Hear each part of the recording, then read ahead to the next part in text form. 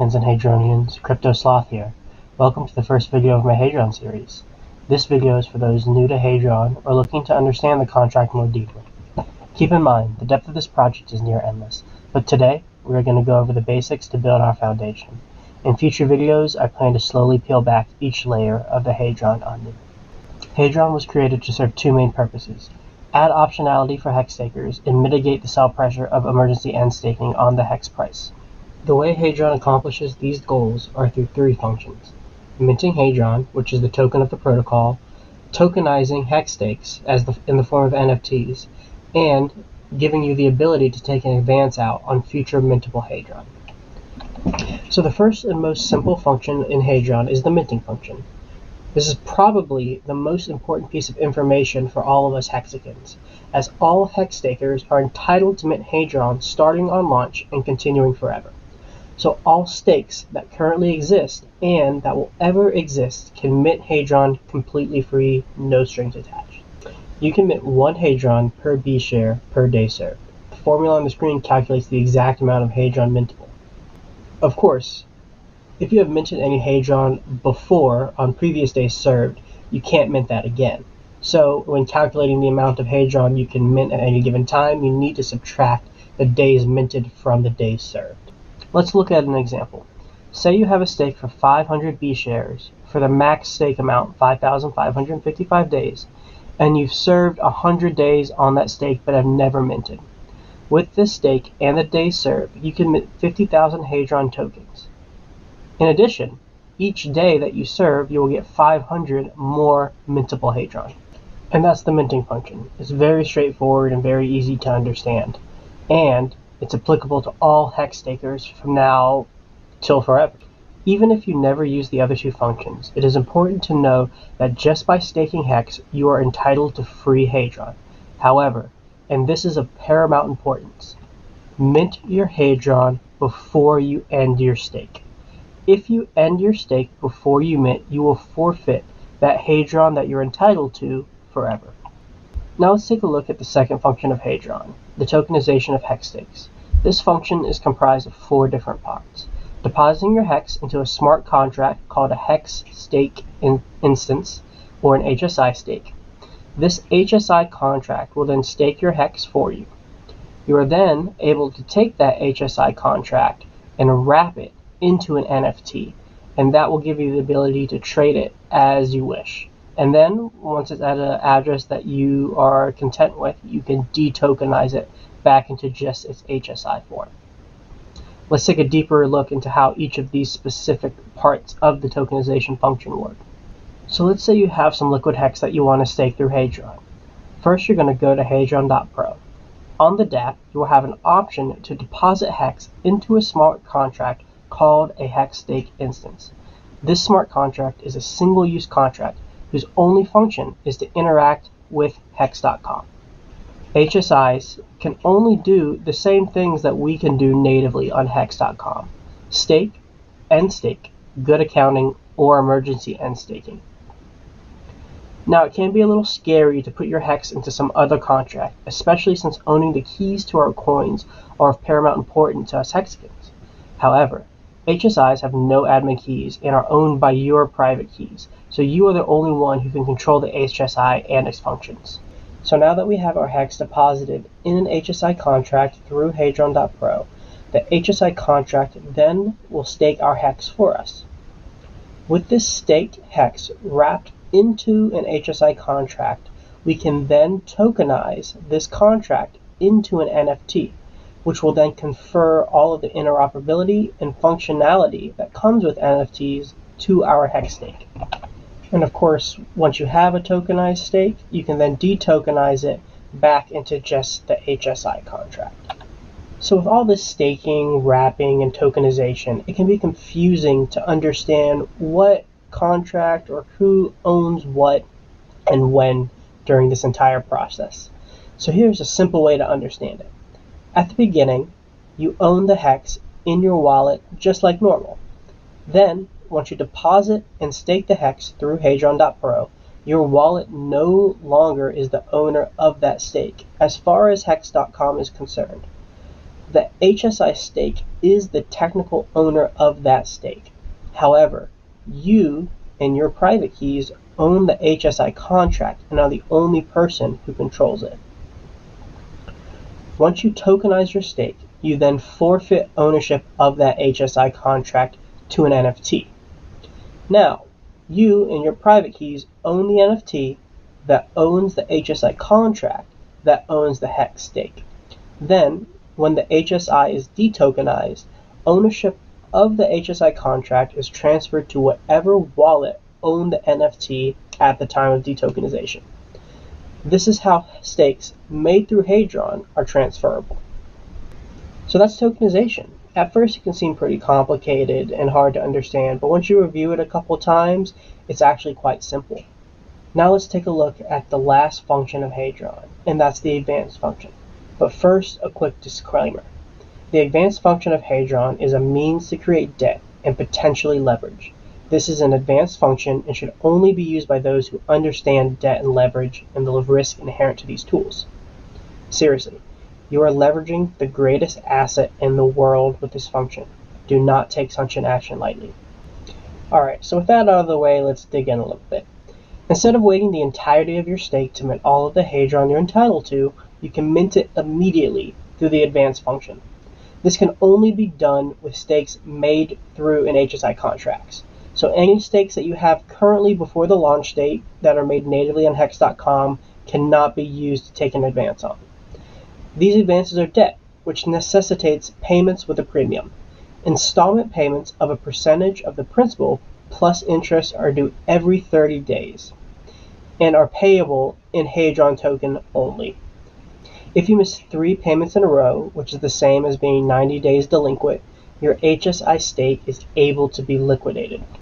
Alright, so here are the 5 formulas that go into calculating all of the relevant numbers for an advance.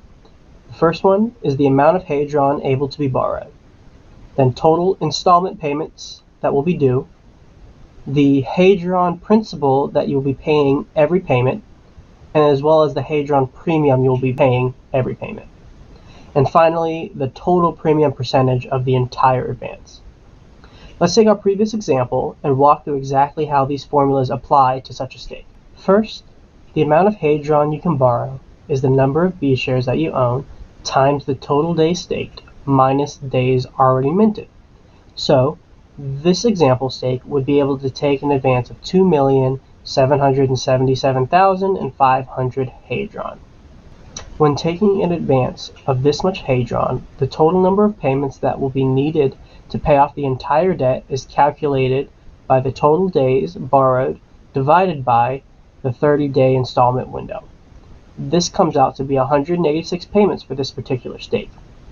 Now, in reality, there are only 185 full 30 days in a Quattro Cinco stake.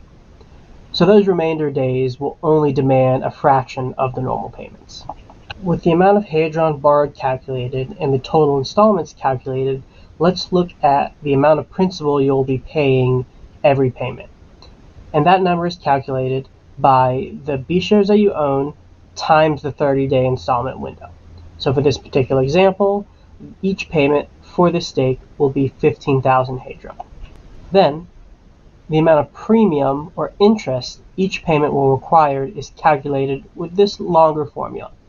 It is the Hadron principal per payment times 1/2 of the global hex APY at that given time divided by 365 days times the 30-day installment window.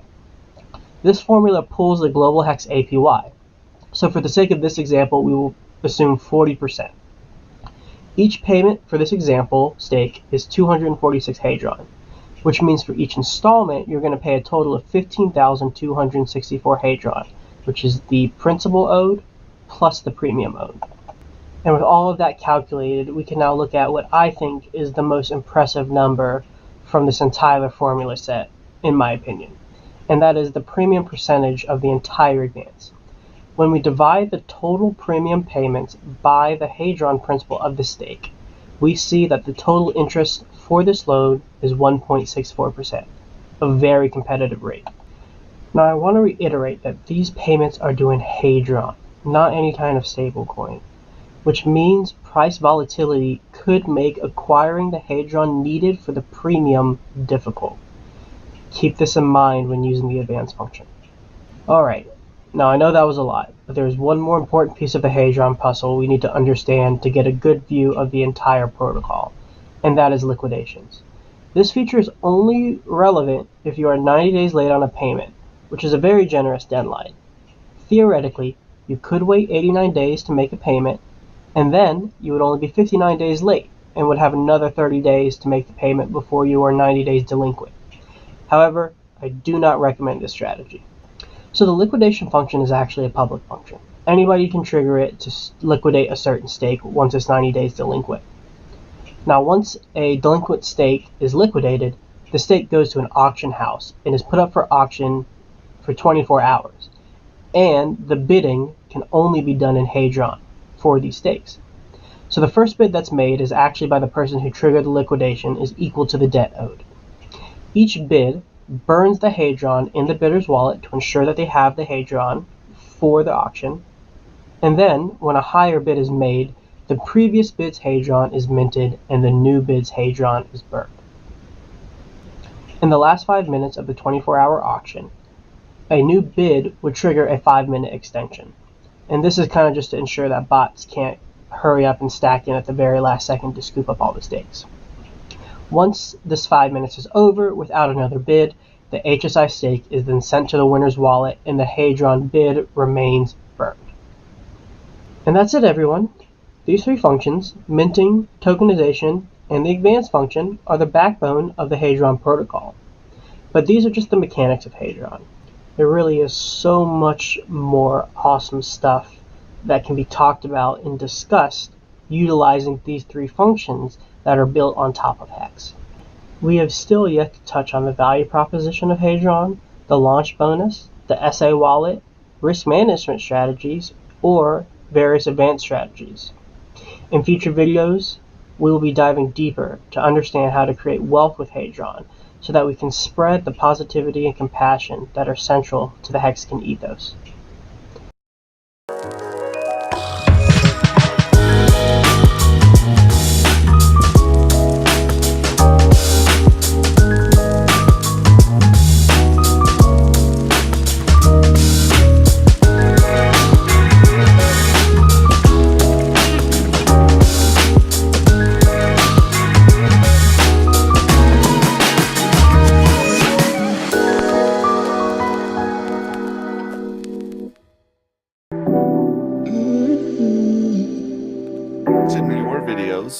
I've been watching Hex in the Morning with Stolt and Jim Rapp. I've been watching Coffee's videos.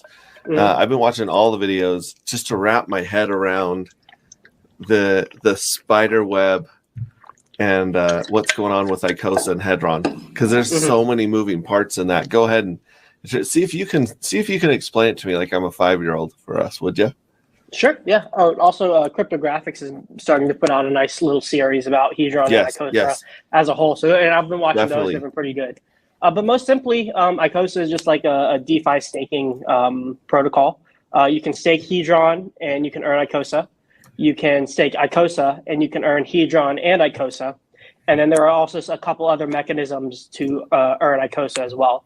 But fundamentally, it's easiest to think about as a way to park your Hadron to earn yield in another token if you would like that option. That's pretty much like the overview of it, and that's a pretty good overview of the whole system right there.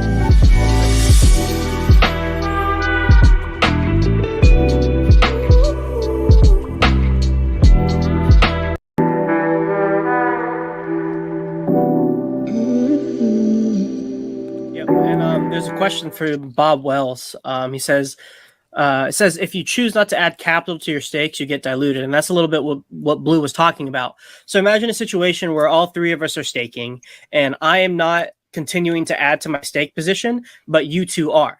Now, in any pool that exists within the Icosa system, there is a finite amount of yield, and that it does. And what I mean by that is it doesn't scale as more people join the pool. As more people join the pool, the individual yield gets lower. So if you two are adding capital to your stake and I'm not adding capital to my stake, my percentage of that entire pool starts to go down. And that's what people are talking about when they say, if you're not continuously adding capital, you're being diluted in the system because other people are committing more to the system. Therefore, they're earning more yield. And presumably by not adding more, because when you add more, your stake length gets reset. You're looking to, you could infer that you're looking to cash out sooner. And so if we interpret yield rewards as a function of your commitment to the system, and that you get more the more you contribute to the overall health of the system, then of course it makes sense for those who are going to be contributing more capital as well as locking their coins up for longer are going to get more yield, and those who presumably are going to sell earlier will get less yield. So it all kind of works out.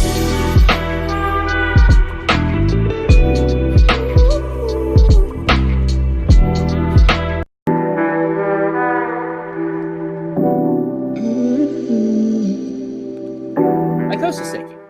And Icosa staking earns yield in both Hedron and Icosa. And so the APRs for each of these tokens are calculated differently. The Icosa APR is calculated as the daily burn of Hedron divided by the T-share rate. So again, that is similar to the pure Hedron staking. It's the exact same function. And then the Hedron APR is a function of all of the Hedron advanced from the HSI cells to the smart contract. So if you remember, the HSI contract the HSI contract takes an advance on all of the Icosa smart contract takes an advance on all of the HSI sent to it. But now you have this pool of Hedron from the advances. When you stake your Icosa, you get some of that Hedron because 100% of it is distributed to Icosa stakers. And so this is really cool because before, the only way to the only way to obtain Hedron outside of market buying it was to stake Hex. And so now we have a different way of obtaining Hedron trustlessly outside of just buying it off the market, which I think conceptually is pretty cool. Now, there's also minimum stake lengths with the same parameters as the Hedron staking, but there's no volume bonus for this. So everybody, the Hedron is distributed equally across all players or across all tokens staked, but you still have to lock up your coins according to how much of the Icosa you own relative to the entire system. So yeah, like this chart says, you stake Icosa, it should be an A there. You earn Hedron, and then you also earn Icosa. Now, there are some other staking rules that apply to both pools that are going to be important to consider. So the first is each wallet that you have, and by each wallet, I mean each separate set of private keys, so not a new public address created by the same set of private keys. You get one stake per wallet. You cannot create multiple stakes within the same wallet. Now, you are able to add new funds, either Hedron or Icosa, to each of the pools. Oh, sorry, let me backtrack for a second. One stake per wallet, per staking pool. So you can have one Hedron stake, one Icosa stake. And you can add new funds to those pools at any times, but there are stipulations to that.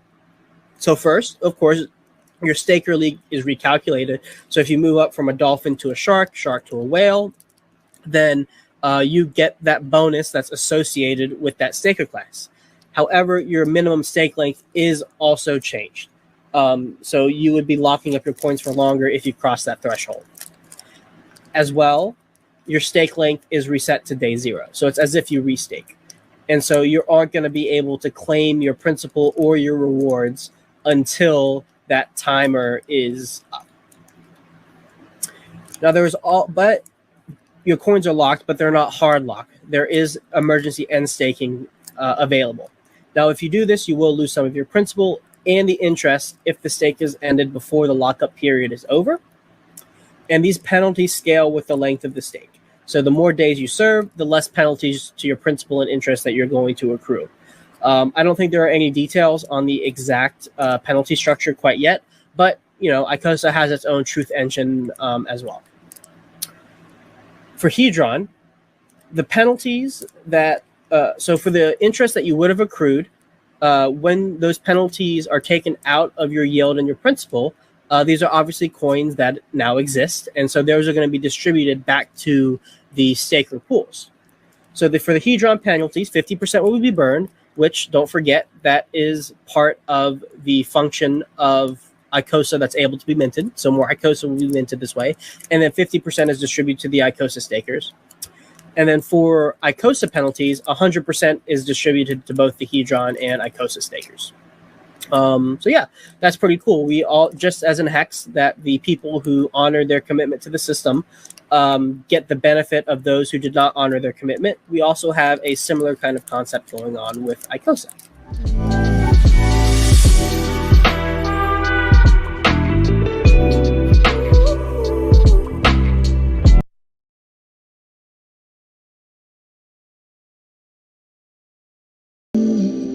We're going to start with the HSI buybacks.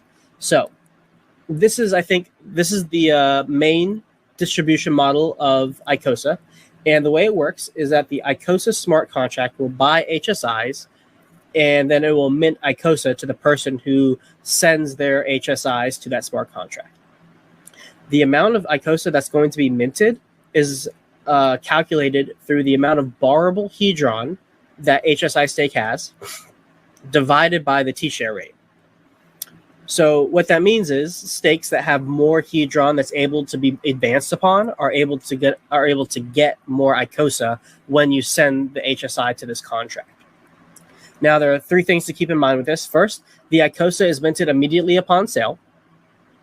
2, max stakes with 5555s get 10% extra Icosa on top of their base rate, as well as HSIs with launch bonuses will get a bonus equivalent to the X's that they got for their launch bonus. So all HSIs with a 10x launch bonus will get a 10% Icosa bonus in addition to the max link one, and then a 9x will get 9%, 8x, 8%, etc., all the way to 1x, which is, I guess, 1% bonus. So once you send the HSI to the contract, you're going to mint. The contract is going to mint your Icosa. And then what's going to happen is that smart contract will immediately take an advance against that sold HSI. So you send your HSI, get your, right here. You send your HSI, you get your Icosa, and the smart contract takes out an advance against that stake. And then that smart contract is not going to pay the advance back. It is going to allow that HSI to default and head to the liquidation market. And so now we have a situation where the supply of Icosa is tied directly to HSIs that are sent to the liquidation market. And in fact, it incentivizes people to take HSIs either by making new ones or taking the ones that they have previously made, especially the ones during the launch phase, send them to this contract and get it on the liquidation market. And as we all know, hex stakes on the liquidation market can be bid on with Hedron. And the amount of Hedron that wins the stake gets burned. So that's one important feature of this system. Let's look at the next one. Oh, sorry, yeah. Also, here's just a quick example of how that math would work out. So let's say you have a 1 T-share stake and it's maxed out Quattro Cinco. You get 5,555,000 advanceable Hedron, and that is divided by the share rate. Now, the share rate is about 22,818. However, the way it is coded in Solidity, there's an extra decimal there. So when the Icosa smart contract pulls that data from the Hex smart contract, there's one extra 0, further kind of diminishing the supply of Icosa a little bit, which I think is pretty cool. And so with this 1 T-share stake, the max stake length, you would get 24 Icosa as the base rate. And then, of course, you get your Quattro Cinco bonus. So you get about 26 Icosa for a 1 T-share stake. Now, I kind of let that sink in a little bit, because 1 T-share is a lot. Even on this 90% dip, if you want a T-share that's maxed out for the 15.2 years, that'll cost you about, I think, like $300, $400. That's not an insignificant amount, and you're only getting 26 Icosa coins for that. So, this coin, unlike Hedron, which has trillions of supply, will not be as abundant in terms of raw numbers that Hedron is. And keep that in mind as we move through this presentation too, because there are going to be more layers added to the scarcity aspect of Icosa. So you have the HSI bypass.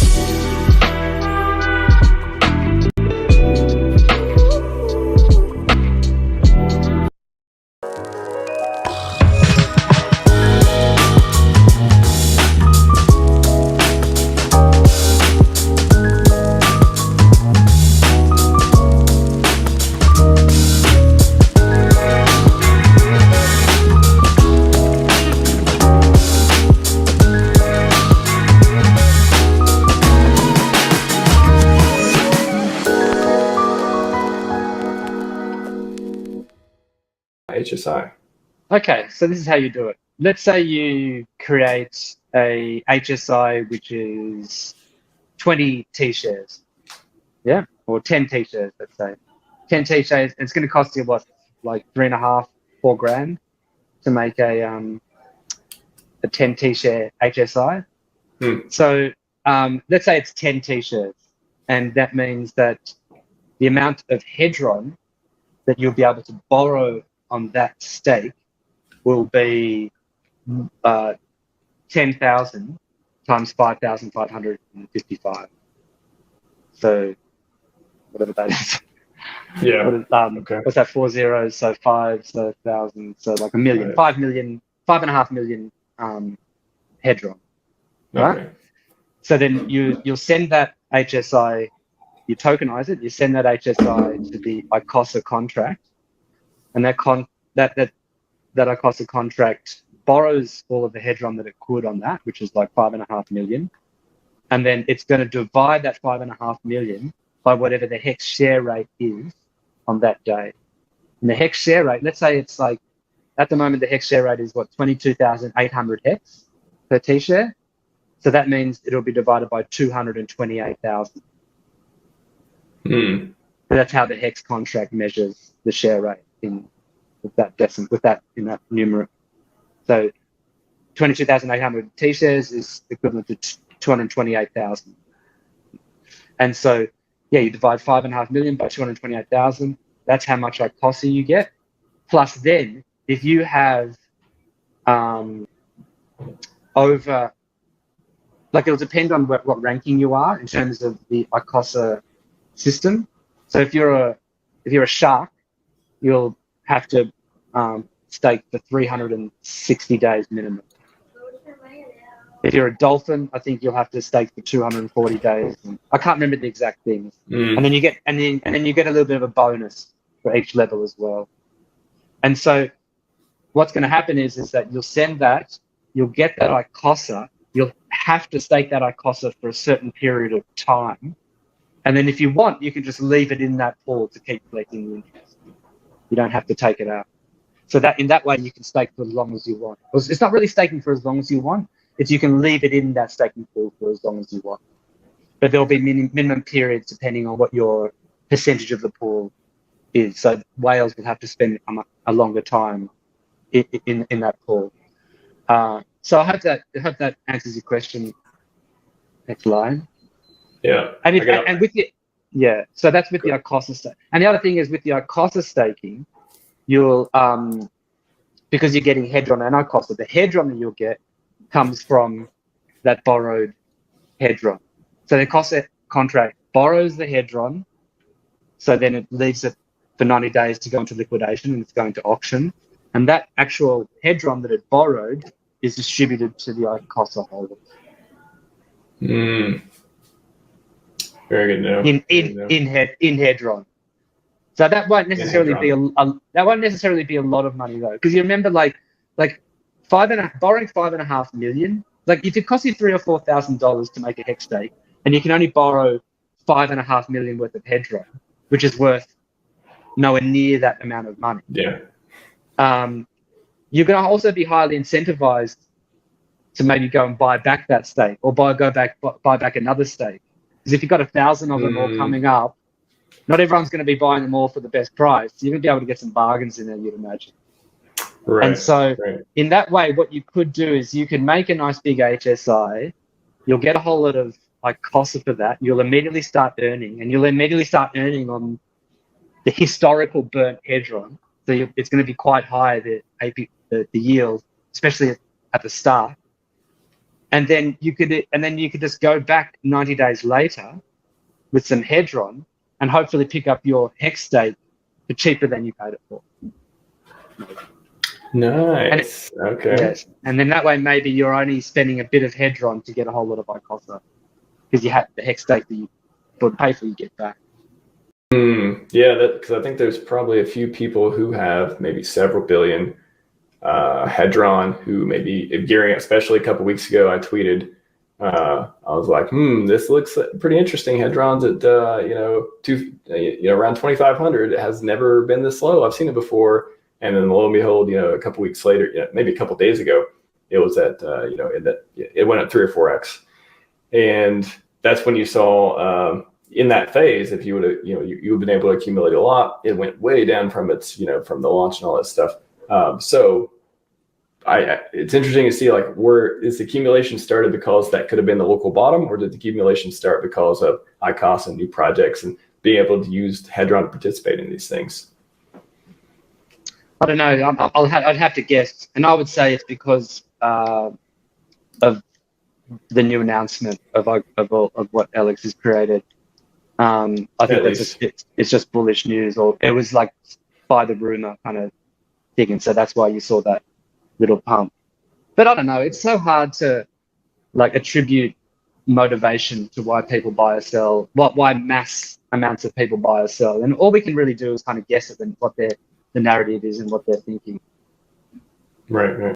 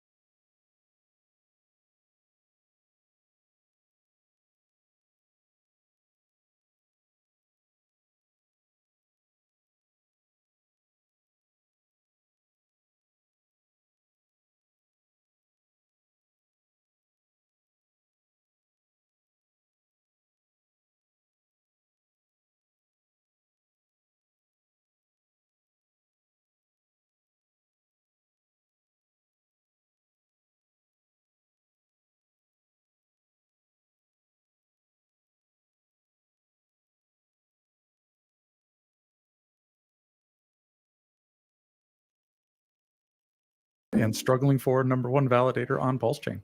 So disappointing. So disappointing. I got it back today. People don't give you enough crap for that. We need to give him some more crap. That's a pretty good title, man. The number one validator. If you're not number one, you're number two, right, Dave? Oh, damn. Yeah. Who's number one now? So right now it's me. So me and Hodl Dog, I think we'll probably alternate weeks Fucking now. Hodl You know, like Dog, some man. kind of That's shared dope. custody kind of thing. Fuck yes. It's shared custody. Back, the kid, full circle. Dude, Kid. I've seen some things that Hodl Dog has created, and it's epic, man. It's man. And shout out to Hodl Dog. He's the one who taught me how to be a validator. Oh, he actually dope. helped me get mine up and going because he got his working first. So yeah, shout out to him. He's the master. I'm the student. He's a good doggy. We like Hodl Dog. I don't know who doesn't like Hodl Dog. Just let me know and give me some objective reasons why, because I haven't heard any. Haven't heard a single one. As a legend. I was so happy to meet him in Vegas in March. It was awesome. Yes. But so Dave, remember our bet about if Pulse Chain launches, you're going to come to Vegas? It's looking like I'm going to win. I think so. It's so terrible, so bad. But hey, at least we got a Pulse Chain update today from Richard. That was awesome. What happened? So I've been out this morning. What happened? Yeah, give us some update. Told you, don't go outside, man. Like, yeah, I need to be more excited. I've already had my coffee. Now. Get me there, David. Yeah, he tweeted that kind of an update. They're working on doing the DDoS attacks on the testnet right now. That's what they're focusing on, like a red team, blue team, and they're doing internal. It's on the private testnet, so it's even we can't see it's not public, but that's going on, and they're going to make some tweaks to I think the number of validators. He said the entropy of validators. So it sounds like he's going to add maybe more than 33. More than 33, maybe maybe 69. That works. That is more than 33. Yeah, because just in case, like, let's say there's only 33, it makes it it is less to target and attack. So if let's say you did bump it up to 69, well, then it's like way more servers all around the world. You got to simultaneously DDoS. It gets way more complicated and expensive for the hackers. So I could see why for the devs though too, running those servers, right? It actually just means that more validators who would not be in rotation now will be in rotation. You'll actually have more choices to vote from, really. Okay. Interesting. Yeah, the people attacking and the people. Yeah, I could see that. I mean, that is something you would do again from security background here. When you have a vulnerability or you have a type of attack, you're trying to see if you fixed or not, or see if your protections work or not. You do usually have, you have the developers, which are usually the blue team or security ops team, people who are responsible for monitoring it and who are checking to see if someone is able to get in or the attack works or whatever. So you have that sort of team who's like watching, and then you have maybe a red team or you have some other type of attack team that is trying to perform the attack and try to make it successful. And they kind of like feed each other they can feed each other intelligence. But for this case, it sounds like if that's what's happening, it sounds like they're in a testing scenario where, the one team is attacking it by exploiting the vulnerability, the bugs that they found that they're fixing, that they probably have fixed, but they want to verify, is it actually fixed? So it's actually a good sign. That's a sign of quality assurance in a way of like, we want to be certain that these are fixed. So we're actually going to try to attack the network. Now, how good of attackers do you have? It kind of comes down to, okay, the people who are trying to attack, do they know all the different variables? Do they know the different ways to attack? How many test cases are there? There's different, quality levels of trying to attack things that are fixed and make sure they're fixed from the other side. But hey, I got all the faith in the world that RH is making sure like, hey, this is going to be locked tight and solid before shipping. So that's a great sign and a great move that they're actually testing these fixes in real time to make sure we're good to go. Period. Yeah, very, very exciting. Yeah, because that shows progress. We're getting that's progress. Really good. That's good news because once that's tightened up, once security is great, it can't be DDoS. Once we can guarantee that we're not going to pull a Solana, then that's good progress. That's amazing. Yes, for sure. No Solanas. We don't want Solanas. Yeah, Bullish is telling me. I'm just going to drop it here because I don't have Telegram on this computer. So StreamYard. Nobody get on StreamYard who's not Sloth. Or maybe later you can, but not right now. Por favor. Yeah, David, can y'all drop that in the Telegram? Because I don't have Telegram on this device. Wait, what? I don't see Oh, it. Bullish got it. I dropped it in You the didn't chat. put via anything. StreamYard. Oh. Actually, I can't. Wait, dude. On how many channels are we? Because I'm looking at the Crypto Sloth chat, and now I'm looking at yours, and there's more, right? There's the launch party confusing. chat. That's probably. Oh, here we go. Sloth's on. Welcome to the show, Sloth. How's it going? Oi. I made it, You guys. made it. Welcome. Off Hexy Bastards channel, which was a ton of fun. So, after this whole marathon and you catch up on all this stuff, you have another hour of content to watch also as well. Let's go. Yeah. How's it going, guys? Doing Well, good. good, Good to man. see you. Very We excited. the star of the I'm- show, the one My who bags had are your packed. name in the title to get here. No, that's David Feeder. He had the name in the title. But Sloth, you're second best. Okay. No, I'm just kidding. Beard second. You're third. That's cool. I'll be fourth. Don't worry. It's not an ego contest. Okay. A little bit. Yeah. That's true. That's playing. I gotta stay professional, man. I'm on the clinic floor. I got Oh. patients. I can't be letting it all hang out. You have a soccer jersey True. on. Is that professional? It's a Colombian national team jersey. Yeah. Okay, so then it's professional. Yeah, okay. Looks like we got one more joining us. Blue Bomb. Yeah. Ah, nice. How's it going? Hey guys, man. how's it going? Welcome to the Good see you, party. my man. Yeah. Thank you. Ah, man. Bienvenidos. I've been saying it to a lot of people, but it feels again like kind of the beginning of X, where we were just with so many people on stream and just having fun and having a party of just celebrating whatever. Now we're celebrating another coin. It's great, man. Best bear market I've been in. How good is this bear market? It's fucking great, man. It's amazing. That's smart. I don't know. At 2017 bear market, it was pretty. I definitely know a lot more now than I knew then. But I gotta say, 2017 was fun up until Christmas. Everything fell apart. Yeah. It was so quick though. It was so quick. It was up so It was quickly quick. and then down so quickly. It was quick. That's true. Just to remind everyone who's watching, if you want to ask questions, come to this channel, not the one you may be getting restreamed on. Or get someone to copy and paste the questions here. Either way, but otherwise, we won't see the questions. So Has anybody had a rethink of tactics and strategies, like as it's leading up to it? And did you kind of like lock in your strategies early on? Or? First of all, what you told me, it might be good for everyone's watching. You said you can tokenize HSIs that are pending. So if you want to sell your HSI for Icosa, you can still do that after Icosa launches. You don't have to wait for it to tick over in the day. Yeah. That's a good information, man, because I hadn't heard that, and it's important. Yeah, so you still got 27 hours to sell an HSI to the contract. You can just make it and because it tokenize doesn't matter when on the first day you get your Icosa and stake it, right? Because it has to take over before you. That first day. Yeah, so that's actually a good thing to note of. Like for pretty much the staking pools, the We Are All the SA, Icosa pool, all of it, you have plenty of time to like get in because the yield doesn't start until the day ticks over like the next day. So you have a whole 24 hours once this thing starts to get your strategy in place. There's no reason to run around and like frantically click buttons or like making sure everything's okay. Like you take your time. Actually, I've got a question for you guys. It's a bit intricate, but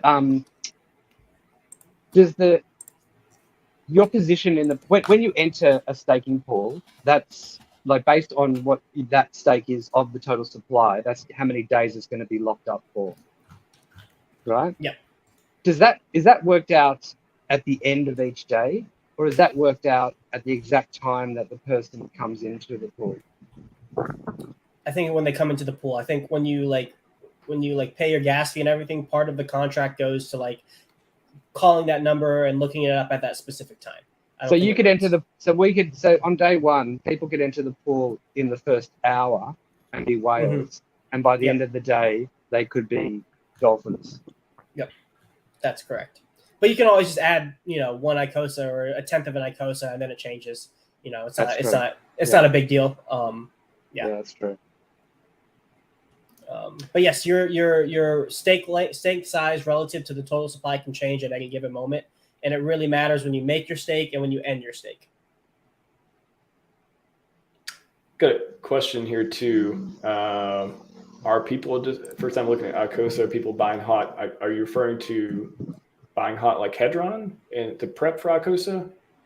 I guess how would you all interpret that, and how would you answer it once you interpret it? I don't just buying hot just means they're trying to get early or get in early. It's like FOMO or something. I don't get it. Rephrase your question, please. Yeah, that's probably part of it. There've been people coming into the chats who don't even know about Hex. Well, I had one guy, not many people, but I had one guy who just wanted to know how he could buy it, and I was like, after a bit of questioning, he was like, "Do you know what Hex is?" And he didn't have Get your credit card right now, Simplex. Okay. hey, that might be a good. People who don't know much about it. Can anybody want to take a turn at explaining like in plain English, the simplest way possible? What is Icosa? Anybody want to take a stab?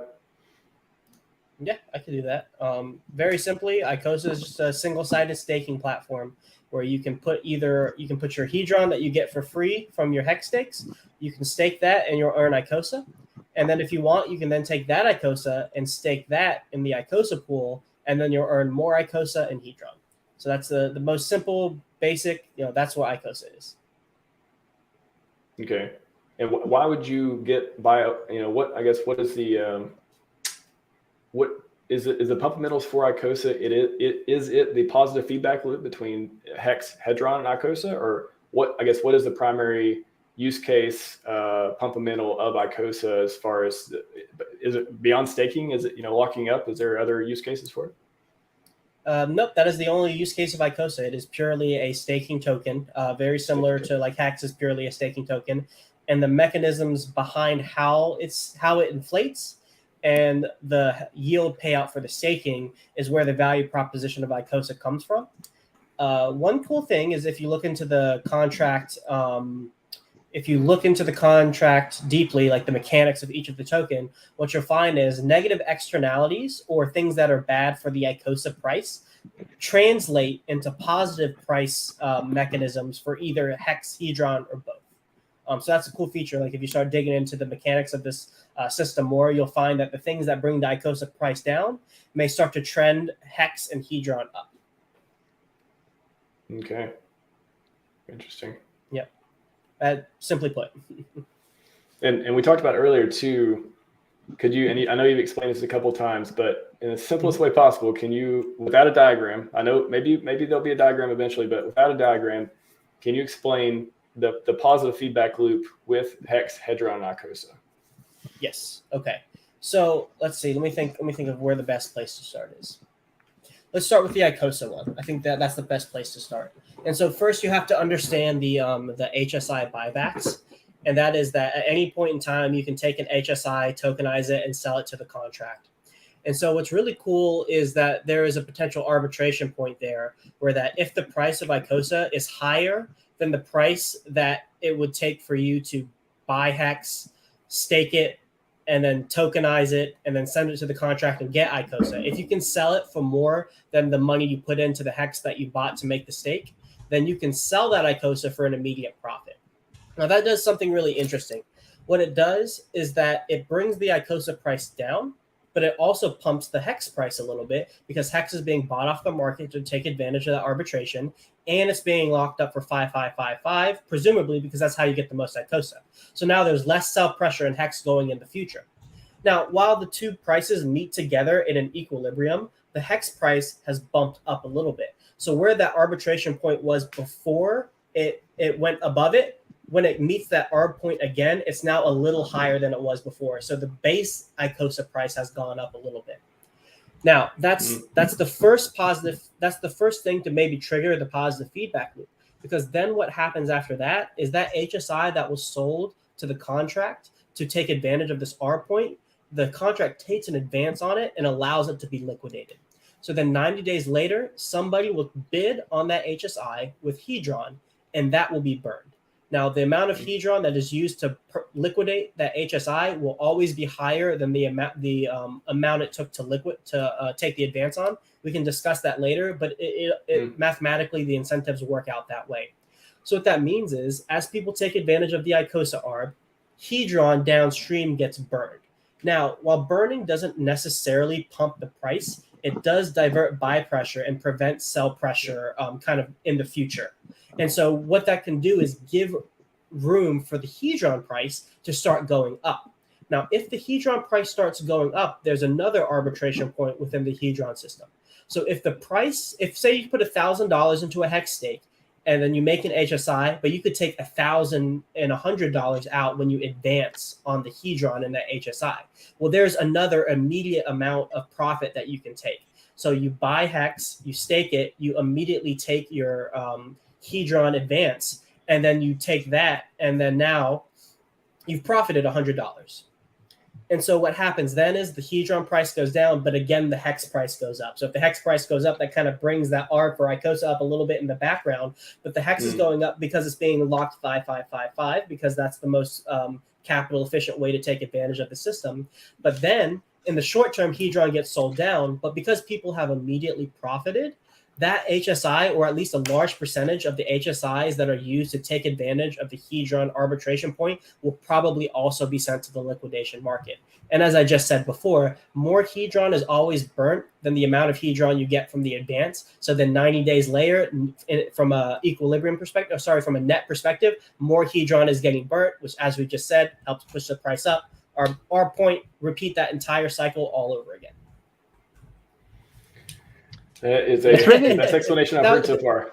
And guys, for everyone in the chat that might not have followed, because I have to listen to Sloth like 4 or 5 times because I don't know, he's just going too quick. But he has some really good videos on it, and I sent one of those videos to my brothers, and I told them, watch this 5 times, and please make sure you understand this, because once you understand that those dynamics between the 3 coins, you start to see the universe.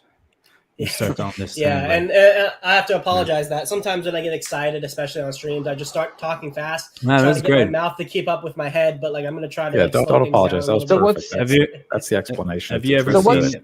So bullish. And so what's being called this arb point, which is maybe not the best name for it. I'm not sure if that's confusing people a little bit, but it's basically a price ceiling in between the ratio of Icosa to hex. Because at a certain price, you can just buy the hex stake and get that amount of Icosa. So whenever it goes over that, people are going to do that just to get that little bit of profit. So that ceiling, that price ceiling of that ratio, is actually going to pull the price of hex up. When it's around there. And so it's interesting because when people talk about what the value of Icosa will be, that $1.87. That's that price ceiling. If it goes to $2, that means people will buy up hex and sell down Icosa. So it's really going to be lower. The price will probably start off lower, I think. But it might get bought up to that price very quickly because that's what it's worth. So you're saying if Icosa goes up in value, people will sell their Icosa to buy hex, to then make HSI stakes to get more Icosa? Am I right? Exactly. And then if it's profitable to do that. And so if Icosa is lower than the initial cost price of getting it, it will you are better off buying it on the market. So the price goes up to the cost price again. Exactly. But but what is the fundamental then of Icosa if it always stays at it's tied to hex. It's tied to hex. Because remember when we say fundamental, when we say fundamental, when we say fundamental, we're like talking about US dollar terms. Yeah, so for Hedron to do a 10,000x, hex has to do a 270x. Yeah, all right. But then, okay. So can you say your question again, Proof of Beer? I think I might have understood, but let me make sure. Real quick, I just want to get these other guys. There's a couple other people coming in, so I'm just going to get them in, and we'll continue. Just real quick. Welcome, RG3. Yeah. Hey. What's up, Cap? Sup, Hey, What's good Kool-Aid? happening, fellas? Sitting here in my mustache? underwear. You guys caught me. Sup, Kool-Aid? Nice. This is gonna be a good party. Yeah. Nice. Okay. What is the right up? people joined? Where have you been, man? I miss you. Markable, I Who? miss you. Hello. Well, I've Jeez. been out. There wasn't anything exciting, man. He's got work to do. I've been in Good. Wake of Hex though, but like We'll talk there's, later. the only thing you can do is just dick around, and now finally something interesting happens. So now I'm here. By again. interesting, you This mean is- Mad Gains. Mad So- Games. Yes, sir. So let me But I- jump in here real Well- quick and Well, get hang on, because he had a question we didn't answer. Let's just Yeah, quickly let's answer just this answer it. question. Yeah, I knew Captain was going to try to cut me off again. I mean, We that's don't what we have do. any- Okay, so You we also were in this deserve it. conversation. I was wondering, like, if the arbitrage point of Icosa, so if it goes up, people will sell it for hex, so it goes down to the cost price again, and if it goes down, people will buy it on the market, so it goes back up to the cost price again. So I'm just wondering, like, if that's the if it's gonna stay around that cost price, why would anyone do the HSI stakes now to get the Icosa if it's just going to stay around that price? You get me? Yeah, I can answer that. What's Um, like how would you? Yeah, fix that? so the reason why you would do that first is because you bypass slippage entirely. So because the price starts at 0, presumably like all the Icosa that could ever be part of a liquidity pool, especially in those first 30 days, has to come from an HSI buyback. Yeah. It's just how it works. And so presumably there might not be a ton of liquidity. So like if you want to get like say like $100,000 into Icosa, like what if there's only $100,000 of liquidity? Like you're just running the price up to infinity against yourself. You're better just doing it through the HSI buybacks to get all of your Icosa Yeah, based but on I'm- your dollar value. Go ahead. But I'm saying, why would you want it if it's not gonna pump like a 10x because it's gonna Because you go get back crazy to that yields. cost Because you price?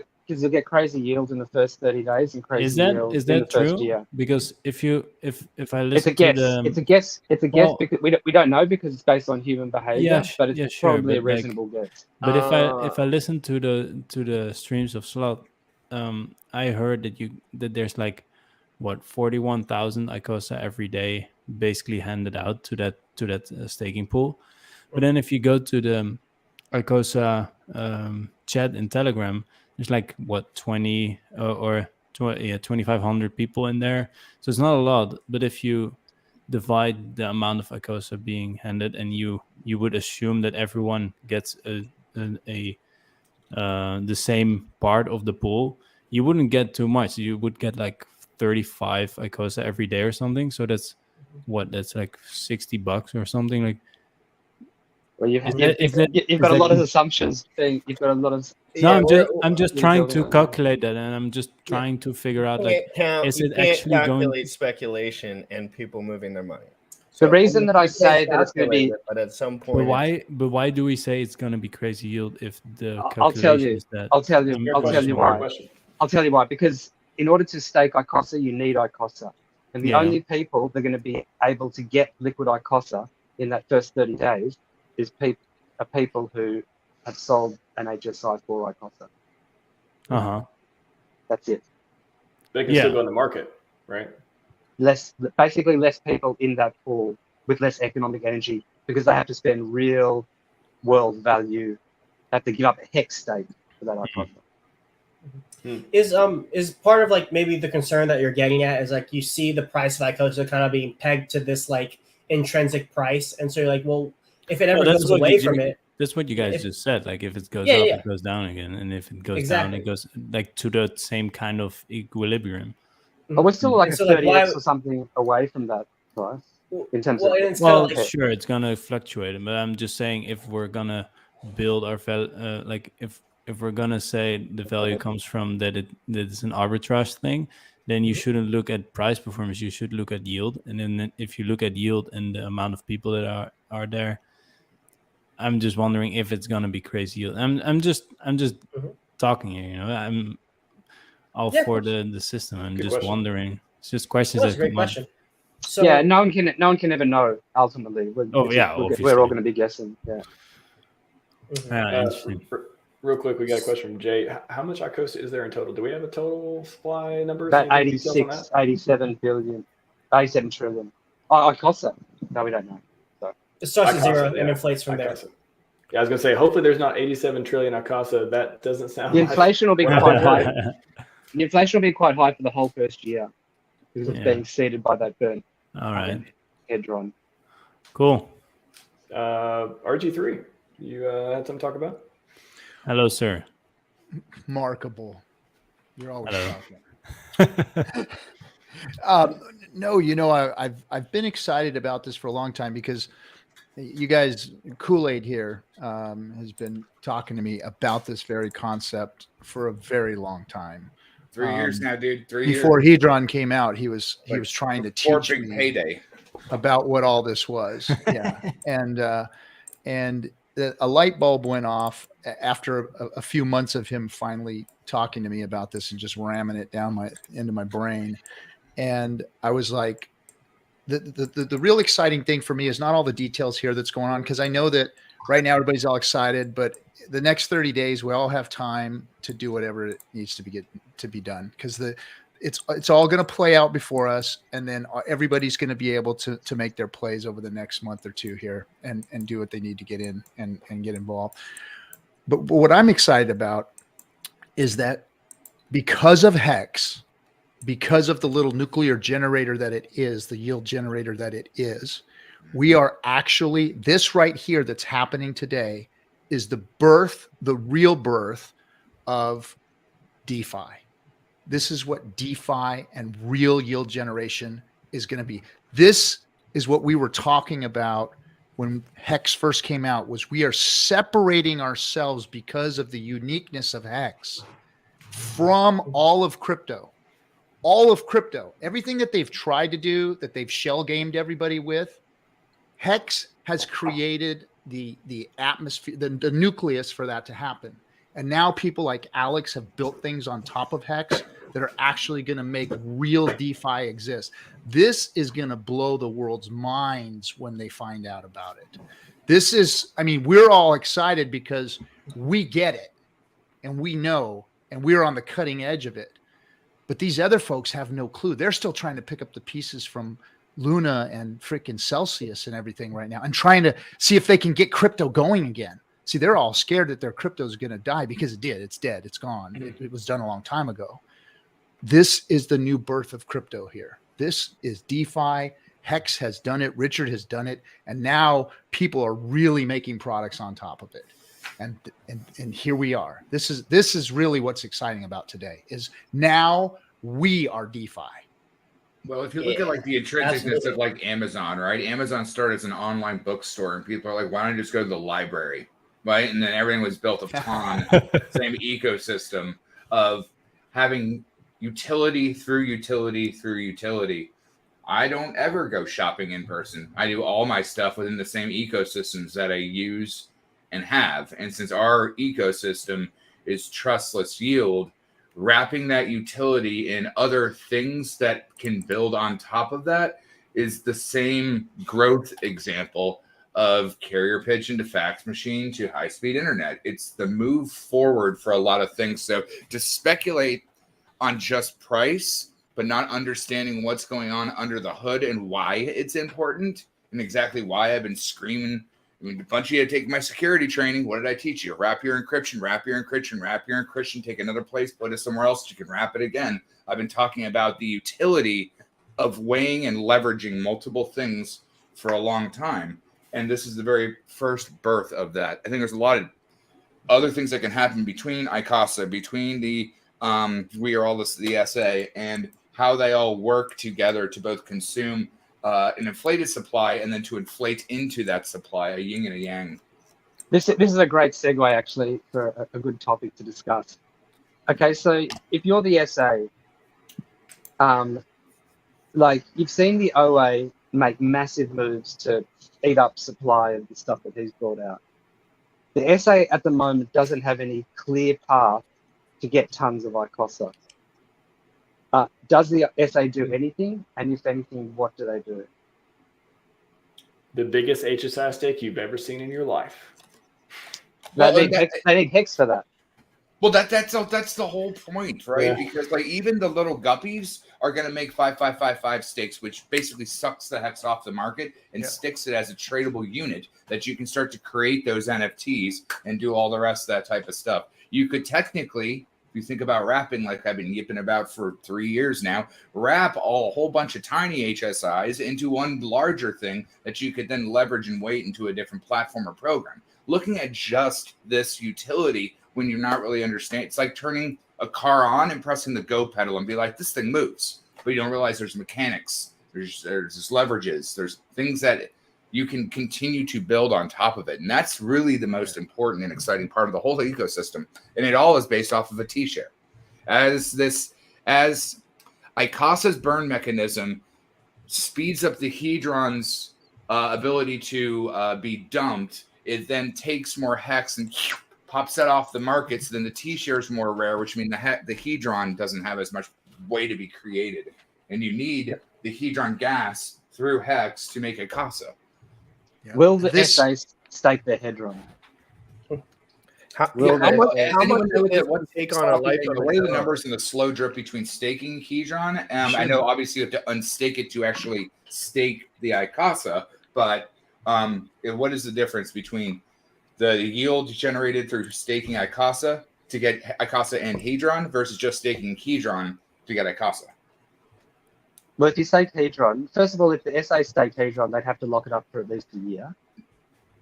No, I'm not talking about the SA. I'm just talking about anyone that stakes Hedron, you earn Icosa. Yeah, you earn Icosa based on the Hedron burnt divided by the XT share rate.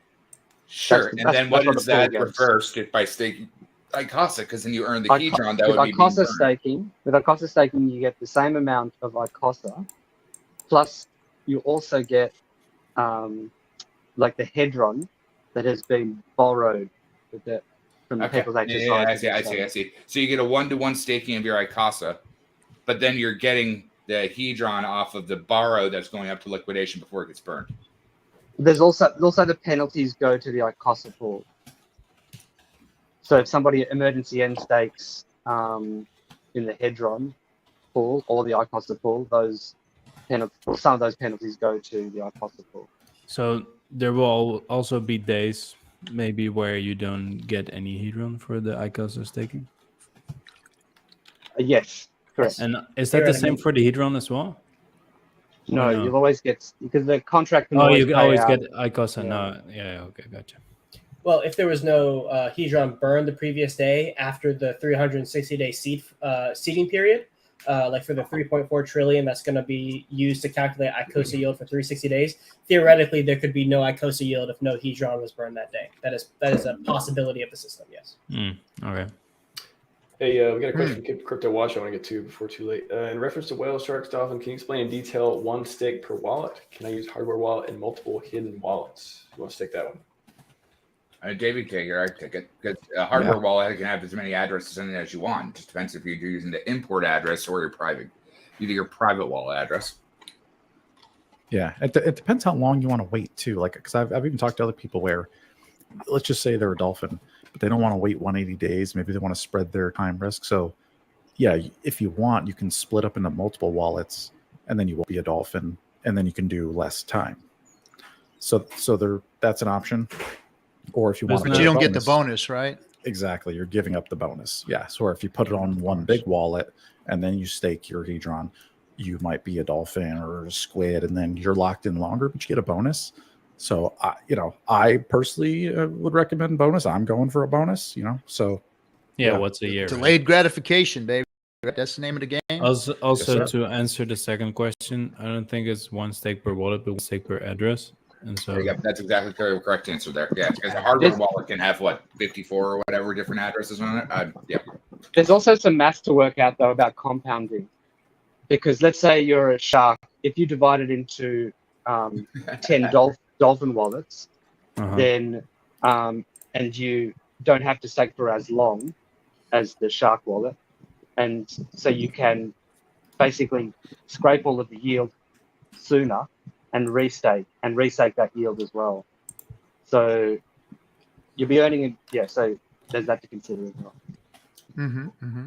Or you could have a bunch of 555 stakes to nuke whenever you want. When Captain says that Hex gets the $5, be like, and you're dead, and you're dead, and you're dead. Welcome, Hex Ray Edition. Oi. So it's Hex Ray. Hey kids, how's it going? Good to see you, man. Pretty good. Question here from Ely. All these is how do you guys feel about the current Thanks. price of Icosa on testnet at 0.14 cents? Is it 0.14? It's a very interesting way to represent it. Testnet is so far from reality. That's not even. Don't even use it as a measurement at all. Yeah, it's all look at jacked up. testnet numbers. Testnet's weird. You could probably Definitely don't look at your pulse chain testnet numbers. Guys, can we please take a moment and appreciate Jim Rat's mustache? Look at that. Look at that beauty. That baby's getting fuck. That's fuck, baby. I don't know if Jonathan was talking about Jim Rat, but he is now. He is now.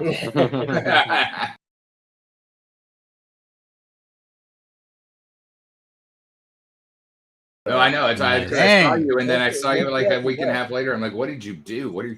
I can do the handlebars now. It's really cool. You get the serious cop stash, bro. I don't believe you have a beard anymore, and that's why we haven't seen your face in a year and a half. Yeah, maybe. That's like porn star. I got a girlfriend cop and she made me shave my beard, and that's why I never went on camera anymore. Oh, you should be ashamed then. Fair enough. I also, there was just one question, and I think we figured it out in the private chat, but Motley put a comment on a bit earlier about, he said, I suggest do some AA sniping like back in the day.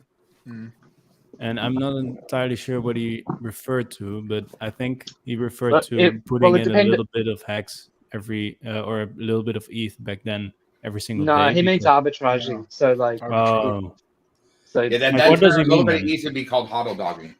Yeah, exactly. That's what the other one's hodl dog. So what does he mean? Can you explain?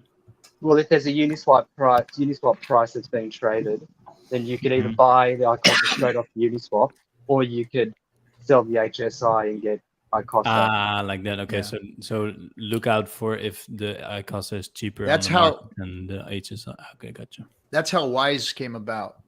That's why Wise token came. If you remember during the AA, what was going on was that scumbag was arbitraging all of us and dumping on our heads, and so he was going in, getting it off the AA, and then dumping it into Uniswap, and he got so mad when he got caught doing that, and it got stopped, and more liquidity came into the AA, or I'm sorry, into Uniswap. And then he wasn't able to arbitrage anymore, and it leveled the prices out because they were pretty skewed there. There was a few times where it was really skewed, and so he emergency end staked his monster 150 million hex bag,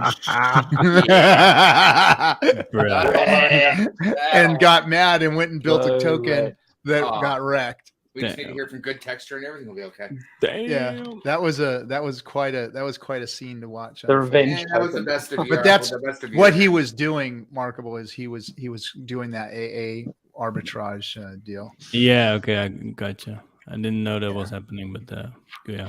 Well, I think that was the interesting thing. I didn't really gather it till later. I got my head around a lot of stuff on how the AA would eventually close the spot price and all the rest of that stuff to like close the gap. And obviously, that wasn't written after all of that would have happened because everything was immutable, audited, and all the rest of that. But I could see how that plunger was a thing. And you were like, well, do I buy it on spot? Do I buy it? And then the AA zipped it up, and I was like, oh, I got a better deal, but then it closed. So yeah, there were days in the beginning, the first month, where it was just killing the Uniswap price. Like we were just getting massive amounts, and then they were taking that and going back into Uniswap, and by the time I had figured it out, it was a day or two on the late side. It was like boom, boom, oh. I was like, funny. Shit. We were still figuring it out 8 months in. But, the funny thing is that no matter what you did, as long as you bought hex, You You're were golden, except if they won, but you would still be golden now. You'd be golden as hell. I mean, like day And- one humping in. Yeah, I mean, I'm not complaining by no means. Am I complaining? Yeah, no. But I'm saying for everyone here with the Hedron, Icosa, and all that stuff, like, just do something, man. Do something, whatever works for you, and you'll probably be fine. Yeah, the only thing you'll ever regret in life is doing nothing. Yeah. You know, I used to teach chess, and we had 3 golden rules that we'd teach for the kids chess. First rule is control the center, develop your pieces, and then castle. And I've been kind of thinking about this in terms of that analogy. Like castling is like, what's the most important thing to you? You know, like hex is really at the base of all of this. So hex is really kind of the important token. And I've even started like measuring all of these things in terms of hex, not in terms of USDC. It's like hex is going to have its price against USDC. It's going to do its thing, but all of these things, including Maxi and all of their ecosystem as well, that's really all should be priced in terms of hex. And so that's kind of castling. Develop your pieces means actually try, go into some pools. Don't go put all of your eggs in one basket. And then control the center, which is like give yourself options. So in chess, like if you've got a horse or a rook, a knight, its most powerful position is in the center of the board because it can move in many different positions. Your bishop, when it's behind your pawns, is useless. But as soon as you move a pawn forward, all of a sudden you've got all these spaces that it can go on. So I'm kind of recommending people like do a little bit of everything. Like each of these pools is unique and has its own kind of like tokenomics.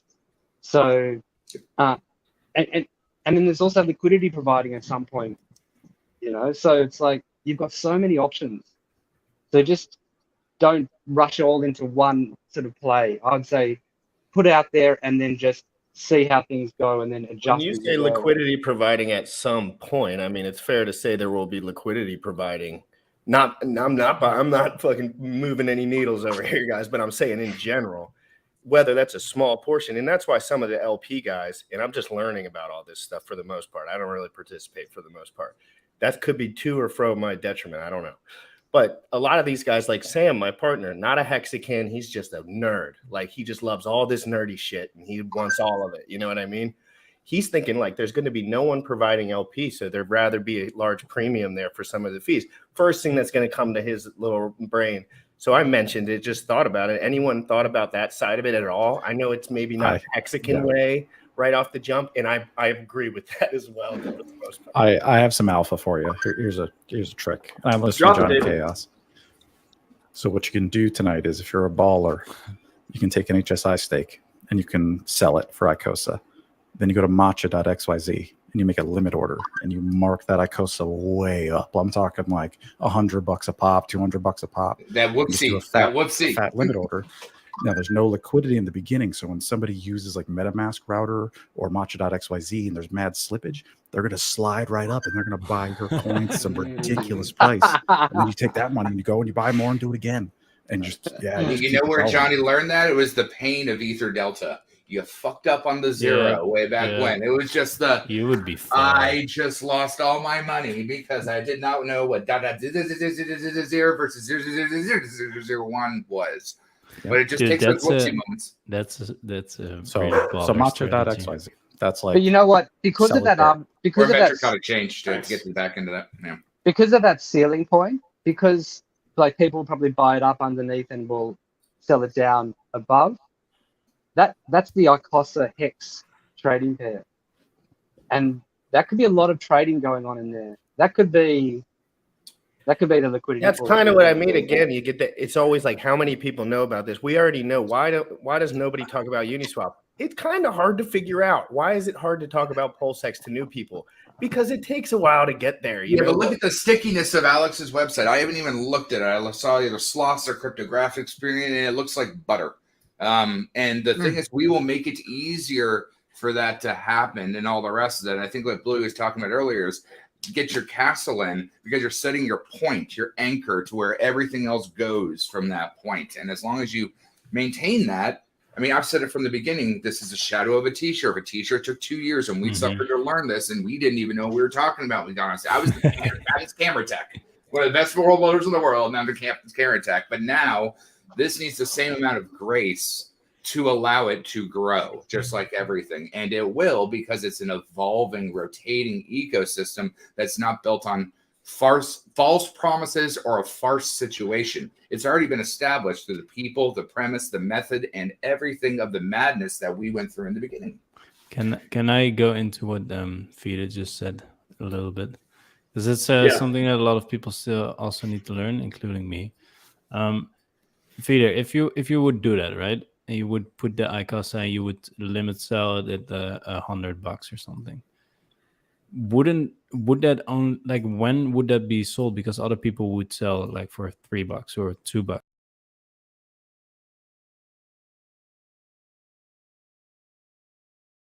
Yeah, but is that only for people that accidentally put slippage way too high, or because if there's enough Icosa being sold at $3, it will never touch your $100, right? Or am I wrong? Correct. This only works in the very beginning. With very low liquidity. Very low liquidity, and then let's say there's only like 5 Icosa at $3, and someone wants to buy 6, then one Icosa gets sold for $100, basically. And the accidental thing is they were pressing the button and they didn't look what they were doing. I mean, it's an unfortunate thing, not be free on madness, but like it is correct and it will happen. Yeah, because it even like the other charts for some other coins that just launched, you see that crazy candle that happens in like the first. That's exactly what that is. That's what happens. That's fucking insane. So tonight at 8 o'clock at 8:05, if you're on Matcha by 8:05, you're probably like. You could probably pull it off. Dude, so if you go to Stake Grab, you see those wicks on Hex almost every day. You see them wake up way high. That's what happens like every single day, and that's crazy. Well, I mean, it's a hard I saw. Yeah, dude, I'm with Watley. I can't believe we're talking about this shit. It's pennies in front of trains, guys. People are talking about this shit. It's a shot in the dark. It's a shot in the dark, and it was a shot in the dark if only 1 or 2 or 3 or 5 or 10 people knew it. Picking up pennies in front of a freight train. 500 people know about it now. Without a torch. Like, I get what you're saying, but this is what we as a community do, and that's why we got. Yeah, I don't agree. I completely disagree. This many great streamers out there, and everyone wants to be part of the team because everyone's winning together. Well, I think I don't see that anywhere else. Like again, look at your speedometer when you're driving. Look at your price chart when you're buying. Don't be just like go. Whoa, what did I just do? Oops. I'm in reality, it all happens very slow. If you're like, to me at least, like I do things like people act like it's all like buying at one time, all my money at one, like it's some way, but like I don't know anyone successful that really does that over a long period of time. You just trickle in as much as you can put in and find ways for that money to work for you. Because in crypto, a little bit goes a long way shortly. We all figured that out. At the time, everyone was broke at some point. And you're like, well, if I put my money here, it's probably going to multiply faster. So you got to start somewhere. I love when people start mentioning like how much of something someone else has rather than them. And that determines the decision they make. It's like, oh, there's like 100 dudes with more money than you. It like, oh, dude, wait till you go to Legacy Finance where you don't even have $1. Like you don't have a say in the pool. People, we're so early. If people could only wrap their head around, like it seems like when you have $100 million in an asset, that there is no way in hell it's early. There's no fucking possible way this is early. And most people will sell on that feeling eventually a little bit, and it'll spread out more. But I mean, guys, we're so early. If you look at BlackRock, that means if you try to get a credit card in the United States, it'll be sent to your door in half a second. To get your shit on Icosa and Hedron, it'll take you about 7 months of research. There's a lot of premium there that people just don't want to talk about. It's about marketing. It's about putting your face out there. If this was happening on Oprah, my mom would know how to do it. It's not hard to do. It's just not popular. You get a Hedron, you get an Icosa, and you get an I just want to repeat, there are only 2,300 people in the Icosa chat.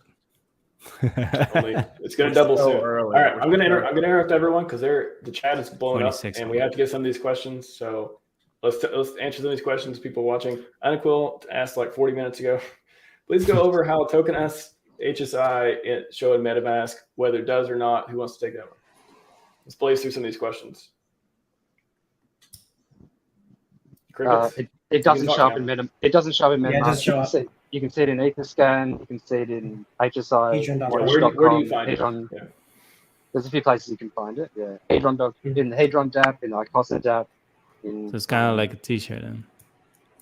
Yeah. In that way, yeah. Yeah, you can't see it in MetaMask. You can see it on Etherscan, HSI Watch. Well, it's got its own address.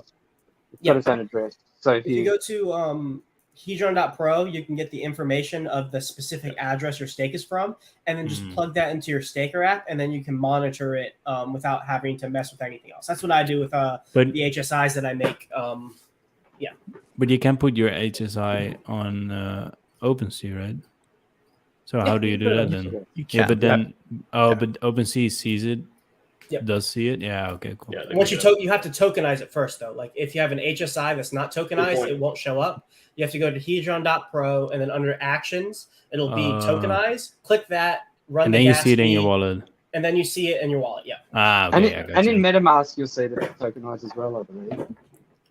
Yeah, if it's tokenized, I would guess you can see it in. But if it's not tokenized, you can't see it. I think I did. I saw it, and I had to load in something that showed NFT. Like I had to load that token address of an NFT or something. And if it's like add the asset, and if an HSI is tokenized, you if it ends, you end it exactly the same way as if it wasn't tokenized. So if is that the same? You have to detokenize. Okay, gotcha. Yeah. Okay, cool. Yeah. All right. Can y'all touch on the staking waterfall idea for Icosa? I assume. That was Gifford's idea, wasn't it? Yeah, that was Gifford's. I can touch on that because I've talked to him about that a decent amount. So the way I like to conceptualize it, and it's really kind of a catch-all strategy, and basically the nuts and bolts of it are have multiple stakes out there so that you can like take the yield from a smaller stake and maybe add it to a larger stake, or that you have the ability to compound your stake yield over time. Because if you just put it all into one stake, you're not able to compound. You just get the daily payout and you have your points, and then you have to add more principal to it. But the yield you can't compound. And so essentially the idea is, so you have one maybe long-term stake, and then you take some other of your funds, your Hedron or your Icosa, and you divide it into smaller stakes. Then you continue to compound those stakes until it gets to the next staker class phase, where then you have to wait longer for it to compound. Start new smaller stakes, continue to compound them until they get higher, and then you can compound a couple of these other stakes, and it yields when it comes out to make a large stake over time. So it's like you're using the fact that smaller stakes, since they have a shorter stake length period, you can compound your yield quicker. And then when you compound your yield quicker, you can then kind of build up this larger bag of coins over time. That's essentially the gist of the waterfall strategy. And like he uses like the analogy of like, you know, like in weddings when they have like the pyramid of champagne glasses, and then like you pour it. It's like as you fill up one cup, then you go and fill up another cup, and then you continue to let the overflow of each of your stakes, or the cups in this analogy, fill more stakes in the future. So then why wouldn't you just keep on doing smaller stakes? Like because you lose out on bonuses. So it's like if you want to have a balance between having flexibility of compounding your coins and or selling them, like you have that option with this strategy as well. But then you're able to work your way up to stakes that will eventually get a bonus, or have a stake that have a stake that has a bonus, and then have a smaller set of stakes that don't have a bonus but have the flexibility. Okay. So are we talking about staking Hedron now or Icosa? Because there's both. Hedron, you can only have one stake per address, right?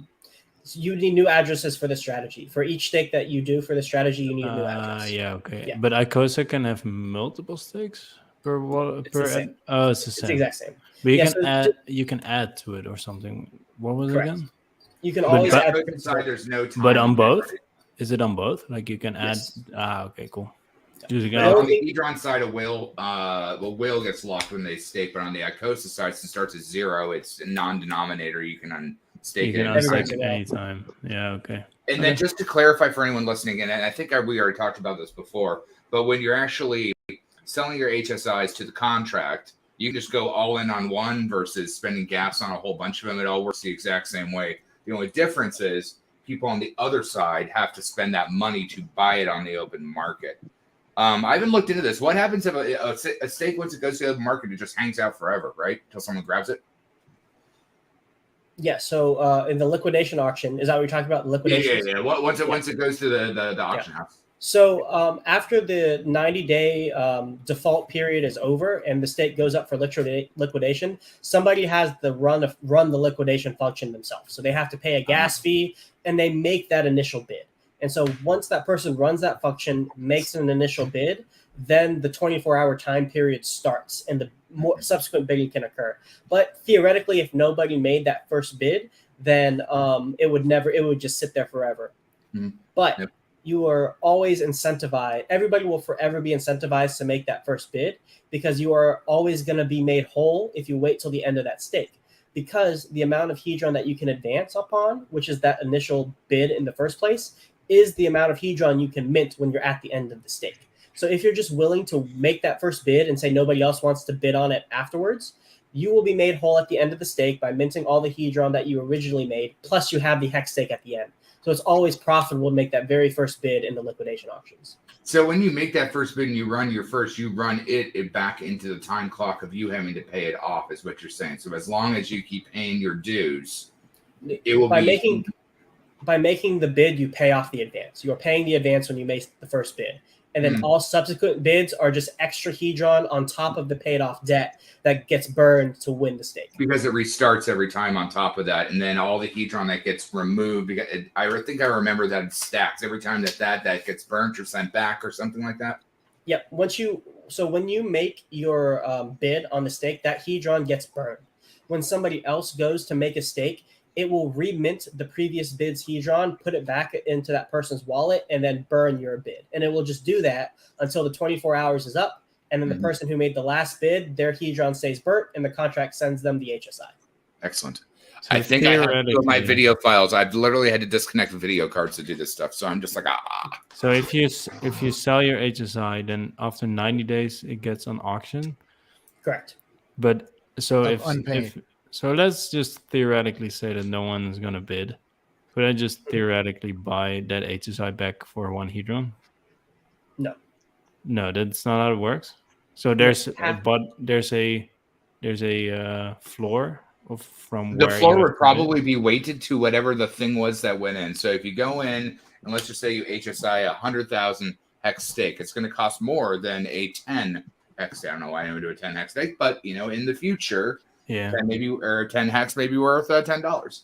So those have a bonded weighted average on what their use case is, because the burn mechanism would also probably it's basically like another T-share ratchet up each time that it does those kind of things. So when it goes to the auction house, maybe the hedron rate is so up. It's hard coded in. So like say you sell the HSI, the Icosa contract takes the advance, and the advance is just say 1,000 hedron, just to keep it simple. On that 90 days, the very first bid to put it in liquidation will be 1,000 hedron. Like, it's just what it is. I got you. It's the same number of hedron that was taken in the advance. That is the initial bid. You can think of the liquidation auction as paying off somebody's debt. That's essentially what you're doing. It's like for like. The price appreciation is what we think of in our heads when we think of USD, but ideally it's like for like when you shake the hand, be like, here's a car, here is a car. They both drive. Now the difference is how do they appreciate? Yeah, Hydrology 101 puts it well in the chat. If you want to pull it up. Interesting. Another question here, Dix Insider. How can I determine the price of an HSI NFT good deal or not? What I need to look at? Where can I see this stuff? Anybody else want to take that? Sloth's tired of talking. Yeah. No, I'll take it. All right. So I mean, I'll take anything. I'm just really working now. Yeah, no, I got this one. So valuing HSIs on like OpenSea is actually can be pretty complicated because there are a lot of factors that are going in. The very first thing to think about is how much hex would I have to buy to make this exact stake right now? That's the very first thing to think about, because if you can just make the stake right now yourself cheaper than what they're selling it for, then you might as well just do that instead of paying extra for it.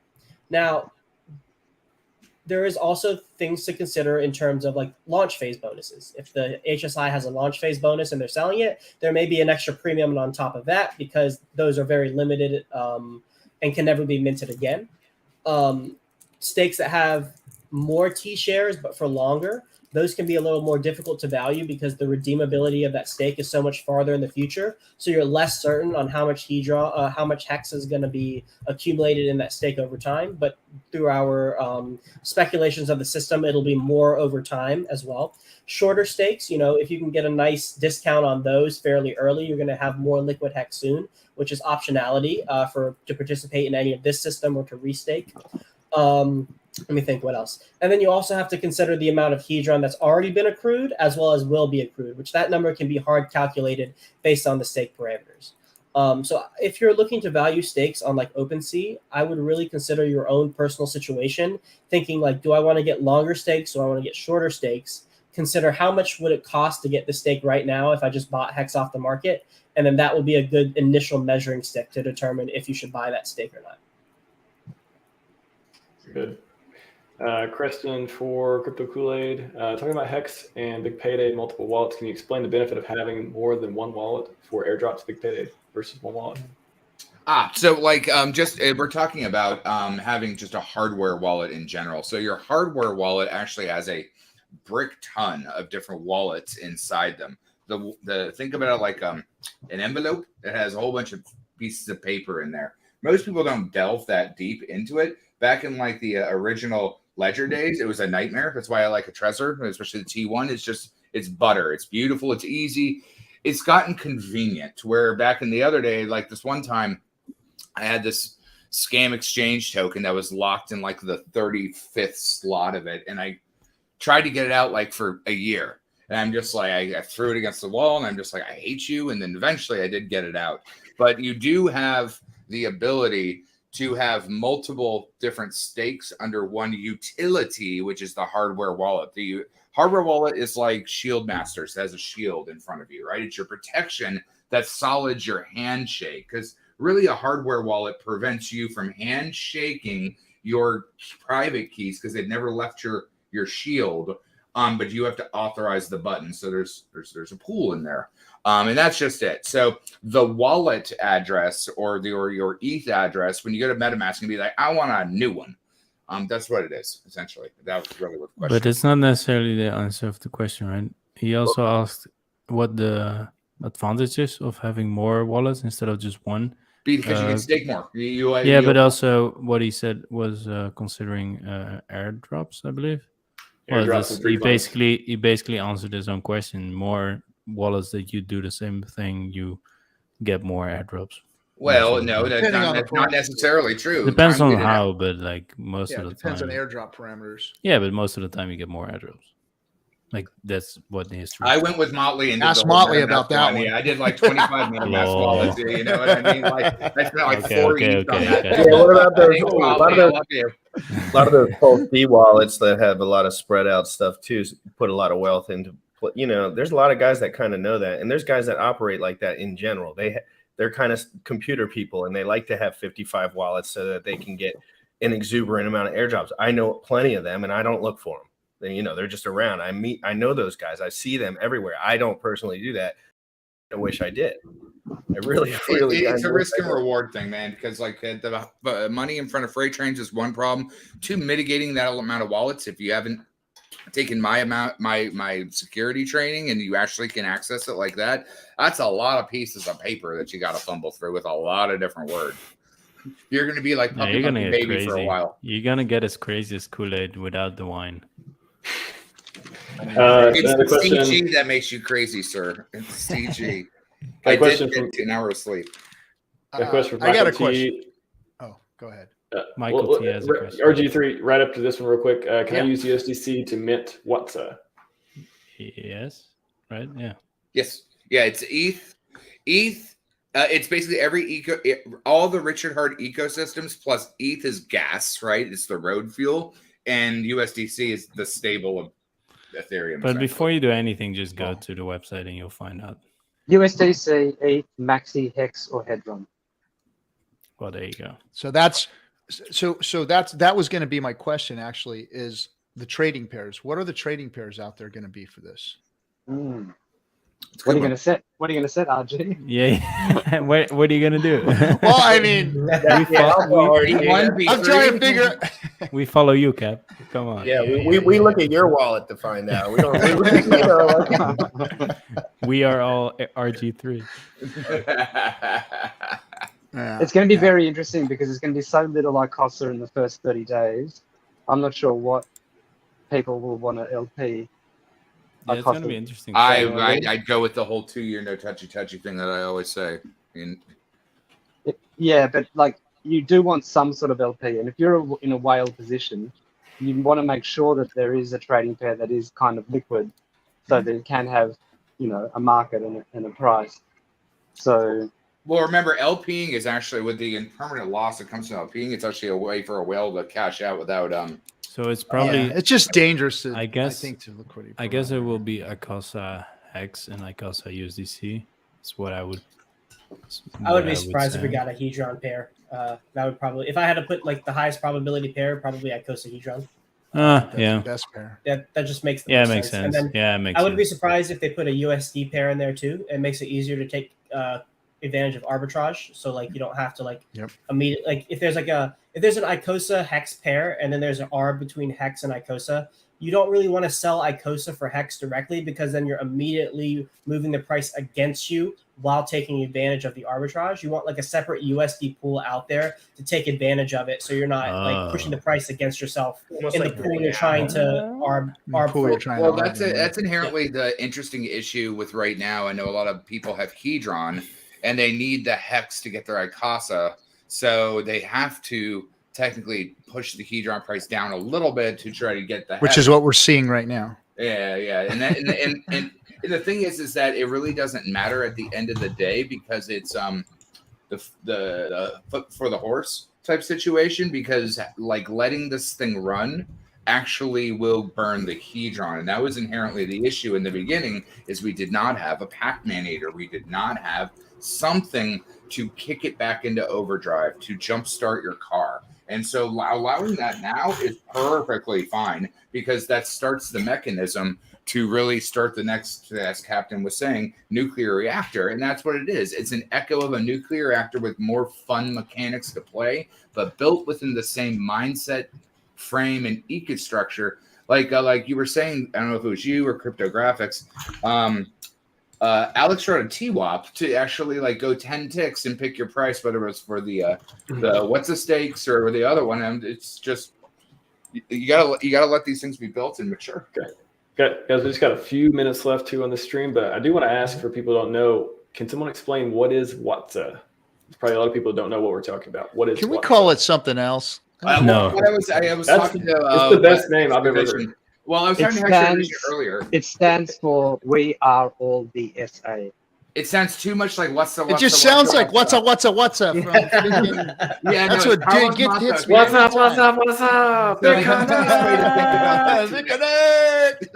Bitconnect. It's Bitconnect. Honestly, like I have the soundboard in my phone, but I think the easiest way to think about the We Are the All SA limited supply pool, it's an opportunity to buy a piggy bank or a pinata, and it's a very, very, very limited pinata, and that pinata can grow, and then that pinata also technically is playing a game of chicken with other pinatas. The name gets a little confusing. You suck so bad at explaining this shit. Pinata wars.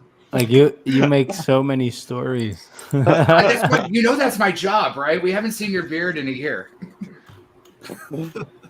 Geez, here we go. Hey, how much of the pinatas get spread to the other pinatas when you break your pinata? Is there a ratio? See, that makes sense. Now we're not dealing with what's the pinata ratio? If you have 10% of a share of a pool, and then you leave that pool, the rest of that 10% that you were going to be earning starts getting attributed to everybody else in the pool. So if everybody is even, they each get like 1 point something percent of your share. Just like the share pool. Yeah, just like this. Yep. So basically, you can sacrifice some money in the first 14 days to get into a pool.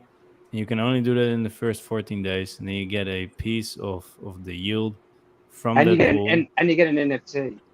You'll get NFT. And the longer you wait to get out, the more yield you're gonna get, because the moment you stop your stake, you're out of the pool. You can't get in You've got anymore. a choice. You can either burn your NFT to collect the yield, or you'll be able to sell that NFT on a market place like So OpenSea or it's just Hex Market. it's just a nice mini game who can sit the longest, and it's Well, in the It song is, of but you know what? It's a It's like very a separate interesting HSI. game. The difference though Yeah. is though that you will know how much yield you're getting in that pool. So like after 14 days, everyone's positions is set, and you know how much yield you'll be getting, like, or your percentage of that pool. Whereas for the other pools, they're going to be going up and down, and all sorts of stuff is going to be happening. And so, oh, that's another interesting thing as well. Well, no, yeah. it's closest to the faucet, right? Because Good this point. pool is directly limited supply. It's closest to the faucet, I assume, of where everything would be coming from to get those prices and bonuses. And if you haven't been paying attention about wrapping, someone could wrap that NFT into another NFT, because an NFT isn't a silly monkey or a picture. It's a bloody wrapper. I can take a Hershey bar, put a Kit Kat wrapper on it, and sell it as a Kit Kat that has extra gooey shit. So to keep it at the WhatsApp,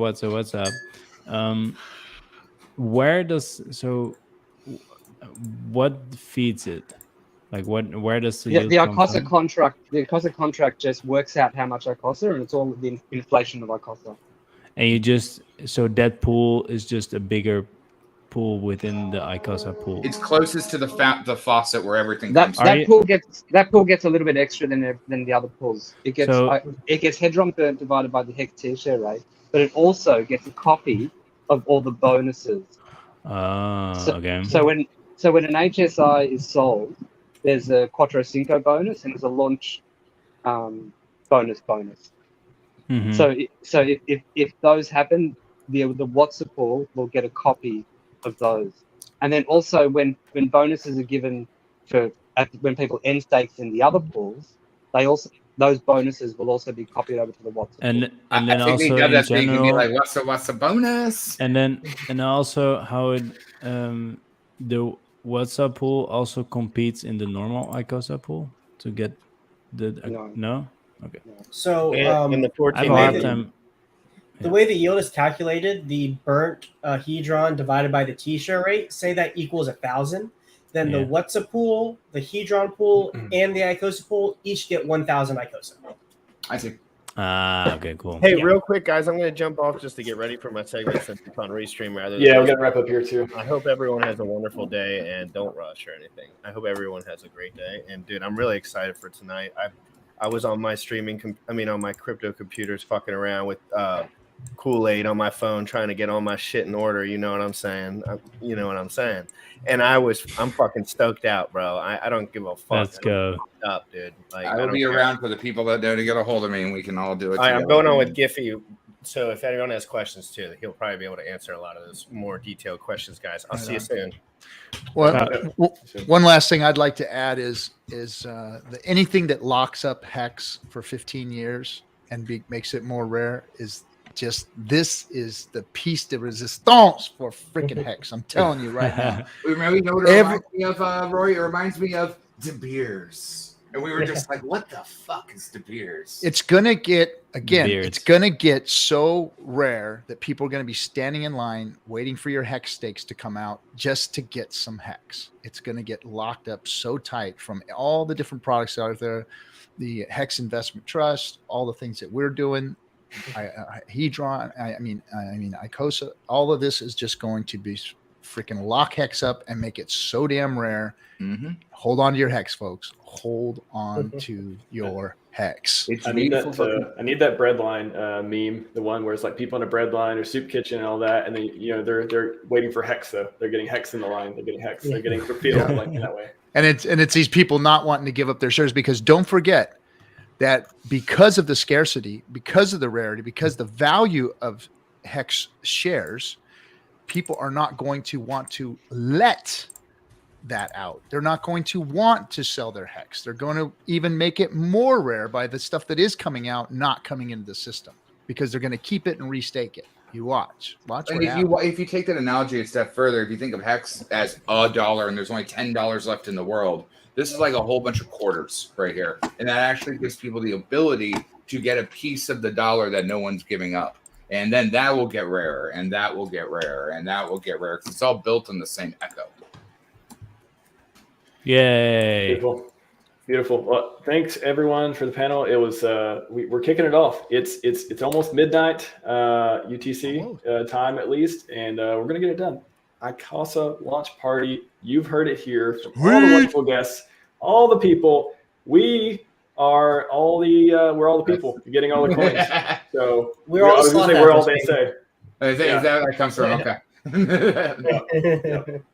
So everyone head to the GRC's channel, check the tweets, get the chat from Renfro, head to the next streams. I'm sorry I didn't get to all your questions, but these guys, they have a lot of information that likes to come out of their mouths, and they just keep talking. I can't get in there. I didn't want to. So good information though. So good information.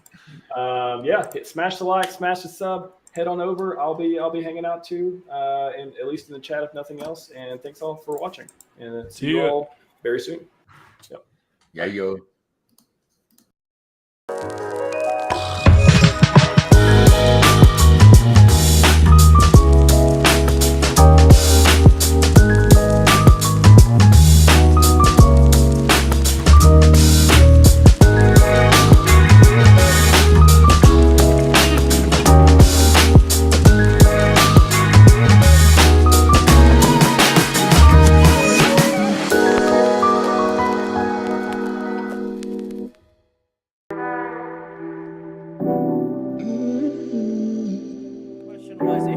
Longer, do you get bonuses in the Icosa system? So there are no time bonuses for staking longer. There are volume bonuses though. So if you stake in either the Icosa or Hedron pool, depending on the percentage of the entire supply that you are staking. So if you stake a whale position, a shark position, or a dolphin position, the higher position you have, there is a minimum stake length that will be applied to your stake. So in order to completely unlock your principal and your yield, you need to wait a certain amount of time, and that scales proportionally to the amount that you stake. So whales have to wait about a year. Sharks have to wait like half a year or something like that, and then it keeps going down the less that you have. But you also are incentivized to stake that amount because there is a bonus on top of it. So like whales get a 20% bonus yield, dolphins get 10, and it keeps going down from there. The exact numbers are in my video in one of those images you showed earlier. So there is no longer pays better bonus in the Icosa system, to use hex terms. Yeah, there it is. But there is a bigger pays better bonus in the Icosa system to use hex terms. Gotcha. But there are length bonuses, time bonuses for the HSIs that you send to the contract. So like it says right there, the Cuatro Cinco bonus. If you send an HSI that is maxed out in the hex system, then you get 10% extra Icosa that's minted when you sell that HSI. So that's the only kind of bonus you get for increased stake length, but it's staking on the hex system. And so, now here's another way the Hedron system, or I guess we could call it the Icosa Hedron system, is incentivized.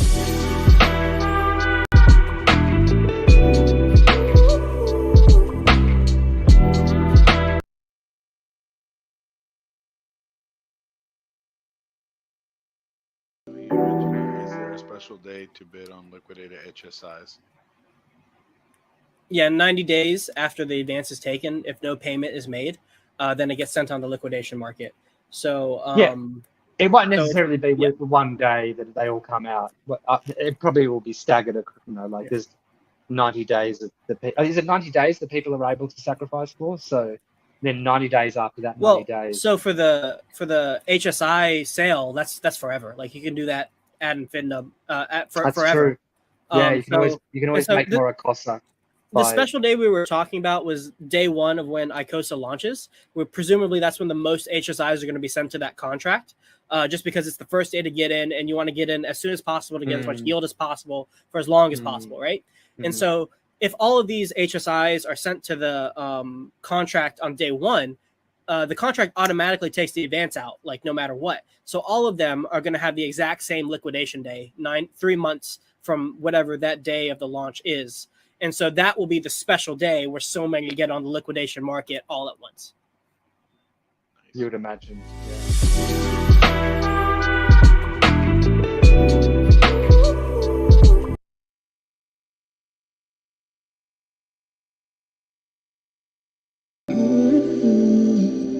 Well, yeah, there is some interesting possibilities. The SA is an address we have no expectation of. But let's go, let's say the SA has a bunch of Hedron or a bunch of hex. What could it potentially do with it that would benefit the entire system?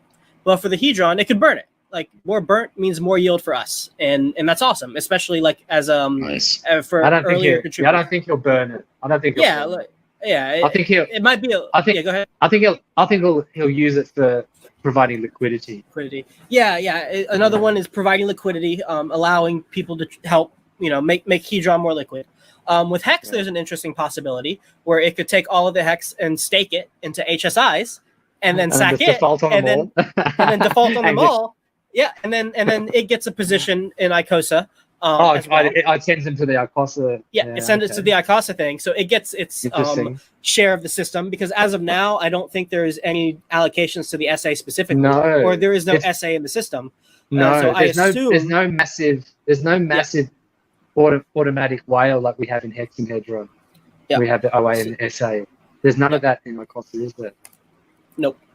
There's none of that at all. So if the SA would want a position in the system, it could use some of the hex sent to that address to stake an HSI and then obtain the Icosa through that. We'll see if it stakes its Icosa or not. You could probably make an argument either way. And then, what's cool about that? The HSIs go on the liquidation market, and then more Hedron gets burnt as a result of that. So we all benefit if the SA does do that. Maybe the SA takes a little bit of money for itself. Who knows? Like it's its prerogative and it's fine. And it could use some of the ETH and the USD to buy up the Hedron price or buy up Hex and then continue to feed that into the contract for more liquidation. There's a lot of possibilities. What do you think? The other possibility, just to throw out more possibilities, is that what we saw when with the Pulse and Pulse X to an extent sacrifices was that whales pumped the USD value of Hex just before they sacrificed it, and they did that on day one. And I'm thinking there's a possibility that something similar could happen with Hedron, that whales pump Hedron so that they can sacrifice at a higher USD value. Yep, to get a bigger position of the NFT. Well, I guess that's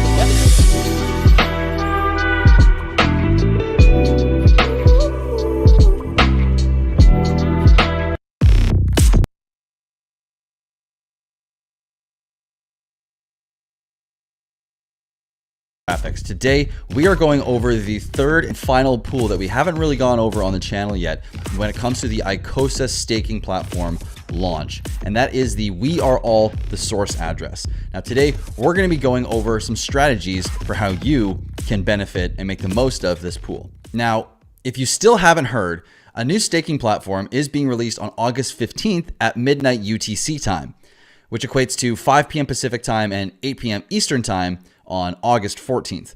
This staking platform gives a use case for the token that is only mintable for Hex stakers, which is Hedron. Now, Hedron can be staked to earn the new token called Icosa when it comes to this new staking platform, which can also be staked to earn Icosa. However, unlike the Hedron pool, the Icosa pool also earns Hedron tokens in addition to the Icosa yield you get. There is one final limited time entry staking pool that we have not talked about here on the channel in a video. And like I previously mentioned, it is the We Are All the source address NFT pool. This pool, while it earns the same amount of Icosa as the other pools, is very different from the previously mentioned two pools. When Icosa goes live, you will have a 14-day window to send in USDC, ETH, Hex, and Hedron in order to mint one of these NFTs. This is no ordinary NFT though. The amount of dollar value you send to the contract is worth points, and every dollar is worth a single point, which is attached to your NFT or NFTs. At the end of the 14 days, the system sees the total number of points across all NFTs minted during that period. If there are 100,000 points in the pool across all NFTs minted, and you have 1,000 points between your NFTs or NFT, You will have 1% of the pool and get 1% of the daily yield. The amazing thing about these NFTs is that they will always be increasing in their value every single day they exist. Here's where things get interesting though. Unlike the other two pools, there is no minimum or maximum time lock on the pool. However, the only way to get your Icosa yield you've earned to date is to burn your NFT and remove yourself from the pool forever. Luckily though, you can mint as many NFTs as you wish with one single address. Now, if other people are burning their NFTs and you're still in the pool, this will increase your share in the pool and increase your share of the daily Icosa yield. And as each person comes out, you'll be growing slowly bigger and bigger as a portion in the pool. So, what are some strategies that you can use to not be stuck in the pool awaiting the perfect moment to remove all of your yield? Let's go over 3 of my favorite strategies. Number 1, an NFT ladder. Instead of going all in on one NFT and being stuck with completely removing yourself from the pool all in one go, you can create an NFT ladder. Let's say you have $1,000 and you want to send all of that to the pool. Instead of going all in, create a number of NFTs with an equal portion of your total. You can do like 5 NFTs and $200 each, for example, or 10 NFTs and $100 each, etc. You can do this any way you like. It can be split up in 5 or 6 or 2 or however you want to do it. This gives you the option though to have a ladder similar to a hex staking ladder where you have yearly stakes ending, except in this case, you have yearly NFT burns. You can create a ladder for as long or as short as you like. And if the year is up, but you don't feel it's worth it to burn your NFT yet, you can just extend the ladder out as long as you need. So let's say you want to do a 10-year NFT ladder. Every year for 10 years, if you had 10 NFTs, you would burn 1. And exactly like a hex staking ladder. And if let's say you got to the point where it was a year out and you still didn't see a lot of yield, well, move that all a year back. Or even wait for that first one until a point in that year where it makes sense to burn it. That is all for strategy number 1. Now it's time to move on to number 2. And that is called the set it and forget it strategy. This strategy is for those who want to just have some skin in the game, but not a whole lot. The strategy is quite simple. Place only the amount of funds into one single NFT that allows you to completely forget about it. This could be $1 or 10,000 depending on your financial situation. Of course, it could be more than that, but it really just depends. The point here is to forget it exists for a long time. By doing this, you remove the temptation to burn your NFT and allow others to remove themselves out of the pool and slowly over time increase the amount of yield you get daily without that temptation to burn your NFT. This pool could last for a long time, so being able to forget about the NFT for years before looking at it could turn out to produce a whole lot of yield in the longer term as your position increases.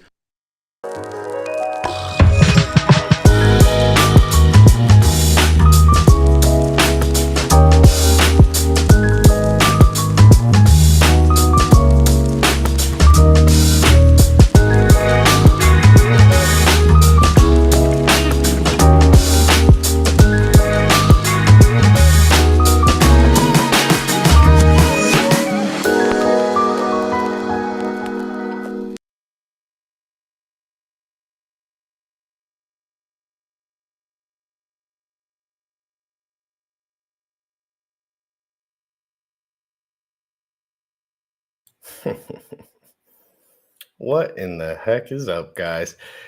It's your boy GRC. That was a slick intro. Biceps in the chat for bullish. Whew, I'm jacked up today, guys. Why is my video all fuzzy? Give me a sec.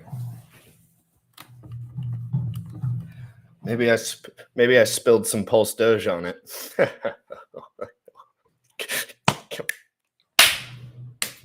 Come on now. Come on now. Come on now.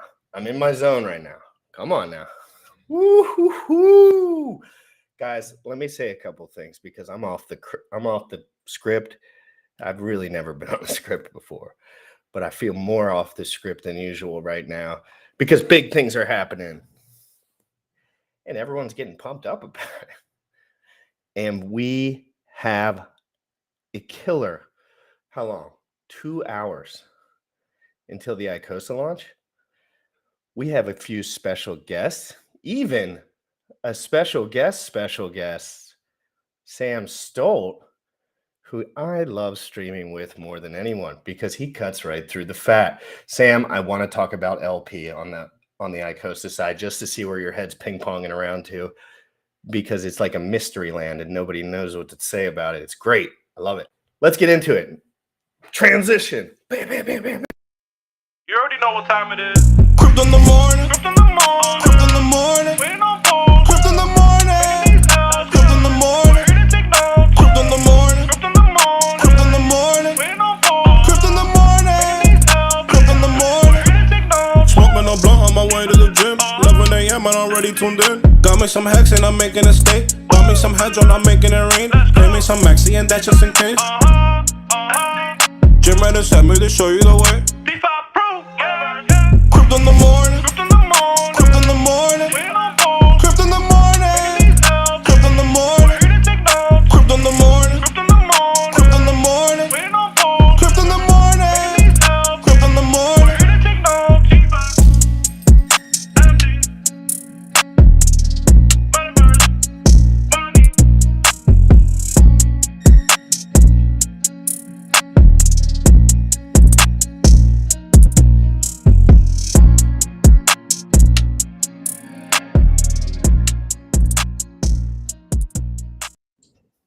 Yo, what's good, bro? That was an awesome intro. Looks like cheers. Looking forward to this. That was an interesting. Sometimes Sam in life, the stars just feel like they're aligning. Looks like you're having. And I'm not talking about moon bags or anything. I'm just talking about the stars, man. I love it. How was your lawn work today, dude? It's all finished. It's a prime cut too. I mean, you want to know the truth? What GRC? I went over it once and I went over it twice on a lower grade. I wanted to get another. I had to. I wanted to get another hack at it. I was weirdly FOMOing and looking forward to getting on this stream again because I am excited about what is about to launch. Is there any way to get this thing so it stays down? Yeah, don't worry about it. Don't worry about it. It's super it's the worst. Where our minds are on the exact same thing at the exact same moment. Like, did you see that? I was like, oh, I'm definitely. No, I know. But Sam, remember context here. We've got a lot of viewers. There's a lot. There's like 6 streams, 7 streams going. We just had a deep dive, got into the basics. Everyone was asking their questions. Sam, I want to dive deeper. I'm sorry. I don't want to scratch the surface anymore. This is all speculation stuff. I mean, it kind of is all speculation. But at the end of the day, I want to see where are the opportunities? Where are people not looking? Where's the blind side? Because the whole Hedron system was blind side to the whales that thought everyone was going to dump forever just because I guess they assumed everyone was rich, but that's not the point. The point is I feel like, and then I brought up liquidity providing in the last stream right here before here. And to be honest, everyone was like, no one's going to do that. And I was like, there's someone that's going to do it. I said, I guarantee you, Sam, please just add on to it. Like, I need it. I need it. So there's 2 interesting things. Like the LP piece, very interesting, right? Because like you have the only ways to get Icosa, there's going to be 0 LP. And then the people who do have any Icosa, somebody's going to have to want to provide LP, right? So it's going to have to be somebody who has big bags, who has access, or they're willing to just be that good Samaritan to do that. But then to think about that, you're like, well, are they going to provide LP? Because this is what the person is going to go through, right? They're going to provide LP versus Hedron. Are they going to provide LP versus ETH versus USDC? What do you think? You had to guess. I given what RH has said, right? He likes to have it tied to USDC because it seems to decorrelate slightly because you're having it pegged to a stable. I think it might help the system a bit too, keep it healthier because you're kind of, instead of providing within that asset that Hedron was meant to move in the similar direction, that's not really what you want all the time with liquidity. You want to know that they're correlated, so it's kind of a weird play because you don't really know what's going to happen. But when you go into USDC, you're basically cashing out into USDC when it goes on the other side of it, which will happen. But you have to be a person that wants USDC.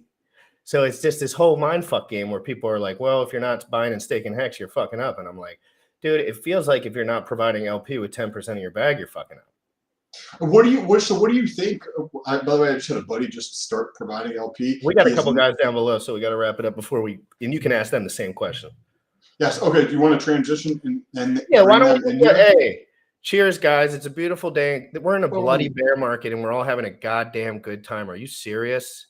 Are you serious? Tell me a bear market better than this. Tell me a bear market better than this. And we're punching harder than ever. I am going to do whatever I can fucking do to make this thing, not Hedron, not Hex, the truth about crypto and these amazing products prosper. I want to be fucking drunk in fucking an hour. One thing that I liked about cryptographics right before we came on here, where he is talking about if somebody has a potential bag that they're going to put into the essay, assuming, right, you've got 3 different pools to put something into, right? You put your Hedron in there, Icosa in there, or you can get it on this NFT thing for, I think it's a 14-day launch period. What he was talking about is just, if you have $1,000, you could do 10 different NFTs, right? So remember how, like, if you pull your NFT, you're effed, right? You can't, like, do anything if you claim your NFT earnings, right? So what you could do, if you know you want to put in $1,000, you put in $1,000 in 10 different transactions. I don't know if it's just transactions or 10 different wallets. This allows you to have 10 different NFTs. If you have 10 different NFTs, then we were just talking about so like all the guys that were about to come on, we were all just talking about this exact same thing. Exactly where we ended up.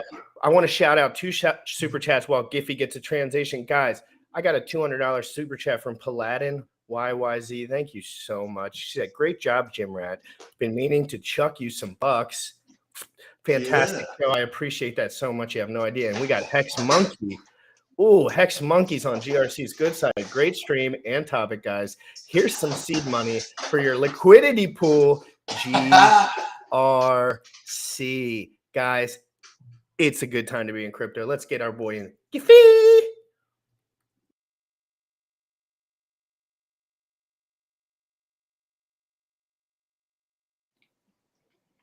Oh, there he is. Oh, there's an echo on my side. Yeah, my bad. You're good. I don't know. Hey, what's up, bro? How you doing? Good. How are you? Good to see you. Good to meet you guys. This is awesome. This is epic. I was really looking forward to this. Like, I'm hanging out with my girlfriend earlier today, and I was like, oh, cool. I get to get on. Like, this is one of those things where I don't really get excited about a lot of shit in the sense that, like, the stuff I'm looking forward to, I'm just kind of doing stuff. And I was looking forward to getting on the stream, and I'm looking forward to everything that's happening. Like, being relatively new to crypto, and I've seen a shitload of projects launch in the time that I've been in crypto. And this is the one that I'm most excited about, interestingly.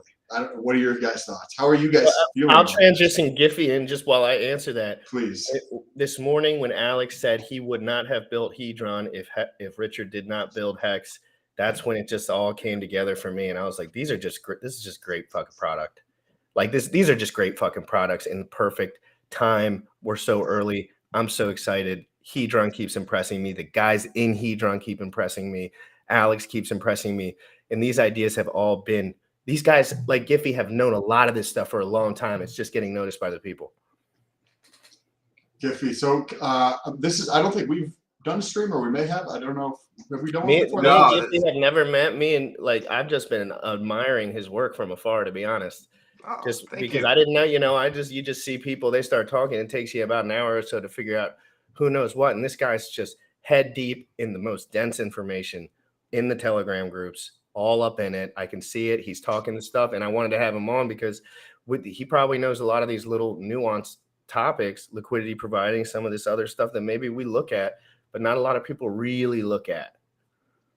Can you talk to us about what are your thoughts? Like, so Icosa is zero supply to start with, and somebody's going to have to create a liquidity pool.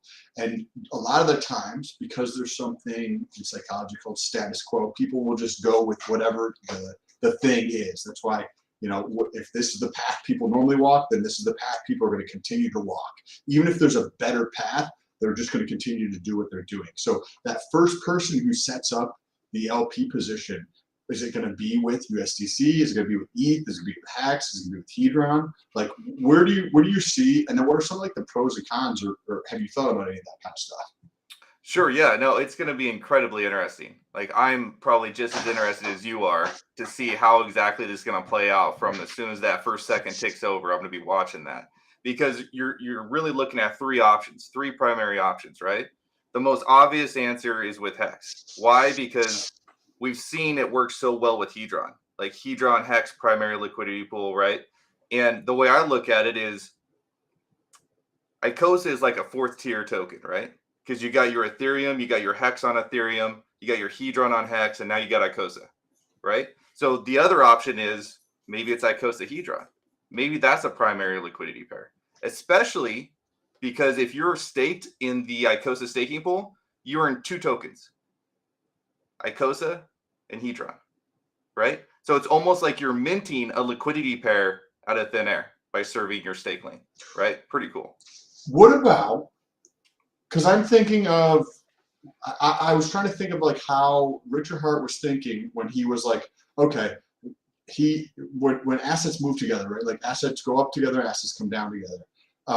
And that's what my understanding of why he wanted to push people to tie Hex to USDC, because then there creates less of a correlation in there, at least in early days, right? Like lately it's been correlated, Hex and the market.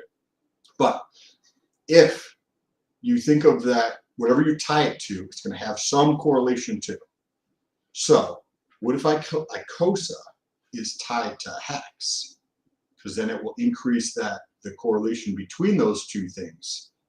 But the idea, I guess, would be if people are selling Icosa, they're probably going to want to get out of Icosa to get cash for some reason, because that's kind of the point of it. But I think that might be an interesting pair to put it together with, but I don't know if people would actually do that. Yeah, I mean, there has to be a Icosa USDC pair. I mean, you guys were just talking about it on the previous stream, right? That in order to do like certain arbitrage or really anything, you need to have some sort of stable coin in the pairing, and USDC is that coin right now. So that's going to be important. I mean, beyond that, you would have to assume that there will be some whales who recognize the fact that you have to have enough liquidity to have a healthy trading token. You have to have enough. It can't be too thin, right? But you also don't want it too thick, because then you have a hard time getting that volatility and those mad gains, right? So you have to assume there's going to be some whales, benevolent whales, who want to see this token succeed, and they want it to have a healthy liquidity pair. I'm going to be interested on how that liquidity pair is developed. I just think you're going to see three large pools with this one. I just think there's going to be three. The smallest being the USDC pool, in my opinion. So because I was looking at pools for Maxi, I think, the other day, and I'm gonna see if I can find it real quick. But Maxi has Maxi Hex, Maxi ETH, and Maxi one other one. And if you look at the amount of TLV, like the total value locked, Maxi Hex is the largest, right? Because people are like, oh, I don't want a permanent loss. They don't understand it fully, in my opinion, but they're like, let me put it in here. But then you look at the other pairings and you realize that nobody actually trades between Hex and Maxi, right? They trade, it was like ETH and Maxi or USDC and Maxi. They don't actually, even though the TLV on Maxi and Hex is the highest, right? So I'm like, those couple pairs, I'm sure there's going to be a couple pairs eventually between like Icosa and USDC, Icosa and ETH, and maybe Icosa and Hex or something. But then it's like, where are people actually going to use? Which one? Because that's the one, when I was looking at the pairs for Maxi, I don't know if I can pull it up or not, but I just didn't see any volume between any, like the Maxi and Hex pair versus the other ones, and I'll try to pull it up where you. And we're still very early in all of this stuff, to be fair. In a weird bear, I mean, not in a weird bear market, but in a bear market and macroeconomic nightmare. So that is I think that's fair to state. You know what I mean? Like it's important to watch cryptos. Richard Hart said something the other day, and he was like, products with good product market fit have a hard time going below 95%. And I paid attention to when he said that, because I was looking at the numbers and I said, you know what? Mr. Hexy Poo, you made it to 95%. And maybe I like to read in between the lines when Richard talks a little bit, because he doesn't like to say things too directly. You know what I mean?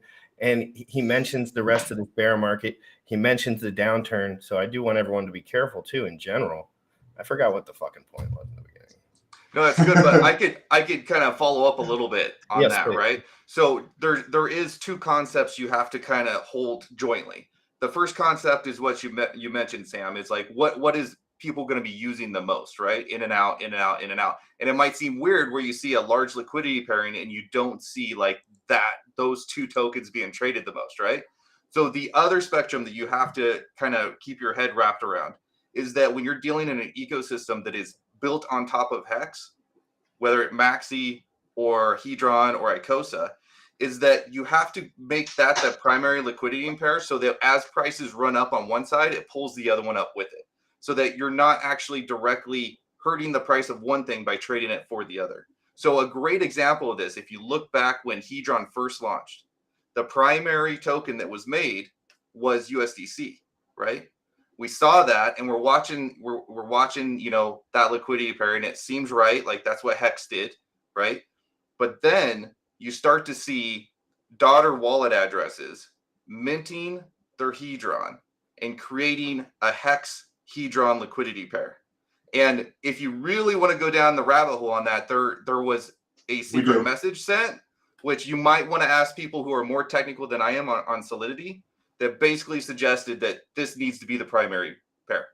Like if you're building on Hex, this has to be it. This has to be it. So if Hex is running, it pulls up Hedron / Icosa. If Hedron's running, right? Because remember we saw that huge ramp up at the beginning. Yeah, it felt like Hedron USDC. Felt like Hedron was pulling on it a little bit. Hex a little. And then we paired it up, right? Then we paired it up, and then Hedron started eating up some of that sell pressure on Hex as we're going down, right? So now they work in tandem. They work in tandem. This is a healthy ecosystem. Without can you touch on that like from a super layman's terms, because the tying those two together, I like intrinsically kind of understand it right now. Sam, there's people swapping their Hedron for Hex. Think about this just as a right now use case, so you can think about it.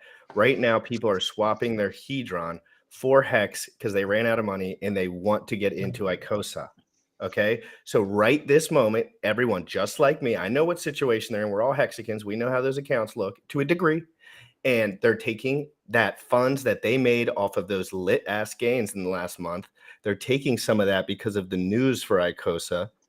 And then they're actually buying Hex, putting it into an HSI in preparation to, which is a 555 HSI, by the way. So God damn it. I'm so much worse at nighttime.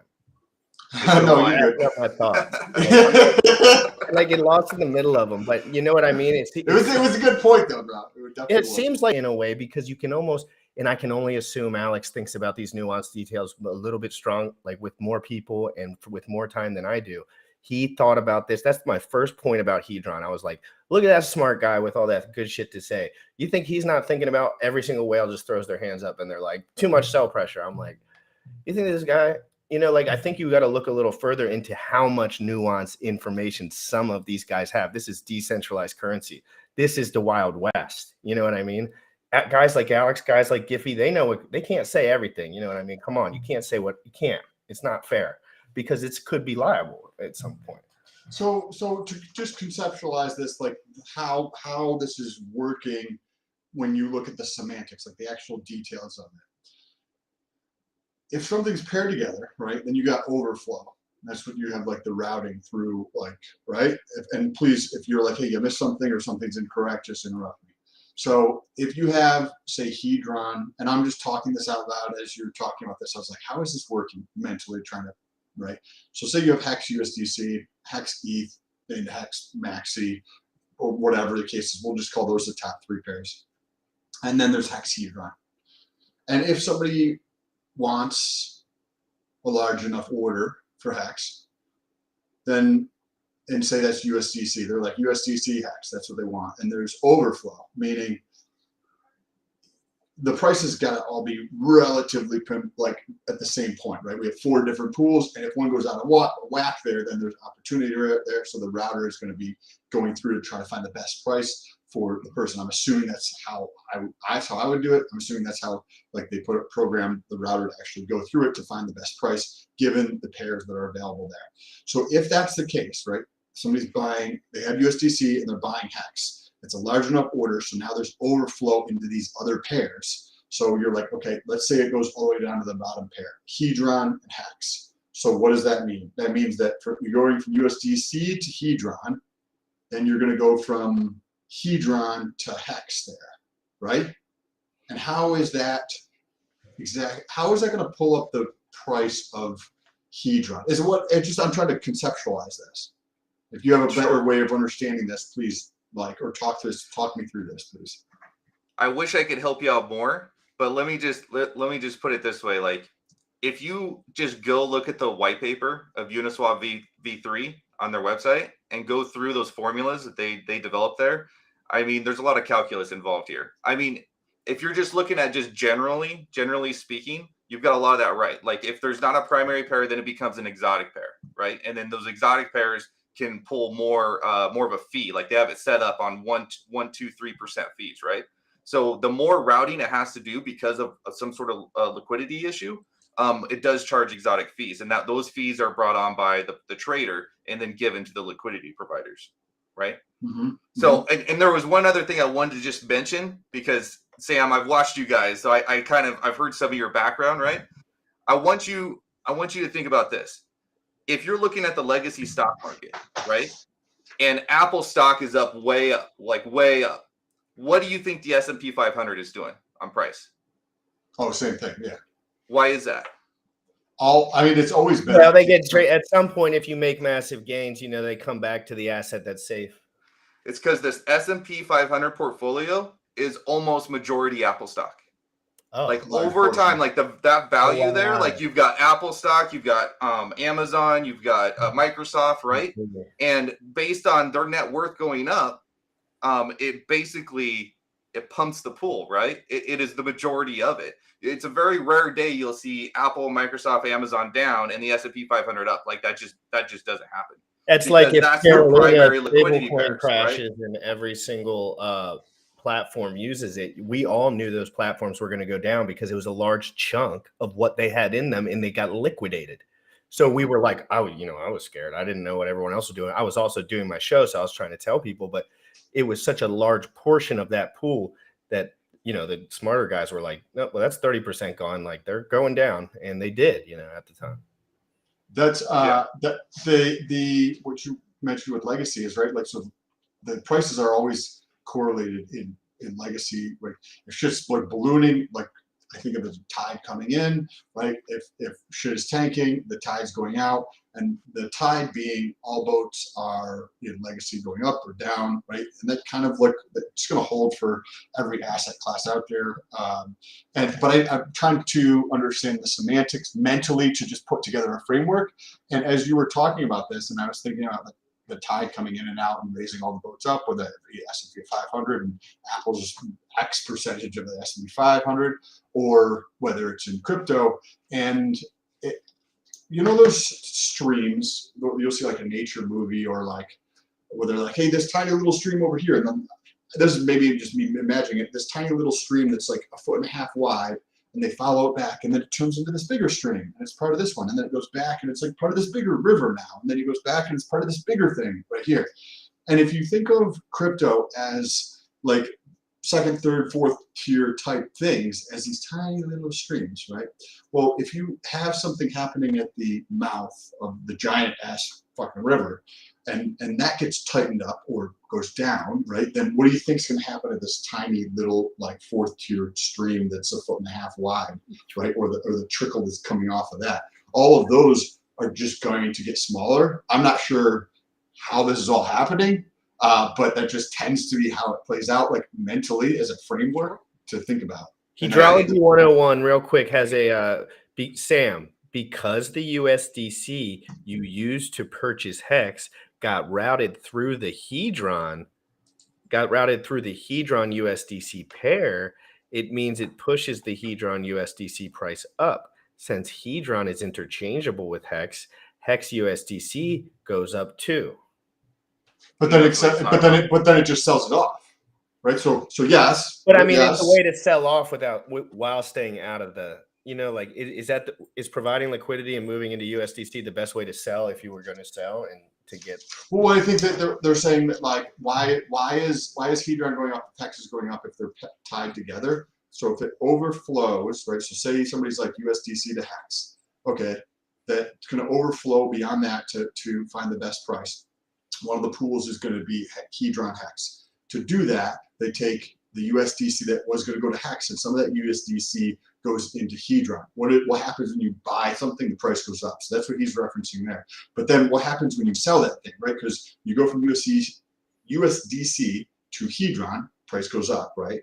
Then the next half second, that Hedron goes into the Hex Hedron pair, and then you sell Hedron down to buy Hex up. So I love the detail whoever left that comment, but I don't know if it holds 100%, unless that, like, you think of the fees are being pulled off of there. So, like, it's almost like a buy and burn, so to speak, because if you pull fees off at the time. Yeah, no, it is. It's complicated stuff, man. It's like super complicated. Like, It I is. struggle at times, and I have to have that hydrology guy. He teaches me a lot. You know what I'm saying? So It's easy to like, speculate on the upside too, because these speculative assets, we see what happens when people start hearing about them. So a lot of it has to do with buzz. They can even get Pulse Doge to start buzzing. Like, I'm just saying, when there's a real product market fit and people know and trust the people behind it, and it's tied to the B share in some way, people buy into that. They buy into that heavy because it's legitimate. And Richard's mentioned it, everyone's mentioned it, and that was my take. Sorry. Yeah, and here's a really quick, easy one. Like, say you want to buy, like, you're taking your Hex and you want to buy Hedron, right? You're technically selling your Hex and driving the price down to buy the Hedron to drive it up, right?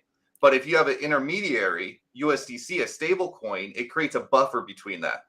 So instead of selling one product down in order to get the other one to go up, it basically, it's like I'm selling my USDC, so that goes down instead of the Hex, right? Or I'm buying the Hedron with USDC instead of selling the Hex, right? Is another way to look at it. It's a hard concept. It really is. It's fascinating. I love LP. I think it's awesome and super underrated. Like, it's like but the one thing I notice is when you say LP, all the rich dudes in the room are like, shut up. Like, it almost feels that. I swear to God, and I'm not the rich dude in the room. I'm the guy observing. So I pay attention hard, and it's almost like, yo, you want to say that out loud? It's like you realize it's true. Make all our money, right? Like, literally, that's what it feels like. And I like that feeling. But I'll put it out there though, like Uniswap is a miracle. It's a miracle that a Uniswap exchange even exists, right? And then it works so great, and they're on the third rendition. And it's just amazing. It cuts out so much of the BS that you see in Legacy, right? That all the back rooms and all those deals you can never see. You never know what's going to happen. Everything's on chain the way it is just absolutely, it's just awesome. So I always like to pump up Uniswap any chance I get. Uniswap, thank God for Uniswap. What a brilliant. Ethereum is the greatest technology and Uniswap that I've ever fucking been a part of as a human organism. I think. Like, it's been incredible to look at how it can change everything, and nobody knows about it yet. You can't even bring it up in a conversation. Everyone that even knows crypto tells you that it's stupid, and they don't. I'm like, stupid? What? What do you guys think of the V4 for Uniswap? Like, they're not announcing this. This is complete conjecture. But what do you think would be the best feature that could be added to Uniswap from what we're at now? Because they're already like the leading DEX, right? They have concentrated liquidity. Awesome. It just allows you to increase your returns. So what are some other dope features that could be added? Love to hear your thoughts. So while you guys think about that, I think adding limit orders would be awesome. I think that would be a very, very cool feature. And adding some analytics is not really around trading, but one thing that, and maybe you'll be able to answer this for me, but when we think of fees, we don't think of Ethereum fees. We think of ETH fees. Like, if I'm like, oh, fees, well, I'm Ethereum, we immediately think of ETH fees. We don't think of the fees on Uniswap. And when I go to pay for something, and maybe it's just in the Etherscan and I haven't seen it because I didn't look that closely, but you're like, okay, cool, I'm doing this transaction, it's $5, $12, whatever it is. But then it's not taking into consideration the fee you're paying Uniswap, right? So I would like to see some more transparency where I get to see like the total cost of the transaction. Yes, I understand there's an ETH fee, but how much is the fee in a dollar value that I'm paying the 0.3% to Ethereum? So those would be two things that I would really like to see in like V4 or attached to V3. Do you guys have any features or anything like that you think would be dope in V4 Uniswap? I mean, I think you nailed it. I mean, absolutely. Like the limit order thing, that's the only other reason why we go other places is limit order and because it spreads it across other exchanges, right? But beyond that, like adding more transparency to like what's going on the network so that we're not always on Etherscan and we're not chasing and hunting down wallet addresses and that sort of thing. I'm right there with you, man. I think that'd be great. Another one, did you see Sushi X Swap? Yeah. Where they have, they've partnered with, I forget the name, somebody can let me know in the comments, where they partnered with a bridge, right? So they incorporated the bridge into the swap so you can trade between networks. If it was a internal, meaning like Uniswap developed bridge, it was trustless, where it didn't aggregate pools. So bridges, right? You take asset A on network A, and you put it in, and you pull out like asset A +1 on this side, and this is on network B, right? Is a wrapped version. But then this value accrues here at the bridge, and it gets bigger and bigger, just like more and more value as people go into this, right? Well, that would be awesome if you could get rid of this, because what does that do? If I have 1,000, if we're all just chilling and I have $1,000 sitting on the table, that's a risk, right? But if I'm there, it's probably going to be okay because nobody's going to touch it. But if I put $10,000 or $100,000 or $1 million or 10 million or 100 million, the risk of somebody coming to that table and stealing that money just goes up. And you think about a bridge, like the more people use it, the more that value accrues and to that center point, and it just becomes an attack factor.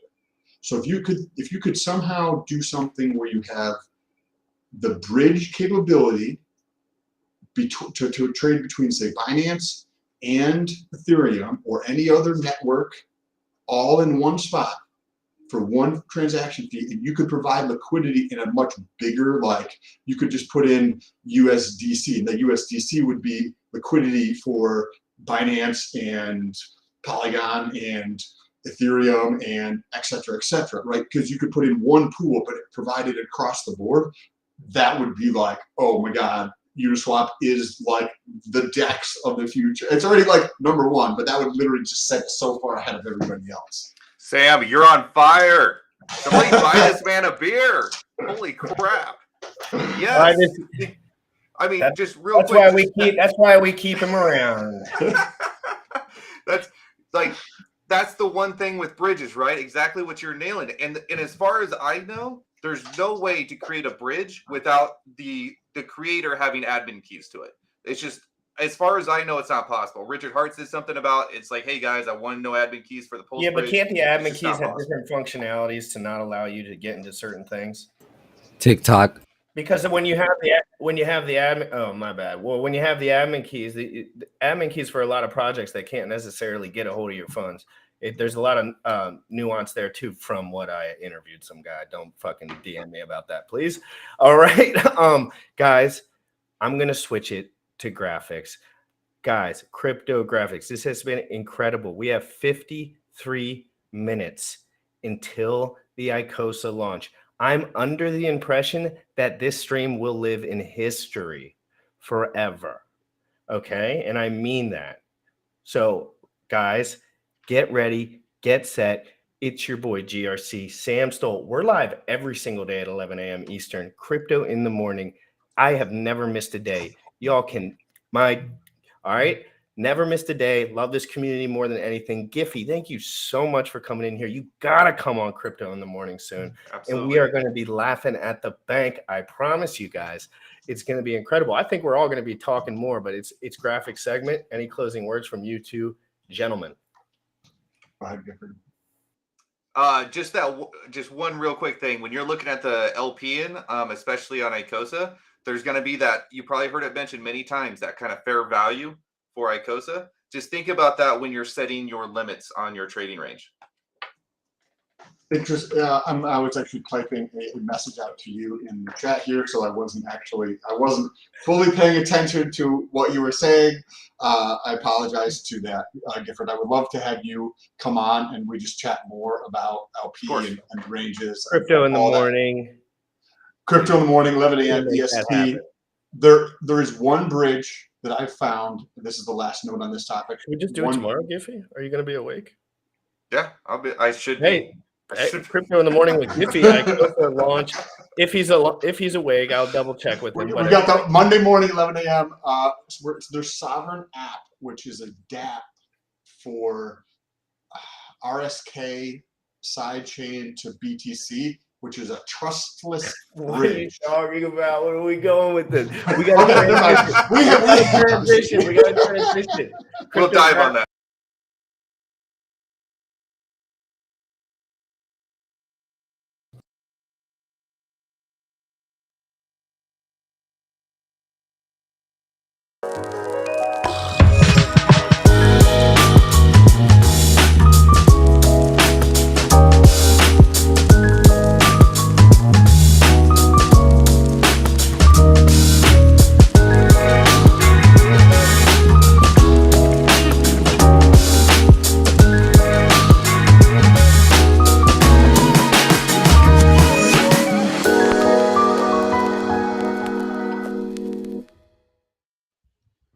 What is up, you guys? Welcome back. I hope you've been here for a long time and learning from all the amazing streamers we've had today, because this is one of the most exciting days I've been a part of in a long time. I feel so lucky to have found this community and be able to be giving the information to all of you, because Icosa is launching in now 50 minutes. First we had Hex, then we had Hedron. Now we have the staking platform for Icosa. This thing is going to be nuts. So today, guys, thank you for being here. Please go ahead and smash the likes on whatever stream you're on right now. Share it out so whoever that you're with or whoever that you have on your social media can see this and come and learn about what's coming and how to get in on day one for this incredible opportunity. So real quick here, I don't know how to get on Restream and get the comments up, but I see there's lots of people in here and you guys are incredible. There's 130 something people in here already, 120. Amazing. So what we're going to be doing, guys, on this stream is we are going to be talking strategies. So like I said in the chat earlier, what I'd like you to do, and hopefully I might bring a couple people on here, depending on who's available and who wants to talk strategies. But what we're going to do, guys, we're going to be talking strategies for the Hedron pool, the Icosa pool, the What's-Up pool, how to work those pools together. Like, should you take an HSI and move it sell it as a buyback to the Icosa pool?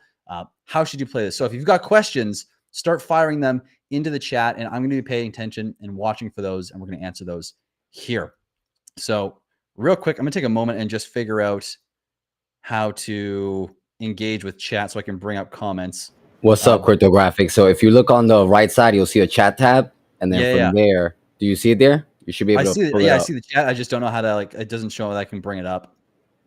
I can't click and bring it up on You can just shout it out, and I'll pull it up for you. That's a good thing about having a producer.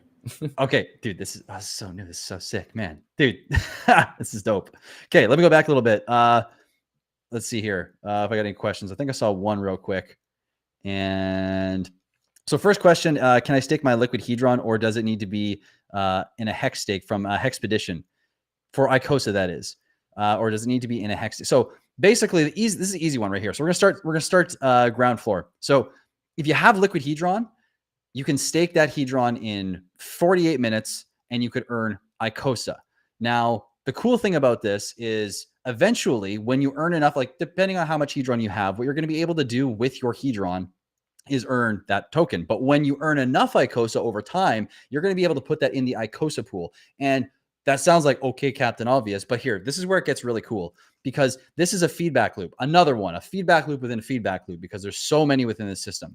So over time, as you stake your Hedron and you get that Icosa, you put your Icosa into the Icosa staking pool. Well, guess what? Now your Icosa pool is earning both Hedron and Icosa as well, which then powers both the Icosa pool and the Hedron pool. So you got the Hedron pool powering the Icosa pool, and the Icosa pool powering both the Hedron and the Icosa pool. It's nuts. You really can't go wrong when it comes to staking on this platform. There are maybe more optimal decisions you could make, but a lot of those optimal decisions can only be known if they were optimal or not in the future. So really, by just taking a position in this platform when it goes live on day one, and again, on day one, you have 24 full hours or 23 hours and 59 minutes to get in that pool before the clock ticks over and day one's yield gets brought to everybody. So let me just go through the comments real quick and see what we've got. What can we do with our liquid Hedron? How would the minimum Hedron stake times? Okay, that's a great question. Let's go over the time scales from Garo hashtag 5555. How are minimum Hedron stake timescales calculated? So when you stake, your percentage of that stake of the total supply will be calculated into your stake time. So if you are less than, I think it's 0.001% of the supply, it's a 30-day stake. Actually, no, I'm going to bring this. I don't want to mess it up. Let's just bring this up real quick. I might have a tab open I can find here. Let's see here. So it's right here. So a whale size stake is 1% of the Hedron supply with a minimum stake length of, and I don't know if I can do this. I wish I could comment in here as well while in here. I'm going to throw this into the You can, chat. and also you can share your screen. And let me see, if anyone, just for anyone watching, please use the hashtag question, and it'll be easier for the system to start, and we can queue it up. Sick. Okay, yeah, guys, if you hear that, yeah, so hashtag question if you've got any questions, it makes it way easier for us.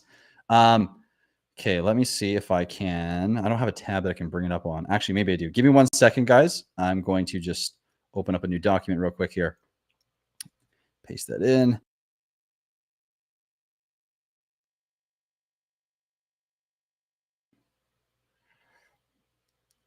All right, sweet. So now, should have shared,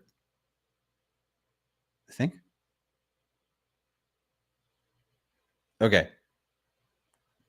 I hope you guys can see Bullish. If you want to give me, I can't really see my screen with this. There we go. Yeah, it's good. So as you can see, so a whale size stake is 1% of the Hedron supply with a minimum stake length of 360 days.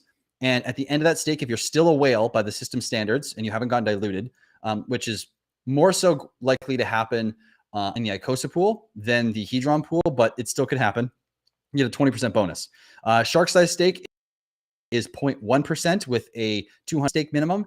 Dolphin is 0.01, a squid is 0.001, and anything smaller than 0.001 is just 30 days with no bonus. And of course, a squid has a 5% bonus on yield, and a dolphin has a 10% bonus on yield.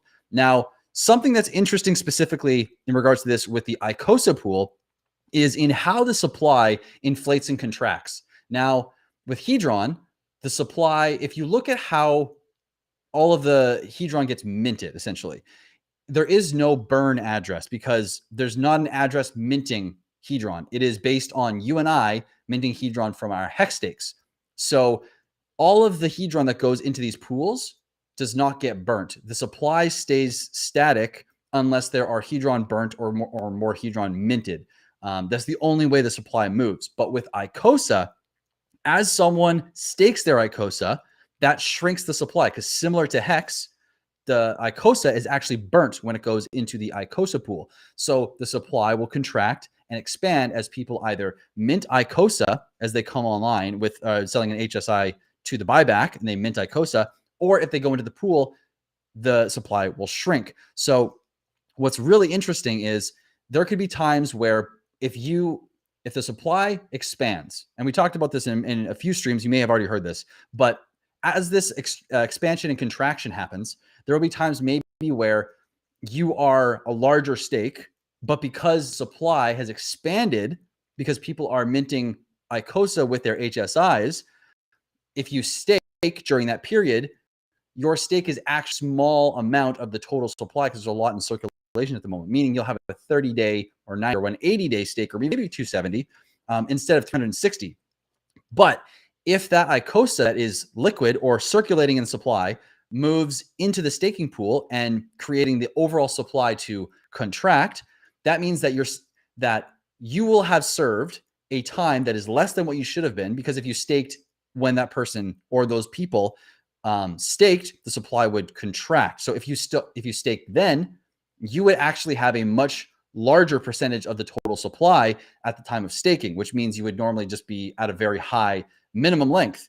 But because the supply was large when you staked, you actually will get a smaller minimum length. What's cool though is when you end, if the system deems you having a whale-sized stake at the time of you ending, you could have only served 30 days, 90, 180, or 270 days, and you could still be paid at a 20% whale bonus. So there are many ways to even play the supply mechanics and watching the supply expand and contract in the Icosa pool specifically. So I hope that makes sense. I'm going to check in the chat real quick and make sure everyone's following along. And let's go see here. Okay, can you see the pin messages? Where's the pin messages here? Right when you click on chat, there should be something that says like pin messages. If not, bring them up. We have like 11 questions queued up. Oh man, yeah, I am just. I'm gonna stop screen sharing real quick here. Pinned, I don't see them anywhere, man. Yeah, I gotta send you an invite in the private chat. Send me your invite. Oh, the private chat. Okay. Yeah, send me your email and I can because I forgot to add you as co-host, and then you'll be able to see it. Oh, okay. But I have 10, so I can just start pulling them up on screen and you can answer them. Yeah, that'd be perfect. Yeah. If you want to pull them up on screen, I can just run through them. Okay, so sweet. We got the first question from Spirit Falcon. Thank you for this question. First question is the most time-sensitive play, or is the most time-sensitive play the What's a Pool? My free Hedron is worth like $2 and haven't bought more. Can my play be to just participate in What's Up for now? I mean, if you're just sticking to the $2 play and that's all you want to use, the $2 play is probably most optimally used in the What's a Pool, because that $2, the power of that $2 is going to change over time, right? So if you're in a staking pool and you have $2, that pool is only going to grow over time as more people get the chance to participate, because you got people in the Hedron pool that are staking and getting Icosa, putting that Icosa in the staking pool. You got people minting it with HSIs, got the Icosa pool making Icosa. So there's going to be lots of Icosa ending up in that pool and making it hard for your $2 to have any power. So when it comes to your $2, maybe the best way to do it is the What's Up pool, because over time, as people leave, your $2 that you put in will get a larger percentage of that pool. And also it's easy to forget about it, which is great, because temptation is the thing you want to avoid as much as possible. Either you have crazy willpower or you just remove that temptation in general. So by having a $2 in that pool, you can forget it for a while and look back in a year or 2 or 3 or 5 or 10 or however many you want to do. And all of a sudden you can have a massive portion of that pool. So that $2 could be a very good move in the What's a Pool. Hexographer, my brother, what's up, man? I hope you're doing well. If we just made an HSI today, will we be able to use that for Icosa today, or will we have to wait for the HSIs day one? If you made an HSI today, you will be able to stake it or sell it back to the contract in 39 minutes, essentially. So you can mint Icosa today, and you don't have to wait for anything else. It might be something to consider to wait an hour or two, just so that way maybe there's some supply increase, so that way you're not getting slammed into the 360-day window for whatever reason. But you kind of have to monitor this yourself and make your own decisions. It could go, you just have to monitor things very closely. Sickman B says, can I mint all my Hedron from my Hex stakes to stake the Hedron and earn Icosa? Yeah, you absolutely could, especially if you're not going to sell the HSI for Icosa. Then minting your Hedron and putting it in that pool to make it work for you is kind of like making your free money work for you as well, because you already have your Hex stakes, which are earning daily yield for you. Then you got your Hedron earning Icosa for you, and eventually that Icosa will then earn both Hedron and Icosa. It's a win-win-win-win-win. It's amazing. Vets in Crypto says, pros and cons to using multiple wallets versus one wallet for a bonus on WhatsApp and HSI buyback. So when you're using multiple wallets, I mean, if you're using seed words that are very secure and, well, let's not look at it from a security standpoint. Let's look at it more from a strategic standpoint. I mean, if you're doing multiple wallets for, you could do it for WhatsApp if you want. I think there's an argument for either way, but really what you would consider for multiple wallets is if you have the ability to be in different tiers, like you can be in the 360, the 270, 180, 90, and 30-day stakes, then yeah, you want to be in different wallets, because you literally can't do these multiple stakes if you have one wallet. So you have to do that if you want to utilize the multiple tiers of stakes. But for the WhatsApp, I mean, maybe. I don't really see too much of the point unless it's something that's like a security thing where you're trying to be secure and try to have your NFTs separated into different seed phrases. I think that could be beneficial. But other than that, I don't see too much of a benefit at this time. Is there a token address for a tokenized HSI stake for your wallet? I'm going to keep the private chat down here. Let's see here. Okay. Yeah. A question is, sorry, I didn't see the last question, but that's all good. Question. I assume we need to wait until after launch to create our 5555 HSI to qualify for the bonus. You don't, the bonus you're referring to, I'm assuming is just like the Icosa bonus. It's a 5555 stake in general. It's going to get you a 10% bonus. You don't have to do it once Icosa goes live. It can be a 5555 stake from 2 years ago or today or tomorrow. It doesn't matter. So I hope that answers the question. Let's see here. We got the sexy time people hopping in the chat. Nice. I can't grab it. If any mods in the chat can mute those guys or get them out, that'd be awesome. Question from Royalty JC says, if I mint some of my Hedron from a regular hex stake, not HSI, will I still get a 10x bonus until the stake finishes? If you have a 10x multiplier on that stake, you have it for the life of the stake. You get that all the way until the very last day. So you'll never lose that stake if you have a 10x bonus on that. So you can mint some or all of them, whatever you want, or all of them to date, I should say, but it won't change that. I assume we need to wait. And so C3 Work says, I assume we need to wait until after launch to create our 5555 HSI to qualify for the bonus versus creating it now. No, you don't have to. I think I actually answered this one. Yeah, you don't have to.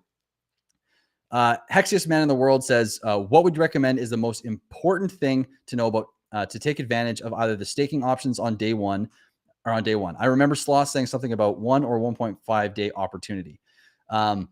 So at least from my vantage point, getting in day one, I mean, the highest yield that I see happening with these pools is in the first number of days. And I'd consider personally that day one is going to be one of those days.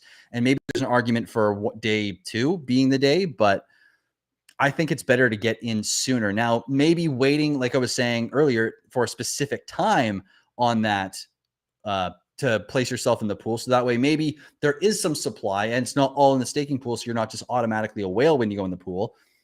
But I think it's important to get in on day one, especially because the yield is likely to be highest starting today, at least for a little while. Grizzle says, how strong is Alex's neck to hold up his huge Giga braid? Dude, it must be huge. He must be able to deadlift like 3 plates with just his head. I don't even know. It's crazy. Thothschild, nice. Good to see you in here, man. Question. If I have multiple 5555 HSIs through Hedron at 8x, did I do a smart thing? Even if I'm essentially clueless, should I give this Korean dude on Twitter feed my seed phrases to protect my moves? You did the first smart thing, but the latter would not be smart, my man. Oh, man. Good to see you, Thothschild. Lazy Boy says, when does the yield get generated? At midnight each day? As far as I'm aware, yeah, midnight UTC is when everything ticks over for the next day and the next day starts. So yield would be placed into the pool as far as my understanding is. And Jailai32 says, how is the amount of Icosa calculated in regards to the size of a 5555 HSI stake? So let me bring up my formula real quick here. I can't actually remember. There's been so much going through my head the last while that I actually can't remember it off the cuff. Let me just go here. So the Hedron staking pool, so the Icosa to the pool is Hedron burned in the previous day. So all of the Hedron burned, whether it's in auctions or it's been sent to the proof of benevolence, however the Hedron's been burned, it's divided by the T-share rate. And I think it's multiplied by 10 afterwards is equal to the Icosa in the pool. So right now, roughly 1 T-share 5555 stake should get you, I believe, around 242 Icosa, roughly. Don't take my complete word for it, but somewhere around there. Question, is there a benefit for letting current hex stakes fully mature before minting Hedron? Gas savings. That's it. I mean, There's a few things, but it's not like it's time sensitive. Really can let it go and then just spend a little bit of gas at the very end. But the only alternative thing that would be nice is you have liquidity at that point. But I mean, obviously that's up to you. If you see a point where you want to remove some of your hedron so that way you can take some profits, then perfect. But I mean, really there's no difference at all. It's just the timing of when you want to mint it and saving maybe a little bit of gas fees. That's it though. All right. We got James Trader saying, question, when you tokenize and sell for Icosa, it goes into the auction, right? Then you could potentially buy back the sold stake for a smaller amount than it's worth. Yes, potentially. Okay, let's go through the whole situation here. And I only got a couple minutes left, guys. And then Crypto Sloth is coming on, and you're not going to want to miss that. So stick around. It's going to be a great stream. The whole night's going to be amazing with everyone coming on. So again, before I go, actually, real quick, smash the like of whatever stream you're listening to. Make sure you subscribe to whatever stream and as many different streams as you can before I go. Let's get back to the question here. When you tokenize and sell for Icosa, so it does go to the auction, but something to consider here is it depends on how high the yield is in that Icosa pool, because yes, you do get hedron in that pool, and you might be able to get enough hedron to buy back your HSI. The problem is that there's a lot of whales and people that have a lot of hedron that are also strategically knowing that a lot of HSIs are coming on the market. So while it sounds like maybe you pay a smaller amount than it's worth, you might pay more, honestly, because of the amount of people that want these HSIs. So yes, you could try that, but don't be surprised if it doesn't work out in your favor. You can go for that strategy, and then if it doesn't work, just stake the hedron. And I think it's going to be my last question, guys, or one of the last questions here. Garo says, thoughts on selling hedron for Hex, creating 5555 HSI and selling back to Icosa, and then staking Icosa for hedron and Icosa, or do you think staking the hedron would be better play? If you're okay with the idea of giving up an HSI, I believe it is a far more efficient move initially to go from Hex to Icosa. And that, I believe, is going to be the better strategy. Oh, I have 15 minutes. Okay, amazing. We got 15 whole minutes. Sweet. Okay, we got time, guys.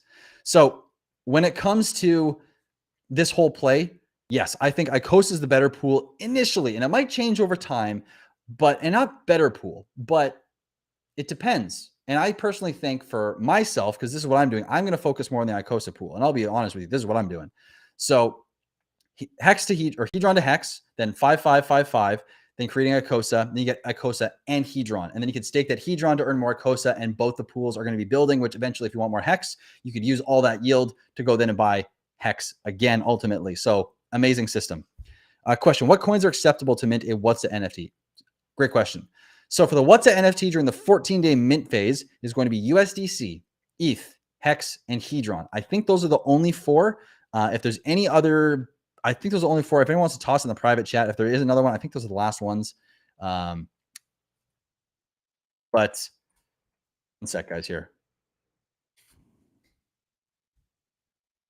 Cool. Let's see here. Question. So should I mint all available hedron on instant stakes before using them to mint Icosa? I believe the answer is yes to that, because it's going to advance all the hedron that has not already been minted. So by minting, you should be completely fine. And just make sure that, okay, giveaway says ETH, wrapped ETH, USDC, Hex, hedron, and also Maxi. So just quickly go back in the last question. Maxi and wrapped ETH are also allowed in the What's a pool. But for this, if you mint the hedron in that stake, yes. I wonder though, and this is actually a good question. So guys, keep this up, because I'd love to bring some up like Sloth. I haven't actually had this question answered yet. I haven't thought of it.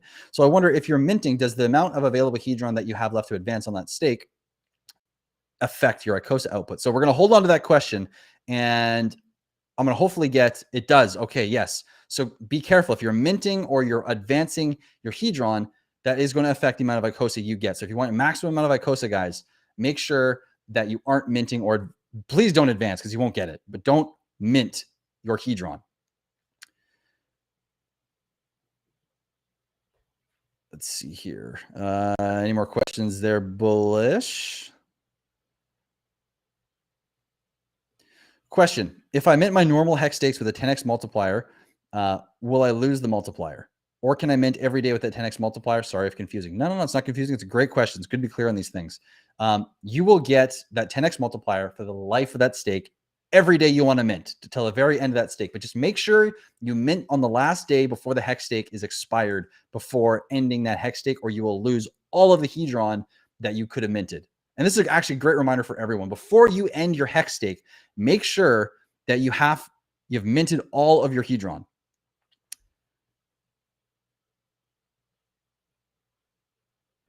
One second here, guys. You can pause. Yeah, so make sure, guys, with your HSIs, you're not advancing. Do not advance your HSI. You will not be able to mint Icosa with that HSI. I need to be very, very, very, what's the word? I need to stress that a whole hell of a lot.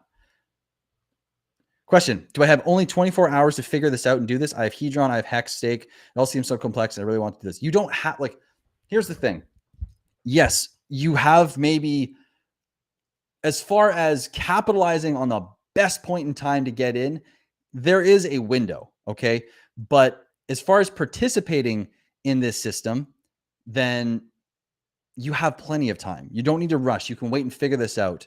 And I would advise you to actually figure this out as best you can before you make a major decision, because maybe it's the wrong one. Maybe you think you know what you're doing and it's not the right one for you based on what you hold and kind of what your goals are personally. So you have 14 days to figure out the NFT pool for the We Are All the Source address, but you don't have only 24 hours to figure this all out. You have some time. So take a breath, step back, keep learning, and until you and wait until it makes perfect sense on what move you should do before moving forward. Golden Seti or Chetty? Seti. Assuming the same USD value, say 1K, which staking option offers the highest yield? What's a Hedron or selling HSIs? This is the thing we don't know. Don't know what's going to be the highest yield. The Hedron pool, the WhatsApp pool, and the Icosa pool are all going to get the same amount of Icosa. So it depends on which pool you can get yourself into with the largest amount of that pool that would maybe get you the most, or that would get you the most yield. Question from Spirit Falcon again. I have more than $2 to invest. Okay, amazing. But I appreciate your approach towards the little guy. New question. Do I lose out if I do say 4 $100 NFTs rather than one $400 one?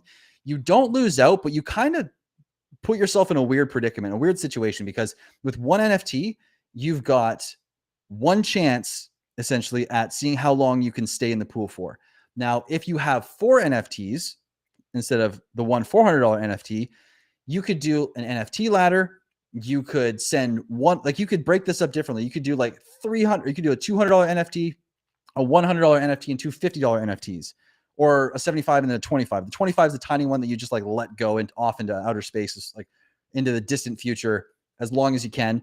The big one is the one where you try to make as much yield as possible with your funds in one. And the other two, you take out over the next year, 2 years, 3 years as you see fit. And you can almost think of them as a ladder in a way. But you could also break it up evenly and do a ladder. So you have like yearly NFTs that you could burn if it makes sense to do that. It just gives you options. Sticking to one NFT, it's not, yes, you might get all the one portion, a bigger portion in one NFT for your funds on one, or that you can get of the yield in one NFT. But the problem is that, again, you have one NFT. And really, if you break that up into multiple NFTs, you get the exact same amount of the pool because it's the same dollar value that you hold. It's just across different NFTs, right? Let's see here. Let's see. If you use your maxi to WhatsApp, you are saying goodbye to your maxi forever, but you gain Icosa Hedron yield. Exactly. Now, you really got to make sure, especially with maxi, because I personally believe maxi is going to be worth a lot in the future. So it might be the play. It might not, but really think things through. Like think about everything you're putting into this before you actually commit a token to this pool. Make sure it's the one you actually want to give up. Okay. Let's see here. Sickman B says, you said don't mint your Hedron. You were only referring to HSI, not native hex. Yeah, exactly. Just for the HSIs. And Henry Yates says, how do I use my tokenized HSI NFT to get Icosa when the live happens? So you're going to go to app.icosa.pro and there will be a page. So there's going to be an Icosa tab. You go to I think it should be the very bottom, and there's going to be a HSI buyback button. You're going to see your HSI on the bottom. You go there, you click HSI buyback, and the system will show you a little pop-up. you'll sell the HSI to it, and it'll show you in advance how much Icosa you're going to generate, and you just follow the steps, and boom, you get Icosa. And also stick around because once Icosa goes live, Jim Rat is actually gonna do one of his HSIs, and we're gonna be streaming it, so you'll be able to see it live. Let's go! Amazing. Yeah. Okay. Sick. Yeah, guys. So don't go anywhere. There's lots coming. Icosa's launching in literally 22 minutes here, and we got GRC going to come on, do a live demonstration of minting Icosa. You're not going to want to miss this. This whole thing is so exciting. Sigma B says, you said, oh yeah, you said, don't mint your Hedron. Exactly. Yeah. Not native hex stakes, just the HSIs. Croquill says, does bonus multiplier apply to how much Icosa you get when you sell to the contract? Yes. I can't remember exactly how much it is, but you're going to get a 10% bonus for a 5555 stake. And then there will be some bonus for a 10x. I can't remember off the cuff though exactly what it is. I'll have to get Sloth to answer that one real quick once he's up. How is the amount of Icosa calculated in regards to the size of a 5555 HSI stake? So let's go into my formulas here. And let's see. So it's the borrowable amount of Hedron divided by the T-share rate is equal to the Icosa output. So off the cuff, if you had a 1 T-share stake, just 1 T-share, then real quick, you would do, so it's 5,555,000 for 1 T-share that you get of Hedron that you get for a 1 T-share stake at 5555. So the total amount that you're given credit for in the system is 1 T-share, and you get 5,555,000. And then you would divide that by the T-share rate, which today is around 23,100, roughly. Yeah, it should be around 242 per T-share, essentially. Yeah, no more questions? All right, sweet. We will. Okay, yeah, let's transition. Guys, thank you so much for being here with me. I hope you guys are learning stuff, and I hope you're enjoying it. I hope you're still excited. I hope you have your plan ready. I hope you're working everything out. Thank you for joining me. I can't wait to keep streaming tonight with everyone and be a part of this. This is incredible. So if we're going to transition, I'm ready when you are, Bullish.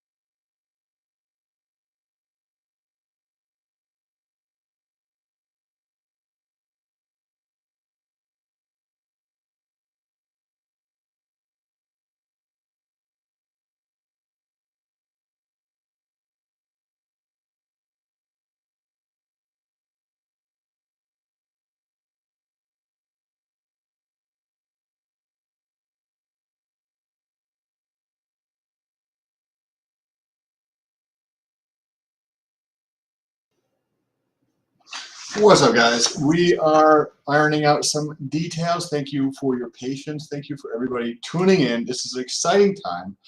We have 15 more minutes, and we're going to be bringing in Crypto Sloth, the OG, behind this. It was not behind Icosa, but who's really took the time to dive into this in the Telegram and everything. If you guys have a question, use hashtag question as you're leaving it there, so it's easier for us to find and we can get into. We have one here from Hex Crystal. If I lost, actually, I think I just lost that. Hex Crystal, you had a question here. Let's see if I can find another one of those questions. There's Bloom in the corner. Hey guys. Hey, Well done. Awesome. How are you doing? It looks beautiful out there. It's still daylight. Yes, yeah, it's still daylight here, and loving it. We've got 15 minutes to go. I'm having like flashbacks to when Hedron was launched, and there was all these dramas about getting the stream up. At the time, it was just me and Alex, and I was trying to get other people on, and ended up just being me and Alex, I think. And yeah, just trying to. Can you contrast this? So I wasn't super tied into things when Hedron was launching. Right? Was that back in February? I was in crypto for about a month, maybe 45 days. So I wasn't really super paying attention. I know GRC had told me about it, but what is it like versus this? Because to me, I've seen, I don't know, 30, 40, 60 projects launch from, my time in the past 6 months, 8 months here. And this is the only one that I've seen where there's this much excitement. This many people are talking about it. And I would like to, somebody who's been around longer than I have. There's a difference in feeling that you get when there's hype and when there's true community and true stickiness in a project. I noticed it with Hex, like so many people would come on stream and have a party about launching or a specific thing that happened, and everyone would just not shut up about it because it was so interesting, so many details. And now what I found in a lot of people, and in myself as well, is that people find Hedron also more interesting because of this Icosa stuff, and like it unlocks so many new aspects of everything that it feels different from just another project that launches, because this is all connected instead of it's just being another project that's loosely related to X. Maybe this is an actual expansion pack of the system, which is really interesting. It gives guys an opportunity as well to do some digging and gain some value through their learning and understanding, because like guys like me, maybe I don't have the biggest bag in the stack, but I'll sit there all day long and read. You can better believe that. And when y'all are saying everyone's going to sell, I don't believe it. I'm going to read it. I'm going to keep looking. And it gives guys like me an opportunity, maybe guys like Sloth, a little bit younger, to get a nice little portion of the pie before an absolute moon runner. Go ahead, Blue. Yeah, the biggest difference for me has been when Hedron launched, everyone was super paranoid about anything that was non-Richard Hart. And Hedron was really the first one, and so we attracted a lot of skepticism and a lot of FUD, and some really crazy FUD, and at the time, like for me, it was like it felt a little bit like sticking my neck out a little bit, which I kind of didn't mind too much because I just thought because I had a lot of confidence in it and in Alex, but like it definitely kind of like since then, I mean we've just had so many sacks and meme coins and we've had hexagons openly in the community openly talking about these things, you know what I mean, and shilling them, whereas before it was like it was just straight up hex kind of thing and you didn't really talk about anything else. So Hedron kind of broke the glass ceiling for that way and allowed everyone else in. But now it's it feels even more exciting than Hedron. Like I was really excited for Hedron to launch, and Icosa feels like 3D exciting. Like it just feels like so much more depth to the excitement because there's so many possibilities about how everything could play out. Yeah.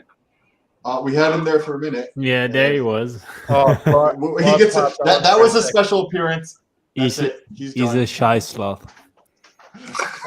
He owns so many. He's getting ready for his busy schedule, owning every dentistry on his wherever he lives in whatever state. Yeah, for sure. I've been saying it lately a lot of times now that I'm getting a little bit more into the streaming again. It's so good to see new people and new collaborations and new stuff. And this stream is just another example of it, that everyone is just coming together. You don't need your channel to win over all the other ones. You can just combine them. Why not? And exactly, it's just so refreshing to see new people and new things happening. It's really cool. And on that note, I think we got the man back. So let me properly bring him in, and then we'll bring you guys back up. Cool, man.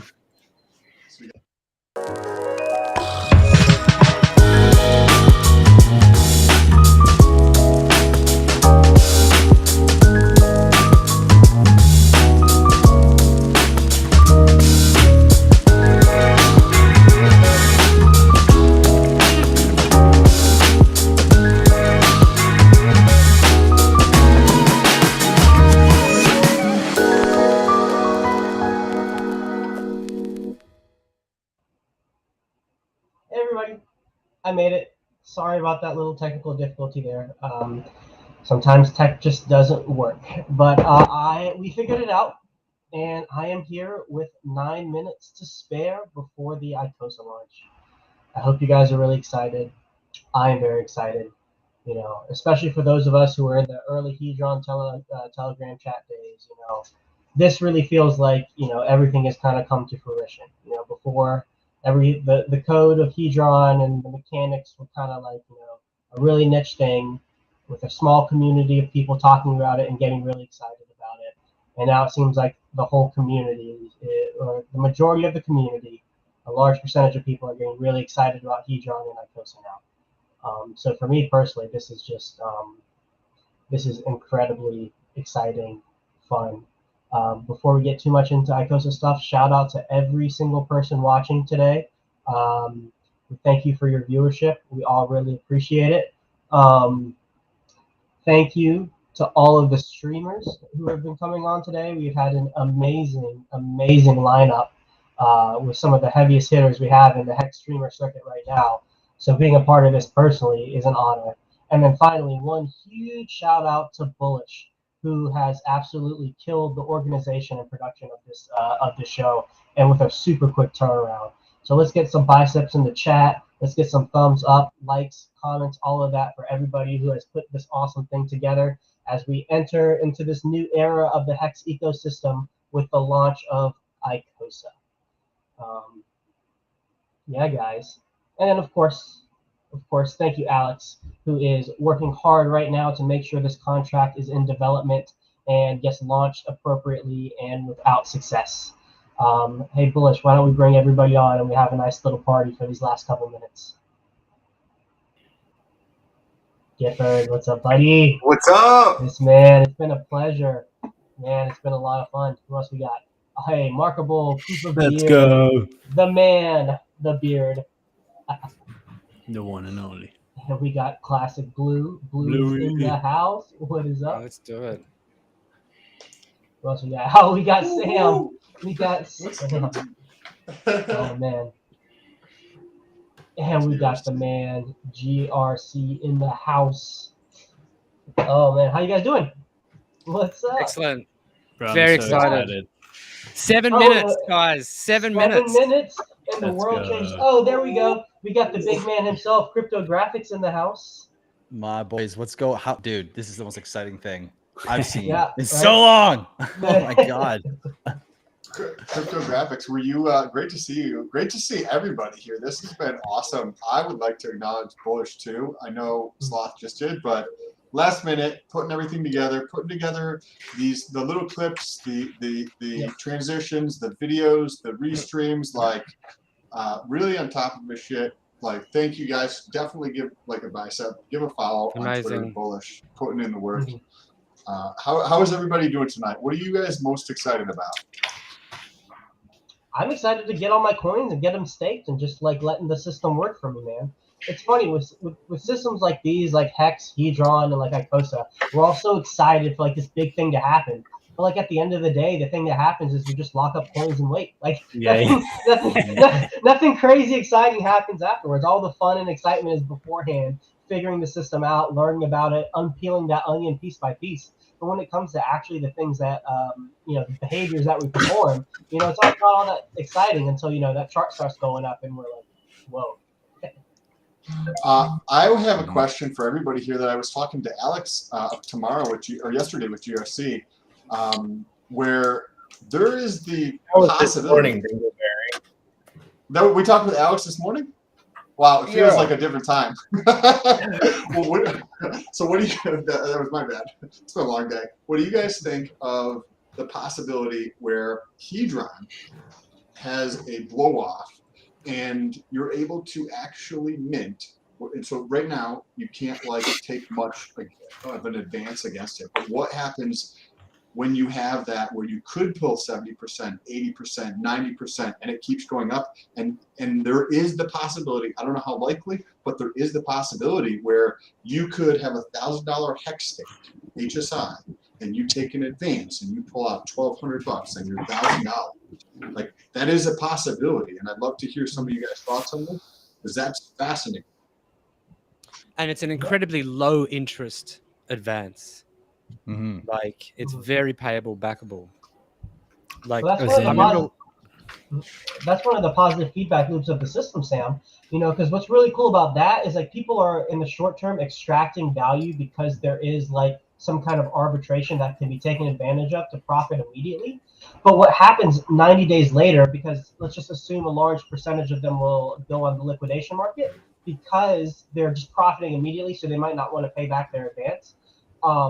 Well, what's going to happen is more Hedron is going to be burned than was introduced in the system via the advance, because you're not just bidding on the Hedron that's in the stake, you're also bidding on the Hex that's in the stake too. So it's going to demand more Hedron. So that whole ARB is net negative inflation for Hedron. How long do you think it will take? I'm sorry, whoever was just talking. What do you guys think also of how quickly Hedron goes to a net deflationary state? Like, because I think it will get there. It's going to have to happen from borrowing, because just from the inflation won't be deflationary, it'll be disinflationary. So the inflation rate will go down over time. But what the unknown factor is how much people borrow. And if the Icosa gets to that, if the Hedron gets to that point where it is 50% or 70% of a hex stake to get that borrow, then there'll probably be a lot more people borrowing.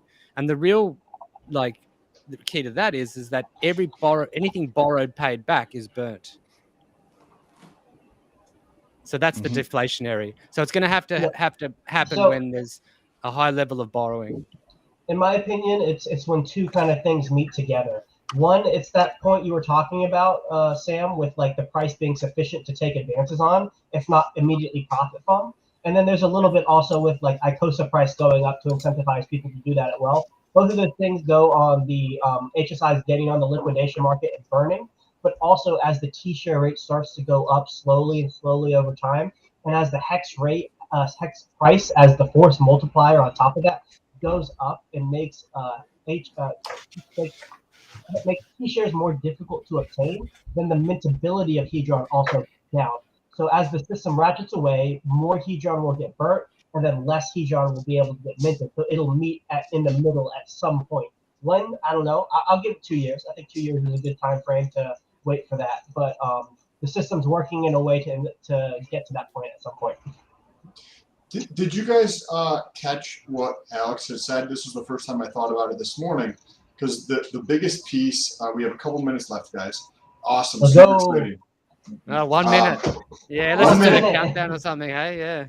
Forfeiting my face, but let's go. Yeah, There we Blue, go. Nice. Blue, I know you and Gifford were really there early in the Hedron days, especially pre-launch. How crazy it is to have all this like engagement and excitement about the next thing coming out compared to like when Hedron was coming out. It's amazing. It feels very similar, but even sort of deeper and richer this time around, I think, because it's such an amazing tokenomics that he's come up with. So we're going to do like, what are we going to do? Are we going to like do a countdown, like a New Year's Eve thing, or we've got I'm seconds to definitely go doing here? a countdown. Yeah. I don't know what you're going to do, but I'm going to do a countdown. Markable's like, I don't care what you guys do. I know what I'm going to do. Okay, Markable, you lead the countdown. 10, 9, 8, 7, 6, 5, 4, 3, 2, 1. Happy New Year! All right, everybody log off. Happy New Day, everybody.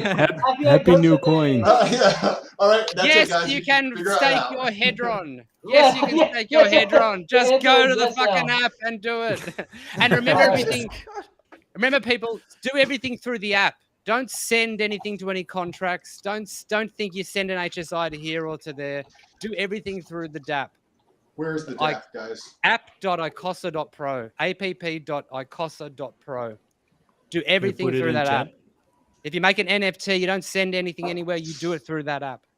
Yes, make sure you do everything through the Icosa official website that you can find on Telegram. Go specifically to Telegram and get the link from there.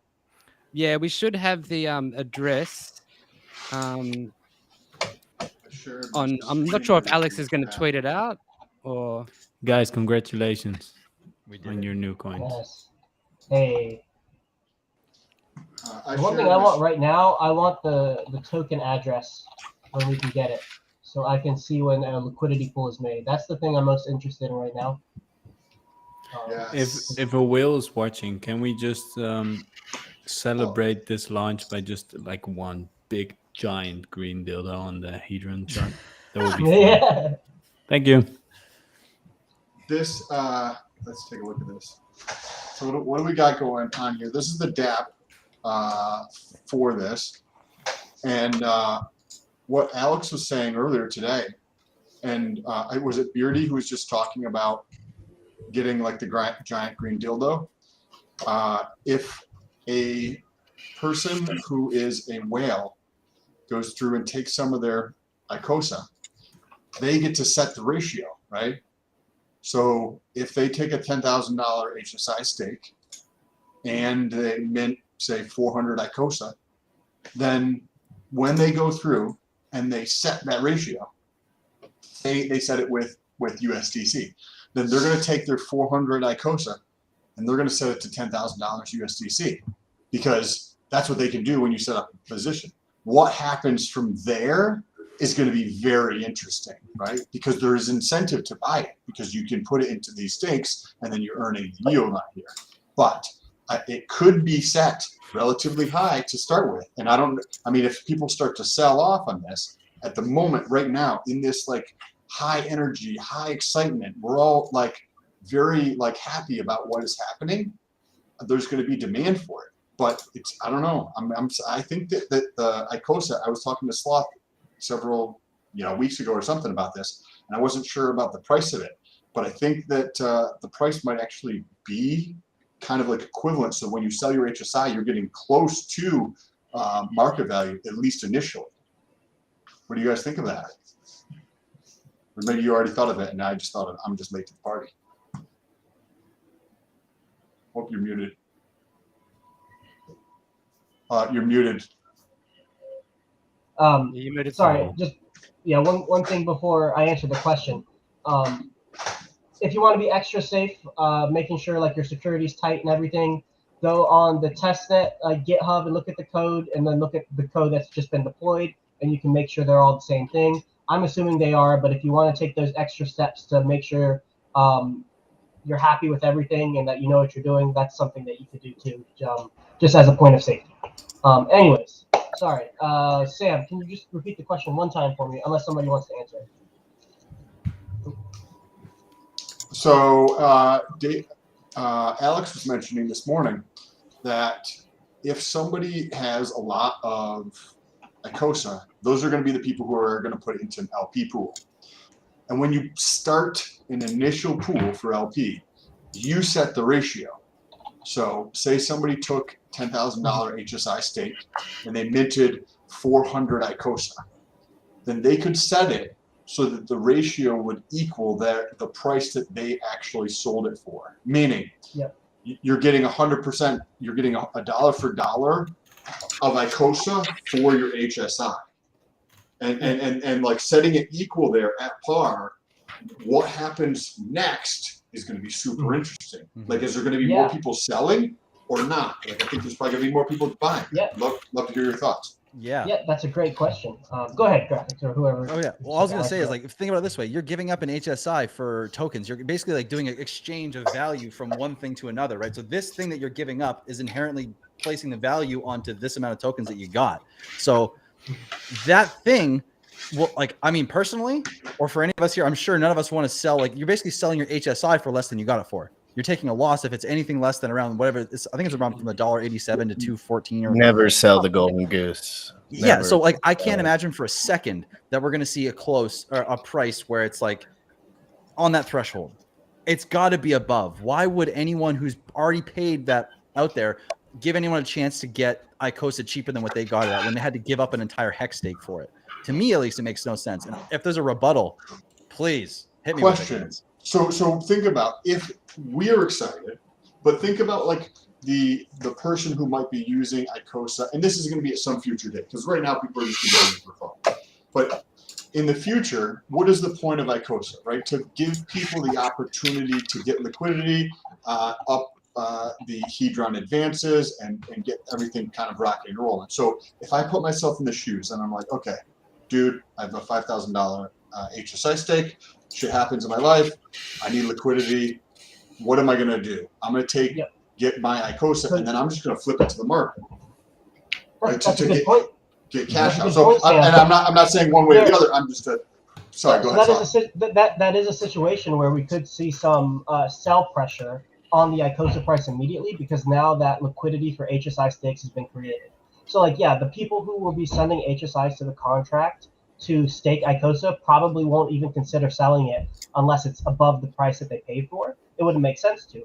But there could be some people, for some reason, maybe they locked themselves up in a long HSI, and then they need the liquidity now. Now's the opportunity where they might be able to get a decent chunk of that back. You know? Yes. And so, I'm distracted by this. Someone's got feedback up the Wawa. Yeah. Sorry, go ahead. That's bad for business. That is a place where people who want to buy Icosa for the staking mechanism, that would be better for them to take advantage of those people selling it under that fair value price or that intrinsic value price, because now we can get it cheaper than sending our HSIs off into the market. Yeah. Mm-hmm. And if the LP person, they do set it up, if they do set it at that equilibrium point, then all's kind of right in the world. Nothing mechanistically about the system is pushing it one way or another. It's only when it deviates is when we start to see incentives align to move it back to that point. So we're on this topic. I find this fascinating. So now I'm going to put myself in the shoes of the person who's setting up the LP position. I have a $10,000 HSI stake. I get 400 Icosa, whatever that number might be, and I take my 400 and I create an LP pair. Well, given that if I'm the first person doing this, I'm going to set that shit at a premium, right? Like, if any one of you guys are doing this and you have the capacity, and that's you in their shoes, and you're like, okay, cool, I got plenty of money already. Like, put yourself in the shoes of that person. Like, I'm going to set that at a premium. right? Well, you're going to Because- set it at definitely at least what you got it at. You're not going to lose on it. Period. Yeah, exactly. Yeah. So if you do end up doing that, what's going to happen is you're going to set that, you're going to trigger that art where people can then make HSIs to take Icosa and then sell it. So if we're assuming you're the only LP person, what's going to be happening is Icosa is going to be entering your LP, and then they're going to be taking whatever you paired it with. So essentially, you would be buying other people's Icosa over time to get as the thing goes back to the equilibrium point. So the question you have to ask yourself is, do I want to buy more Icosa with the other side of that pair if you're setting it at a premium? Love it. Okay, so explain that a little bit more, because I'm sure that there were some people who didn't grasp that. So when you put up a pair, you're putting up X and Y, and you can set that ratio if you're the first person setting up a pair. You can set that wherever you want. And what Sloth is saying, if I'm understanding the paraphrase correctly, that if I set that at a premium, what does that mean? That means that if I have an HSI that's $1,000, I could put it into the Icosa contract, and I could pull out $1,100 of Icosa. Now, that's effectively what I would have set the price at. Now, what Sloth is saying is, if Sam wants to do this, what is his intention, right? Or what is another way of looking at this point of view? By doing that, that's going to drive the price down, because then GRC is going to go, oh, I'm fucking doing this shit. I'm going to take my $1,000 stake, put it in here, get $1,100 back, go buy $1,100 stake, do it again. Now I have $1,200. Now I have $1,800, and just arb that so that it drives the price down. What does that do to me, being the provider of liquidity? Well, effectively, it drives down the amount of because people are going to be selling the Icosa, so it's going to drive down the price of Icosa, which means that as the person who holds the LP position, I actually get more Icosa.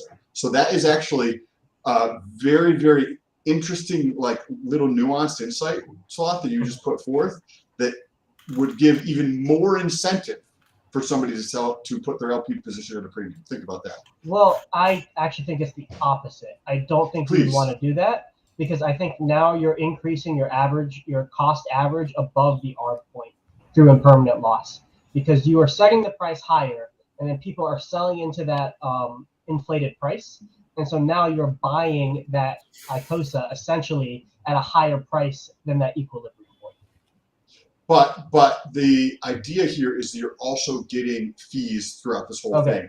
And the fees on an initial thing, like I'm providing liquidity, and the fees are like, I'm surprised at how much money I'm making on a daily basis. Sam, just tell them. Just tell them. Like, just today, $2,500, guys. Like this is like stupid. I'm like, what the F is happening right now? And I'm like, people like to mitigate those fees, but if you realize that nobody's providing liquidity, the fees are a lot. But it's not for everyone. Like if you have under a few $1,000s you wouldn't want to do that. What pair are you doing, Sam? ETH and Hex. Interesting.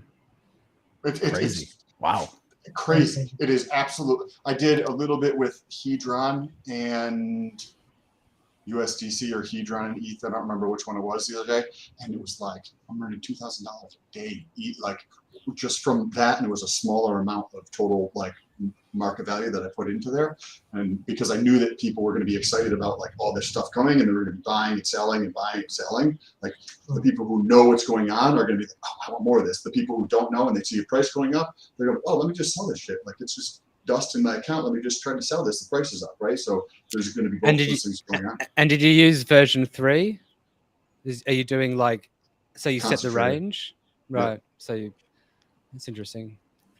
It's a part of crypto that it was initially just for some reason, even though Richard was screaming it over the rooftops, maybe not specifically, but he was letting you know like this. Real quick, breaking news. Alex just posted the Icosa and what's contract addresses in the Telegram if you want to check those out. Contracts being verified, app being pushed. Do not send any funds to these addresses. Use the DApp. I haven't been able to get on it yet, to be quite honest. It won't connect. No, same. Yeah, there's a whole process Alex has to go through. So just a little bit. It's going to take a little bit of time for all these things to go live and be functional. But it'll all come out with some time. So just be patient. I'll be back in just a few. What you don't understand, Sloth, is that I want it now. Oh yeah. You know what? Yeah, that's fair. Markable, you're absolutely right. I didn't take that into consideration. My apologies, man. Sometimes I forget to take other people into consideration. Yeah, well, other people Thank you for doesn't really checking me matter, on that. but as long as you keep me in your considerations, that would be nice. Thank And you. for all you guys that are brand new, just make sure if you just did the HSI stake, which I know a lot of you guys did, big or small, you have to actually tokenize there's a tokenized feature at the end there. So don't forget that, because I can imagine that if you hadn't done it yet, you could, if you just quickly did that, we kind of brushed over that. But you want to press that tokenized feature. It's right over on the right-hand bar, right where you would do your mint. It's right there as well. If you go down, there's a scroll down feature. You need to tokenize that, and then it'll be eligible to be traded and moved. Rightio. So it is up. We are live. We are live, guys. It's happening. The world has changed. Can we see the activity by any chance? Is there any that would be awesome? Yeah, go to Etherscan. Yeah, you can go to Etherscan and put in the contract address. You can find the contract address pinned in the Icosa chat. Yeah. And then you can throw that into Etherscan, and you'll see that so far the only transaction on there is just the creation of the contract, which is actually kind of cool to see. You see the Genesis really cool. transaction. The Genesis it costs $300. Dude, we are such nerds. It's insane. Our Sunday night. Like my girlfriend was looking at me a few days ago, and I was hyped about all this shit, and she was looking at me, and she's like, I never knew you were this kind of nerd, but now I see. Now I see. It's finally come out. This is work. Yeah. This is work. This is work. I'm working. Yeah, work. I love that. I worked it. All right. You won't be complaining when we get our third Lambo. I'm grinding so hard. Hey man, nerds run the world. So I mean, oh, that's for sure. It doesn't really work when I tell my girlfriend, yeah, I'm working, and then she hears me laughing in this room and just shouting with people. That's the soundproof score, bro. It's the best work ever. You got to soundproof it so you can be like, you open the door, you're like, send the money, send it. RG says that none of you will ever get laid again. My girl. Well, I'm gonna Is try. there RG. Yeah. Is there a background noise on somebody's, or is that just on my end? I can't hear anything. Your end. You still hear it? I think it might just be on my side. Sorry. it might be mine. Questions? If it's on, let me know, and I'll say I'm going to mute because it might be mine. I took my headphones off. That might be creating a feedback loop. I just wanted to say, by the way, about the liquidity providing. I didn't know a lot about it, and I know it can be a bit daunting for a lot of people. But for everyone that knows me, I'm a videographer, and I've been editing a very interesting course from Mr. Motley himself with Wendy's for Tendies. And yeah, so I'm editing that, and LPing is going to be a big part of it. Nice. I won't say more, but okay, they're gonna. It's like a tutorial. Yeah, just explain on how it works, Right. and just give Nice. some strategies. Yeah, people Because need that. I feel like that is a bit lost in a lot of people. Like not a lot of people talk about it, or at least like directly show you. You know, I was thinking about and it. that was nice. I was thinking about when before I think Gifford was talking about it, and then someone else was talking about it as well. But like, this is the first time in the history of humanity that LPing is available to plebs. Fuck yes. Like, Yep. this only in the last 2 I've been years. screaming it. I've been screaming it. I've been trying to tell I people. know, I'm like, yeah. Everyone's like, no, listen, I need to say this. Everyone said, you need to be a whale to provide liquidity. A fucking whale? How fucking retarded are you? A whale? You need $100 million to fucking provide LP? Like, learn what you're saying before you say it. They were saying that from the day I asked this fucking question. If you're a whale, it's a good call. If you have 12 grand, it's a good call. If that's 10% of your stack. attack. You know what I mean? It's time to talk about this stuff more logically instead of just, oh, I'm already rich, I don't care. Blue Bum, that's a very even good. Go ahead. Well, no, even 3 or 4 grand is like enough Mhm. to make money on LPing. Oh, yeah. You just do it at a different level. You know what I mean? Like, especially as the gas prices are low, it's pretty cheap to get in and out of pools at the moment. Like, how much is it going to cost you? $20 to get in and out? I popped my cherry last night. I started with 2,500. I just checked. I made $130. Damn. Yes. Wow. Yes. Look out. That's insane. Like on 2,500, that's. Well, one of the things that anybody who's hesitant or kind of, well, I don't want anybody to do LP because That's 77 grand a year, by the way. That anybody who does LP takes away from the returns that I'm going to get, but I do want everybody to win. So when you consider LP, if you're hesitant or you don't know a lot about it, educate yourself. But what is Richard Hart talking about?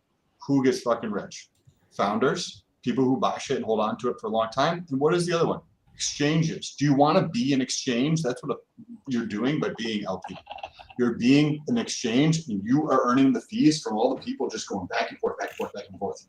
So trustless. I just want to say something real quick. Special shout out to Sam because Sam was like, "No, I'm gonna figure this out. Something's not making sense." He literally put his own money into it. I'm sure in the beginning he lost the money just testing it out. But shout out to you because just watching your journey, you gave me the confidence to be like, you know what, let me try this out. And so like shout out to you. And then just as a friendly reminder, watch language. We're multicasting. I don't know how other people want stuff said on their channel, so just a friendly reminder. Thank you. Yeah. Fair enough. No, I didn't realize the returns on ETH were that much. Especially like I'd LP on other networks, but the returns weren't that high on those networks. So seeing that on Ethereum and the gas fees are low is actually making sense to do that. It makes a lot of sense, but you see how smart guys like you almost dim that part because that narrative that plays is pretty strong. It's pretty strong that you don't earn any money doing fees from a bunch of people who have never done it. And that's what I'm fucking sick of. And it takes a guy like me to come in who doesn't have all the answers, but is willing to call out people that are clearly bullshitters. Like, and I'm not saying they're bullshitters because they're bad people. It's easy to get rich in one asset and then think that it's like the only way things work. I can imagine if that happened to me, I would do the same exact thing, but that's just not my story. You know, I'm not there yet. Like, trust me, someone gives me $100 million, I won't be on this stream. Promise you. I promise you, I'll be chilling. Yeah. You know what I mean? So this stream is kind of chilling. Hey, 82. It's like 82 billion Hedron has already been staked. So it's looking like on the contract. How much? One of the 82 billion. Drop the address again for them, please. Somebody just asked for the address in the chat. The interesting thing it's literally scrolling on the bottom of the screen. No, I meant. Can you copy that? I can't copy that though. Can you put it in the private chat? Yeah, I'll put the Etherscan. And people are suggesting that you use the DApp rather than the address itself. I've noticed. Yeah, don't use the address. Yeah, go to that Etherscan website that I popped in, and then you'll see all the Hedron that's in the contract. And this is important for you guys to know. So when you stake Icosa, the coins are burned, and the reason why the contract can do that is because the contract can mint Icosa. So you're able to burn it and then remint it, kind of like hex staking. But the Icosa contract, obviously, isn't the Hedron contract. And so because of that, it can't burn the Hedron because it can't mint it back for you. So the contract holds the stake Hedron, and then when the contract holds the stake Hedron, you unstake, it's going to send it back to you. So that's why when we look at the contract and we see all of that Hedron, and we see that on the DApp that there's Hedron that's staked, we know that that's staked Hedron. Don't send your Hedron to the contract. Do not send the Hedron to the contract. That is incorrect. You will lose it and never get it back. Stake it through the app. Okay, that just explains why you see a bunch of Hedron in the contract. But yeah, nearly 100 billion Hedron has been staked so far. Over now. I just looked from the thing he sent over. It said it was. Okay, it looks like we have 104 billion. Actually, now it's 104. People are flooding into this. Damn. I'm gonna see if I can get on right Guys, we have the entire day. Yeah, let me help some people out. If anyone's having issues on your keyboard, if you press F5, that will do a hard reload on your browser. If not, add question mark and like random numbers, hit enter, and then that will clear cache. Thank you, sir. That's a good tip. I want to highlight, or I want actually graphics. If you're still sitting at, like, can someone mention the time sensitivity of this, because it's not. I don't want everyone to freak out. Yeah, like I've been talking to guys about this, so I might have better insight. Like, I'm not worried right now. Could somebody remind everyone that they don't have to be freaking the fuck out so that they can probably relax? We're all nerds and we just kind of want to learn, but really let them know about the time sensitivity aspect. Yeah, 100%. Sam, you got something? What's up, Sam? So I've got my little computer up here, and I'm in the DApp for Icosa. And on the left-hand side, if somebody wants to share the screen on here, we have Hex. Yeah, anyone has the ability to share, by the way. We have the icon. It says apps, and then it says Hex, Hedron, and Icosa. And has anybody gone through this yet? Played with this? Yeah, of course. Yeah. Yes. Yeah. So if I'm going to be, if I was going to stake Hex, I'm going to click. I'm sorry, stake Hedron. You're just going to click on the app that says Hedron, and then go through, and you can stake it through there. Yep. No, you do it through. Wait. So you do it through the Icosa is the staking of the Hedron.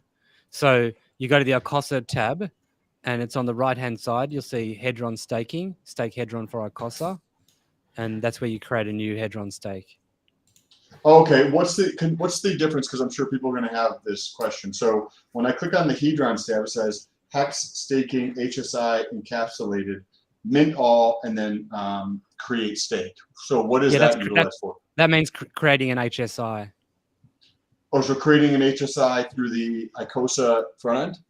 Yes. Yep. Oh, interesting. Dope. But you can also create a native hex stake through there as well. If you're under the hex tab, you can just create a native hex stake under the hex tab, and you can also create an HSI under the Hedron tab. Yeah, so he made this platform so you can do everything on this platform.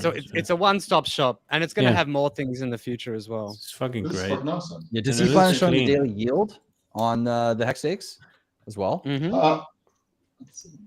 Wow, Randy already got his first. Nice. It's quick, man. Whoa, Randy, quick with the HSI sell. Nice. So is there? Looks like there's a liquidity pull up. Yeah. Let's take a look. Let's take a look. I just wanted to ask, where do you look for the first liquidity pool? Like where? Yes, that's a great question. Yeah. Well, the big thing that we've been talking about is like what the price of Icosa is going to be, and a big part of that is going to be like what that initial person sets the price as. And yeah. So where can we look at it? I'm on Deck Screener right now. You get the contract address, and you put the contract address into Uniswap or Deck Screener. Oh, yeah. Okay. That works on Deck Scanner, and it'll pull up where the liquidity is being provided. Yeah, we've got Hex versus Icosa at the moment. Just created 6 minutes ago. Guys, maybe how does a chart create? Like how is a chart created? You go to the Uniswap. It depends when it's public. Yeah, but is it automatically? Someone has to create the pair, so they have to go to Uniswap, and they have to put the two sides of the pair in at whatever ratio they want to start. Yeah, the liquidity. And then it looks like the pair, the first pair is. Yeah, but then the chart gets created automatically. That's what like the actual chart, the expression. Once everyone gets settled with what they're doing, somebody pull it up. Right now, so I'm looking at the price of it on Uniswap, and it looks like right now one Icosa is 44 hex. And so that looks like right now it is overvalued relative to its arm point. X is what, 6 cents? So that's $2.64 for an Icosa, right? It's about 6 cents for X. Okay, so $2.64 for one Icosa right now. What is the amount that was put into the LP? $44.70. The pool I'm looking at has $9.6 thousand of liquidity. 9.6K liquidity. What? Really? Which one are you looking at? Yeah, I it see. looks like I see on Dex Screener, it's 9.6K of liquidity. Oh, okay, that's way better. Market cap of 38 billion. We're killing it. $38 billion market cap, baby. Yeah. Yo, this is so interesting to actually see the beginning of a coin to learn how all that stuff works. It's really really cool to be here. Yeah. Watching Yeah, you Hedron learn a was lot fun, more. but this is way more explosive for some reason. I guess it's because it's like the staking feature, which keeps people in the I game. guess, yeah. But it's like, oh my god, I watched the Hedron price from the day one. I 10x'd all my stuff, and I was excited, but I didn't know, like, I was fresh. But this is like, oh my god, we're in a bloody bear market, and people are. I mean, we have 728 live viewers on this restream, and we're in a bloody ass bear market. You know what I mean? And I think it's really fun to watch, and I do feel some sort of like weird feeling about how dope this is. But I'm not thinking about the games at all. I'm just thinking about how amazing it is to be a part of this. To Anybody me, see any good questions in chat right now? I know Bush stepped away for a second, but let's see. let me look, and I'll pull up any questions. Let me look real quick. Where is the Icosa app? I just saw that question. 6 T shares gets you. It's not on the main site. App.icosa.pro. app.icosa.pro. Thank you. Catch that, guys. app.icosa.pro. That's the website to get to the DApp. It's not Okay, currently on. I'll here. I have the DApp up on my computer right now. I'll share my screen. And let's see. Is anybody else able to pull it up, or I don't think I have permissions to pull it up. For the DApp, I have it up. I can show you. Okay. Yeah. Yeah, it's not coming up for me yet. Not on this computer. Got it up. And just another reminder, RG just said, just chill, nothing to get excited about. Everyone just chill. Yep. Yeah. If somebody wants to go ahead and share the, if somebody wants to go and share the Icosa DApp live, we can kind of walk through each of the specific parts. And then I know GRC do a walkthrough, sending a HSI. I'm not gonna lie, I haven't been able to get it to work yet. If I'm being quite honest. You haven't been able to work. But again, I'm focusing on more than one thing. I have the HSI. It worked for me when I cleaned my cache. Weird. All right, I was frozen for a second. Let's try it now. We're now approaching 750. How's that bullish? My soul.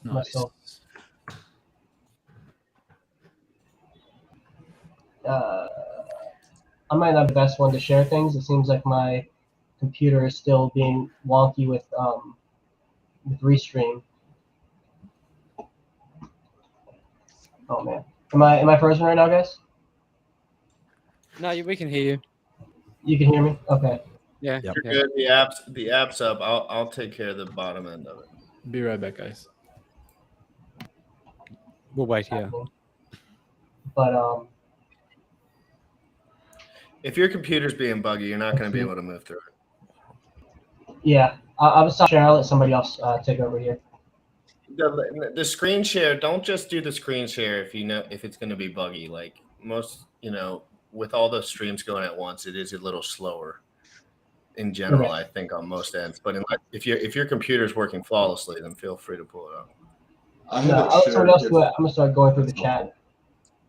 See if any good questions. Don't want to ignore you guys. Something to consider too, guys, is that like the gas fees right now, if everyone's going to try to jump on this, gas fees might kind of spike a bit. So, I mean, it's kind of, 23 hours. We need to chill, spread out, get lower gas fees, and just take your time, No point in rushing. Yep. And you could always try it on the test net if you wanted to practice before doing it on the main net. So you can still use... go away.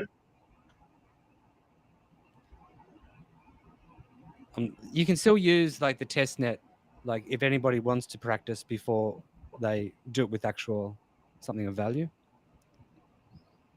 Can people hear me? Yeah, I can hear you. Yep. Okay, cool. It's kind of a bit weirdo on the old tech front, isn't it? Oh, hello. Sam's girlfriend. Yes. She's like, dinner's ready, fellas. I have to go. This has been amazing.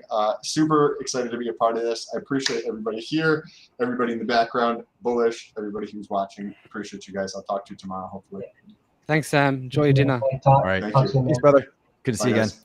Yes, you too. Let's see. So we got a question from Billionaire Foresight. He says, should I sell my HSI for Icosa now or wait, since Icosa is overvalued apparently? Yeah, so this is actually a good point that I like to bring up when I'm talking about the price, especially in these first 30 days now that it's live. Whatever price we see on the price chart is kind of an illusion. The actual price is whatever you get when you sell your HSI. So like even if the price on the chart is like worse, it is like you get a better deal by buying it off the market. If you've already made that stake, like you can't liquidate the stake to buy it off the market. So like you're not able to take advantage of that price differential if you already have Hex staked because it's locked. So you might as well just go ahead and sell it. That only really matters for new Hex that you want to sell, a new Hex that you want to stake to put into the Icosa contract. If you want to wait and see if you can get a better deal off the market, you can. And you have a whole 24 hours to wait to see if you could get a good deal off the market. But right now, from what I'm seeing, it's looking like the price is above its fair value at about 41 Hex per Icosa. It's about $2.75. Yeah, But that's very thin liquidity, so you can't pull that out, like just as a heads up. Exactly. Yeah. And then also, if the price was under the point, then and there was only $9,700 worth of liquidity, you'd eat a lot of slippage if you're trying to buy. Like if you try to buy 10,000, you wouldn't be able to get that price for the majority of the coins you're buying. So just be cognizant of that.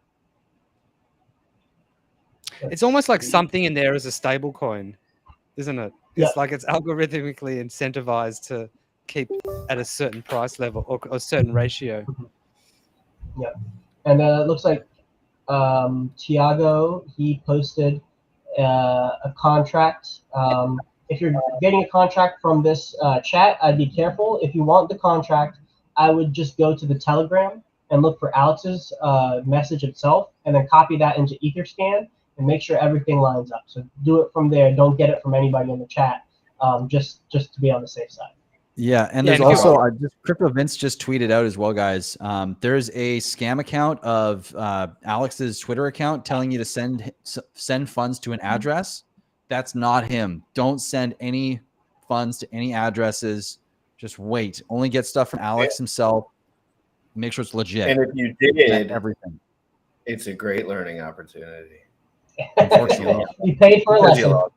Because you lost all your money, sir. But seriously, if you do something like that, seriously, you have to check. You really do have to check. This is your bank. This is your life. This is all your money. Please, God, look at the last 4 digits. Please pay attention to the little things and make that a habit. Because at the end of the day, it is a habit to pay attention to the little things. You could be fine for the next 3 months just kind of scanning through without a treasure. But your day will come if you don't pay attention closely. Because there's always room for attack if you don't have your 6 covered in crypto, I promise. Recently, one of my onboards got hacked, and it was because their seed phrase was digitally saved, and told them many times, but laziness. So guys, I've got a question. So in terms of let's keep it really vague. In terms of perception, your percentage of economic energy that you have, that you're giving towards this, how are you splitting it in between the pools, in terms of percentage of economic energy? As far as the staking in particular, or along with the HSI buyback? Blue, can you say the question one more time? Sorry, I had my attention somewhere else and do want to be a part of this. Yeah, that's cool. So there are three pools. There's the Watson pool, there's the Icosa staking, and there's the Hedron staking. And they're all kind of got different incentives and different tokenomics. And so I'm curious, within the economic energy that you have available to you at the moment, what kind of distribution are you giving to each pool? Is it a third each, or is it 20% Watsa, 40% the other two, or is it have you thought about? Just a question. Yeah. Go ahead, Marco. I'm doing. I'm still gauging, but between 60 and 80 in Icosa, and then 20 in the pool in the Vatsa. Mhm. And just the Hedron, yeah, it's just a bonus, but I don't really care about that. It's just I just want the Icosa, and the Hedron I will get anyways from Hex. So every time I won't sell it, I will just stake it, but it's not necessarily interesting to me. Yeah, because I think the because- yield is too low, but we'll see. I don't know. But Mhm. Yeah, the Hedron, since the Hedron price has gone up, like in dollar value percentage, like that's like where the most of my money is going to go. Because I don't plan on selling any of my Hedron. But I am putting a decent amount into the Icosa pool because I anticipate that yield would be fairly higher. And then the smallest allocation will be into the We Are All the SA because it's a longer term play. I think it probably long term it'll do the best, but because my funds are locked and I really don't want to have to cash out on any of that stuff, I'm kind of letting time inflate that bag more than my initial investment. But I am going fairly heavy into the Icosa pool because I do believe the yield will be fairly high. Mhm. Yeah. What about you, Graphics? I think for me, I'm going heavy into the Icosa side. You know, I'm going to put a small, like, it'll be very minimal into the WhatsApp pool. I kind of want to just set it and forget it and like allow it to do its thing over a number of years and not have any temptation personally. So I'm going to just throw a small amount in the WhatsApp pool, and I'm going to go heavy into the WhatsApp side personally. Nice. I like it. Real quick, Sama Lama says, Yeah. as much as we love looking at you sexy son of bitches, some please figure out how to share a screen and run some functions on the side because nothing seems to be Well, working. the problem It's is all that working. the stream is overloading and you can do your own fucking shit. So go on. Yeah, tell us how it goes. For you guys in the chat that are asking me like to give a 5-minute Icosa or Hedron thing, you're already fucking broke because you're wrecked if you're fucking around with shit that you have no idea about. And I need you to focus. I need you to focus up for a minute. If you have no idea what the fuck's going on, put your fucking hands away from your computer and listen for once in your fucking life. Seriously, can we take the swearing down? We've seen a bunch of times in the comments. Let's chill on the swearing a little bit. We got a lot of people in here. I never Crypto file. Just refresh the app. Yeah. Just click refresh. Yeah, and so if somebody asks about like the bare basics of Icosa, basically all you really need to worry about up front before you do any kind of research is that you can just stake your Hedron, earn some Icosa, and if later you want to stake Icosa, you can earn Icosa and Hedron. So yeah, that's the bare basics of it, and then from there, just anybody, all of us up here, well, I guess except for Markable, but we all have videos and stuff and streams about Icosa. So there's plenty of resources out there to go ahead and do a deep dive, and the Telegram is a really great place. Yeah, if you go to the Icosa Telegram group and type in !pastor, all no spaces, you'll find a whole lot of different information that you can pull up. There's also a tokenomics. People have put in a ton of work to make this understandable. There's also, if you put in !media, there's a whole lot of people who have already done live streams, such as Cryptographics and Sloth, who did amazing, like, educational videos on all of this stuff. Yeah, I mean, you have to take the responsibility yourself, or you're not going to learn it. You know, learning is a process, and you get the understanding once you do the work. So, go out and understand stuff. Mm-hmm. It's going to take time, honestly. Like, this is a complicated system, and I mean, like, it's going to come in layers. You might get the basics, then some else is going to click, and then you're going to have to go a little deeper, and suddenly something's going to click, and it might take a while, and then boom, you get the next layer, and it's deeper and deeper and deeper. And even for all of us here we've been diving in and really trying to get our hands into this and figure out what's going on, there's going to be more evolutions of this as well that are going to come out to understanding the system even more. And so what we're understanding, and for those who understand the system even maybe better than us, like some of the guys in the Telegram chat or Alex, I mean, like, there's evolutions that are going to come up that are still unknown. So this is a constant process. So just like keep learning, and you will get it, but you got to keep trying. So I will say the only time-sensitive thing in this whole system is the We Are All the SA pool that closes after 14 days. So if you want to, it's a little bit more advanced feature, but if you needed to start somewhere and you're worried about time, go look at that first. Cryptographics has great videos. I have some clips out there.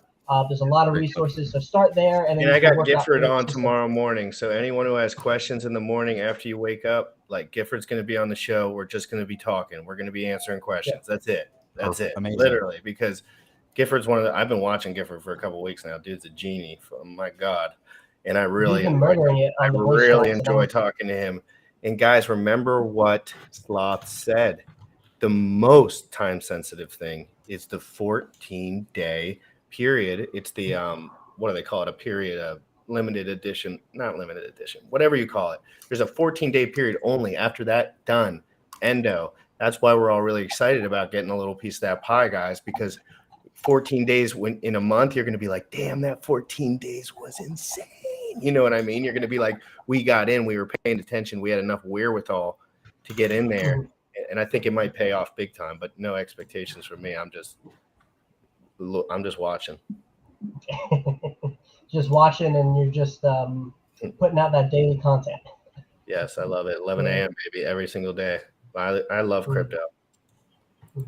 It's really nice. It's cool to see this really feels very similar to the Hedron launch. I just remember like my eyes being glued to the screen of the price chart, just like what's the price gonna be like? Because up until now, everything we've talked about has been hypothetical. You know, like everything has been qualified, but we don't really know. We have to wait, and then now, like it's here. We get to see the data that actually counts right in front of our faces. So this is awesome. Just real quick, the beached whale. You said the 14-day deal is the only thing you don't understand. Like Sloth said, he's got plenty of videos. I've got a video. It's like Hedron the Sleeping Giant Part 3. That's the one you want to go watch. It's all about the What's a Pool. So go watch that one on my YouTube channel, Cryptographics. Also go to Crypto Sloths. I think you've got even some more in-depth stuff talking about the technical side of it as well. So bounce back and forth between both of ours, and you'll understand it today. What a bullish title on that one. Yeah, I tried, man. I tried to get people's attention. Like, that got me jacked up. I'm like, ooh, you're right. Yeah, it's sick. Yeah, let's try to. It's All right, like, so it looks like we're going to transition a little bit into, I think, David Feeder's video that you did walking through the testnet.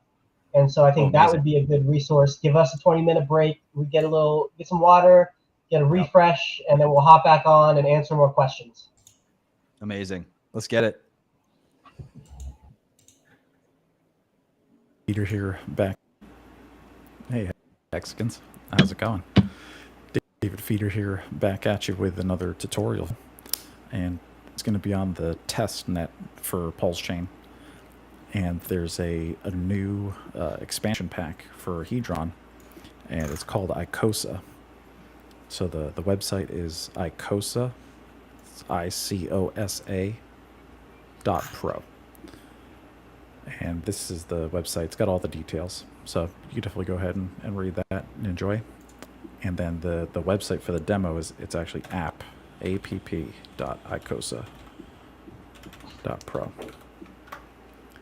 So this brings you here to the testnet trial.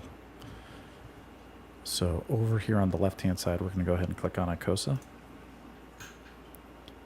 And then it kind of shows us our wallet here. I don't have any Icosa. I've got a 10 million Hedron, and we've got one untokenized HSI stake, which I'll show you in a little bit, and 0 tokenized. So we're going to click all the buttons. We'll go through everything. The first thing you can do is you can stake your Icosa, and if you do that, then you'll get more Icosa and Hedron. And then the next thing you can do is you can stake your Hedron, which will give you Icosa. And the next thing we can do here is you can buy an NFT that mints Icosa and Hedron while you hold it. And then when you want all the money from inside of it, you burn the NFT. And then you get the Hedron and Icosa you've been mining with it. And the longer you hold it, the more you make. So that'll be cool. That's cool. We're going to mint one of those. And then the last thing you can do is, if you don't have any Icosa, but you want to get some, you can take a hex stake that you made using Hedron, and you can tokenize it into an NFT, and then you can send it to the Icosa smart contract and basically give it up, and in return you get Icosa, and then you're giving up your hex stake for that. So we'll try it all. So let's go. First, we'll start with Hedron staking. This is pretty simple. If you've already got hex stakes and you're minting Hedron, or you can buy some from the market, then you can go and come here and stake it. So what we'll do is, I do have some in this wallet, but I'm going to pretend you don't have some, and we're on the test net. So what we're going to do is we're just going to go to pulsechain.com, and then you're going to scroll down, and we're going to go to the trading, which is this is the testnet version of PulseX exchange.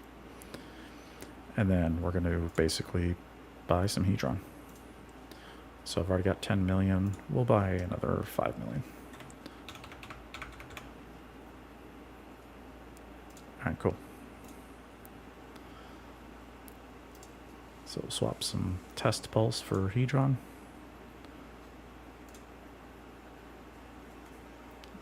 Hopefully we should confirm pretty quick here, seeing as how we're on Pulse Chain. Oh, look at that, 3 seconds, perfect.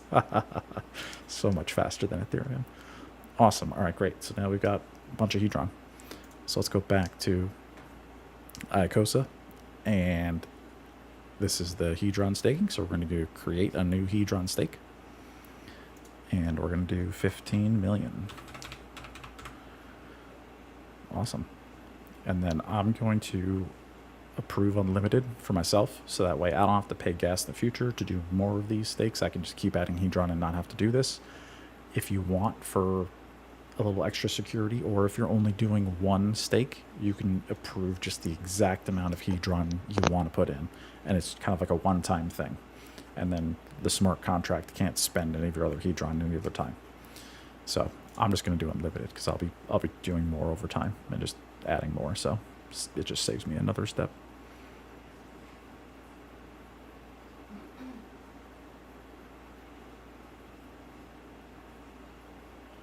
Okay, so now we did our approval, and now we're going to go ahead and stake the Hedron. We have Alex in the green room. Stand by, 2 minutes. And now we do this one. Now we're gonna stake it. And then there are rules for how long. This is a little different than Hex. So for us, it's a minimum of 30 days that you have to wait. And then after that, you can undo your stake.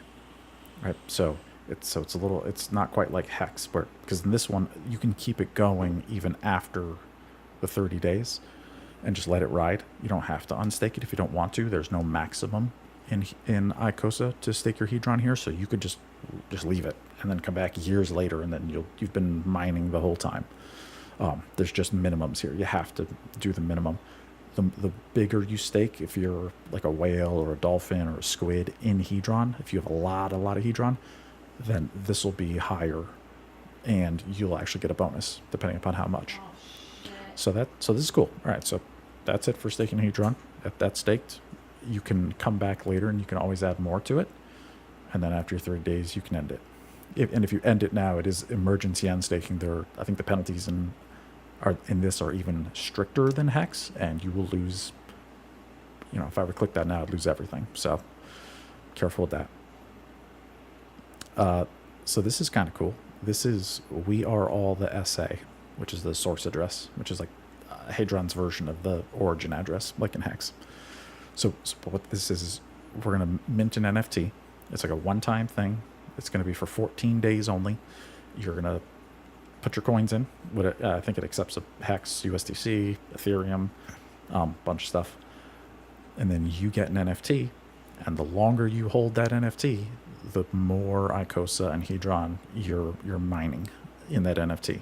And then when you want to cash out, then you burn the NFT, you come back here and give it up, and then you get the Hedron and Icosa. But it's one time.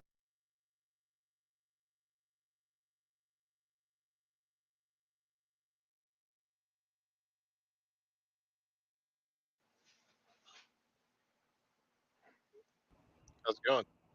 Can't hear you. Good, I'm going good. Can you hear me now? Yeah.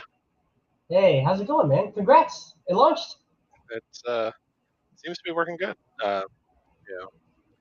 anything. There's little issues, but Yeah. we're all good. 2 tokens in a year, man. That's a crazy accomplishment. Yeah. Yeah. So what was the process setting all that up? Oh, we got a GRC. Sorry, couldn't hear you. What'd you say? No, so what was that process that last like couple hours or so just to set everything up? Oh yeah, it's like, well, you got to get all the contracts flat and ready for deploy. I still have to verify some stuff. I've got to get the OpenSea stuff going so you guys can see the tokens on OpenSea, the Watsa stuff. Getting the reorganizing the dApp for Ethereum, doing the API stuff. So yeah. Yeah, that sounds like a lot. It must be Yeah, tired. there's a lot of stuff involved with making something function. So. But hey, it looks like everything's running good. The dApp looks like it's running. I see Uniswap pools up. I have Dex Screener up. Oh really? Yeah, so that's fast. the Dex Screener thing that I'm seeing doesn't seem to be updated with what I'm seeing on the Uniswap liquidity front end. It seems like it's, I see like a hex / ICSA.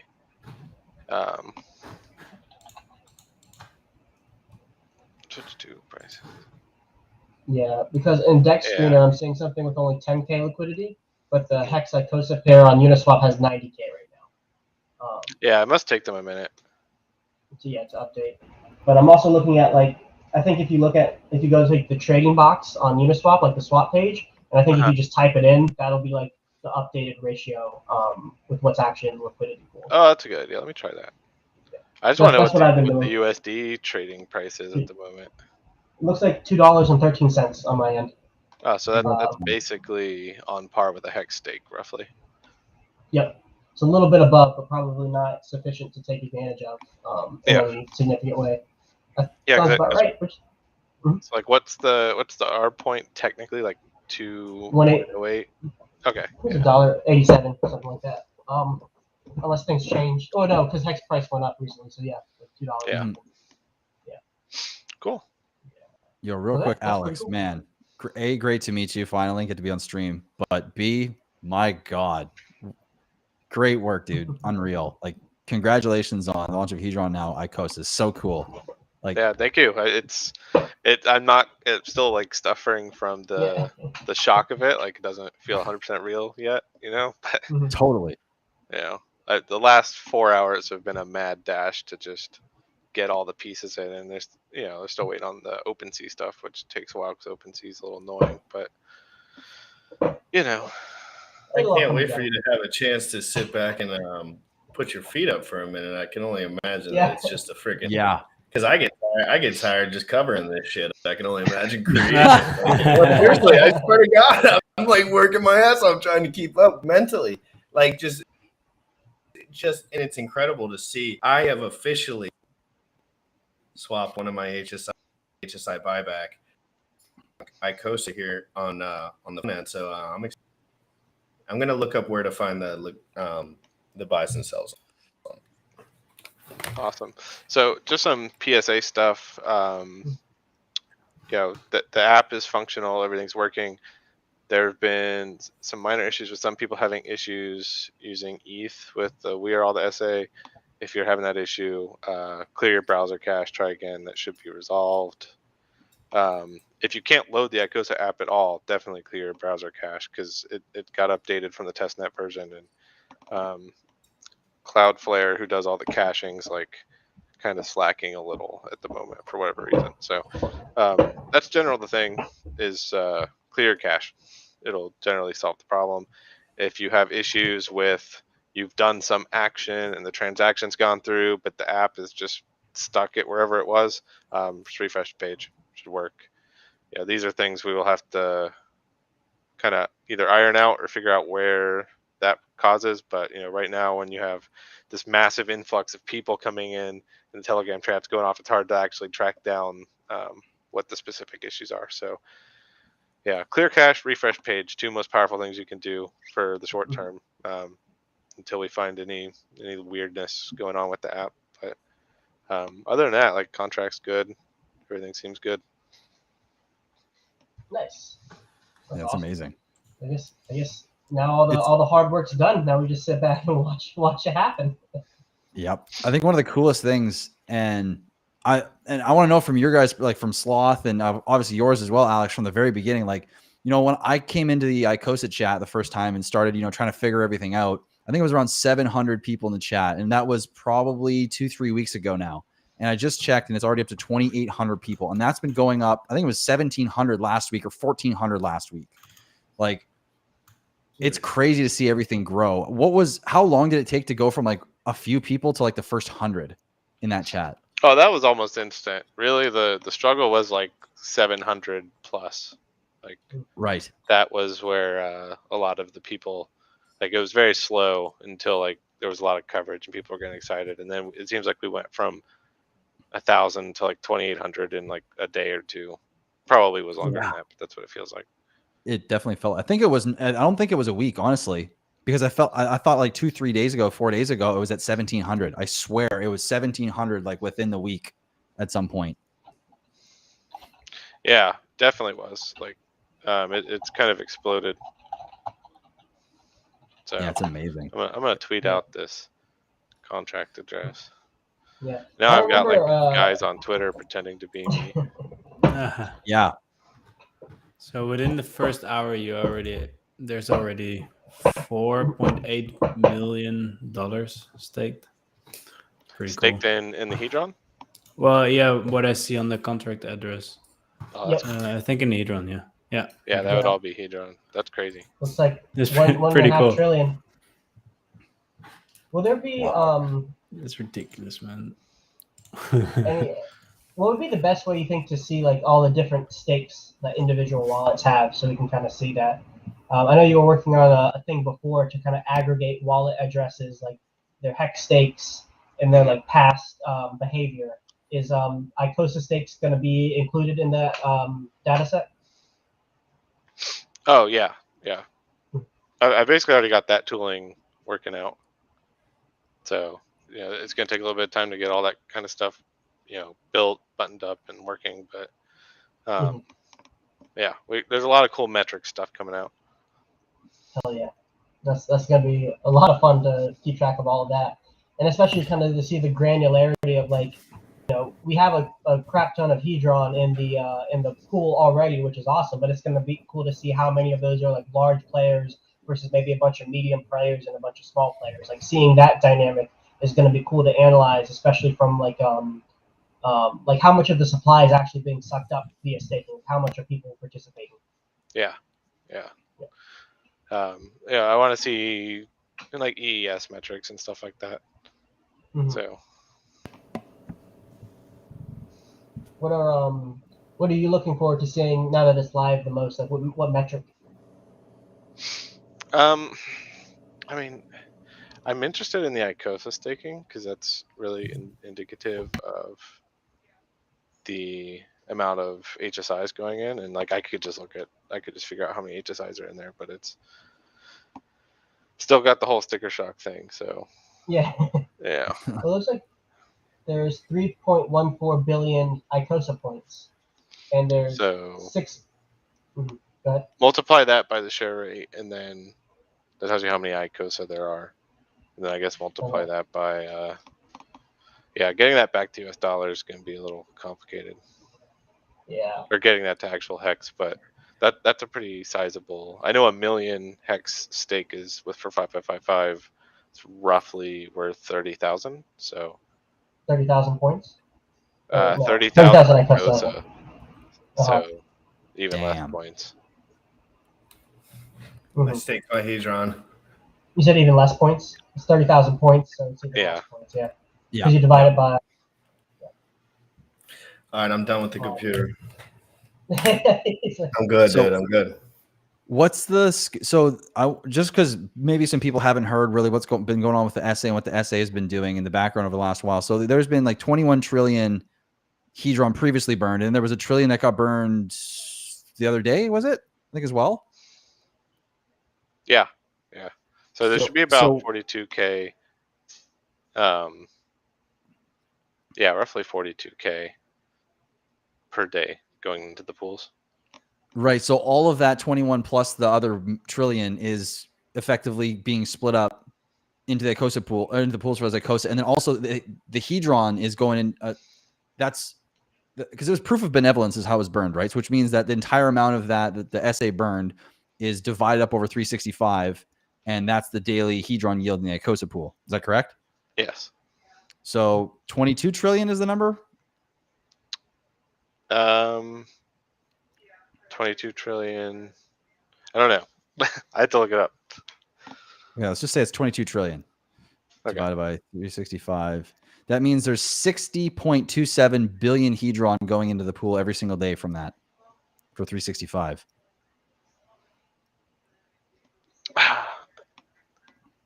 Well, there's no Hedron going in the pool from the burning.